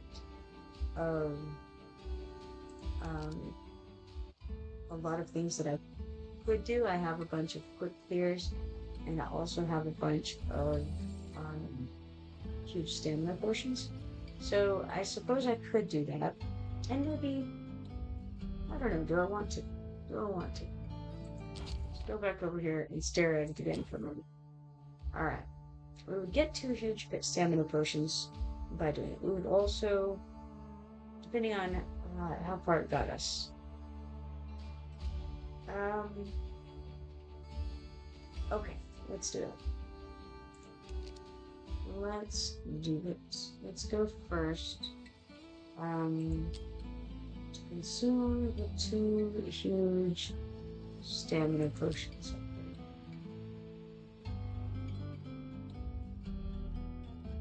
Would have gone about it a different way, but I was thinking since those are running anyway, we may as well do it this way. So let's drink 2 of those. Then,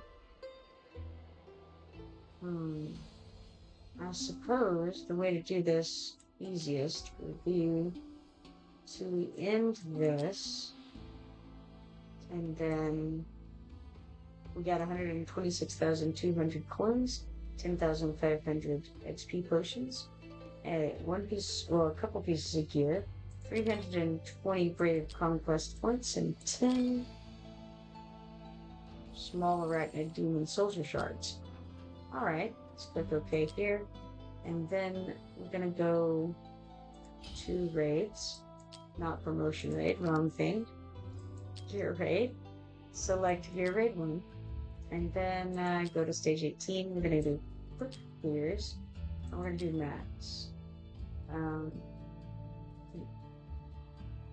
Yeah, that seems like a good idea. And so we'll start that and see where it gets us.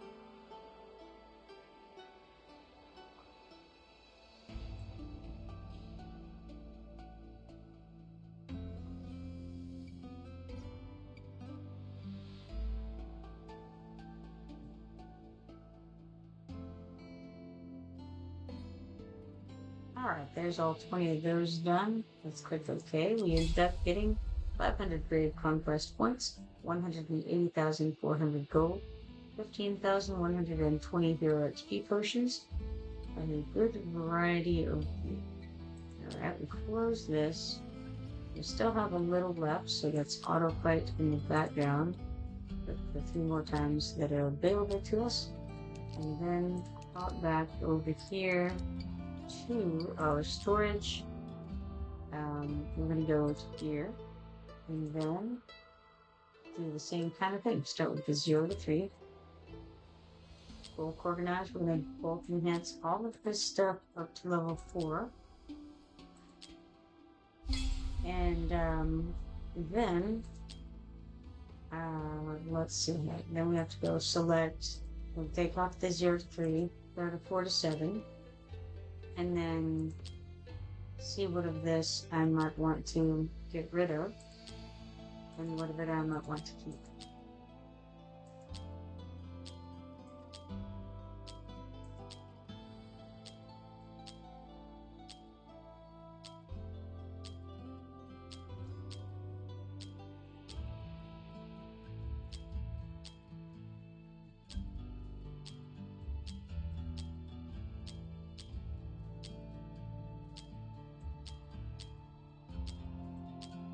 Right, so we're going to sell all of that stuff. And that gives us 176,100 gold. And then I think, before we do anything with those things, I'm going to come over to 8 to 11, check on that, then 12 to 15.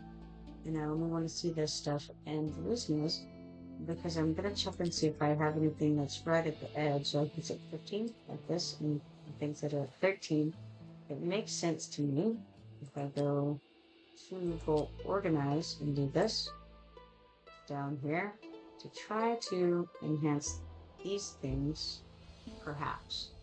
I don't know. Let me see. Let me look at it and see if that's what I want to do or not. Let's go to bulk enhancement and see how much it costs to manage it with one of these. Actually, hold on. I'm gonna go. Yeah, I think so. I think that makes sense to do that. Let's see what happens. Maybe it doesn't want to. It's like, nah, this is no bueno. Okay, wow.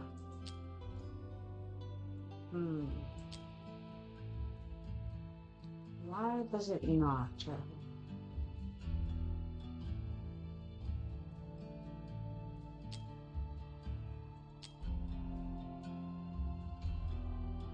I wonder if I have done something, or if I just...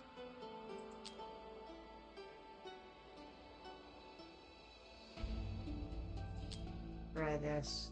Oh, I'm an idiot. That explains everything. Yes, okay, alright, that's what's going on here.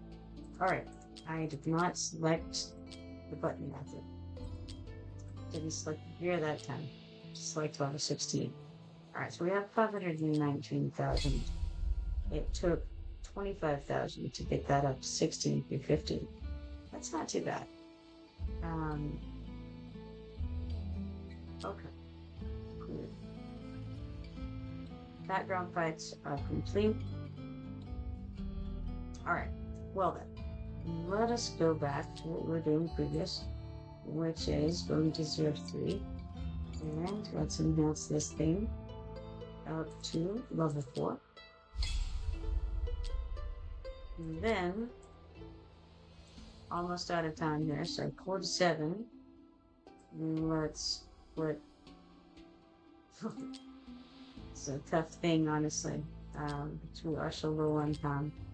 So I'm going to just select the ones that I want to enhance, which is very much close to all of them. Bring them up to level 8. And then move over to there.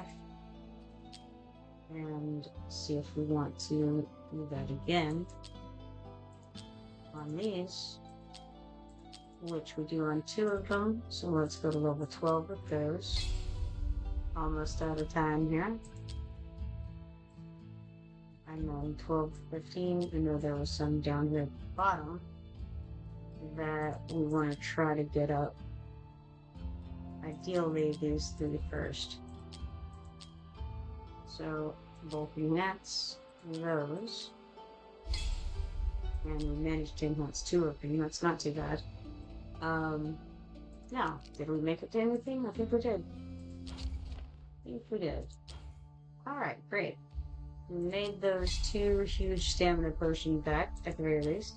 We also got some very conquest stuff. That's alright. Yep, and there it is, 2 o'clock, so perfect. Alright.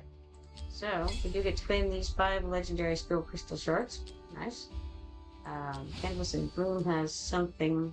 I think that's just the 7-day sign-in from it, going over to the next day. Go ahead and claim these 2 rare 70 crystals from that. Okay, cool. Very nice. We got a hero's visit for tomorrow. We're gonna check mark on this. 27,060 gold, 2,250 XP potions, a few pieces of gear, and 60 brave conquest points on those. Very good. Excellent. Well, I think that was an eventful attempt. Let's go ahead and go to Beirut, see if he has anything. He doesn't have anything too exciting. So, let's then hop over to Maureen over here at the harbor. And let's see, birch sap? Possibly. Let's see, is that what we want? Let's come over to the cook. And I've recently discovered that if you click on the thing that you want, instead of just having to look down here at the bottom where you see like the pearl and the volcanic salt and the birch sap, in that, actually at the very top of the screen above all of these recipes, it shows you how many of each of the things you have. New information for me. I did not know this until like 2 days ago. Finally noticed it. Visual things, so hard for me. But there they are, nonetheless. Alright, so we now know that we're perfectly fine to go for the birch sap stick. So let's just sail there. Excellent. Wonderful. And now I think I am going to call it a night and try to get a little bit of sleep today. It was a pleasure streaming with you all. It was fun chatting with you. All of you who were talk with, always enjoy that. However, I do need to get some sleep as well. Occasionally, a person needs to do that. I do think I'll come and check on this mine real quick first. We have 800 gold, 700 XP potions, 2 stamina, and 1 mithril hanging out on there. Still no arena permits. What a sad day, huh? But, well. You know, you can't have everything in life, as they say. So, at any rate, I'm gonna take off, and hopefully you all have a wonderful night. If you are not following me yet, be sure to follow me and turn on notifications so that you can see next time I go live. Hopefully, I'll see you all tomorrow. One way or another. Have a good night and enjoy Watchers. Bye.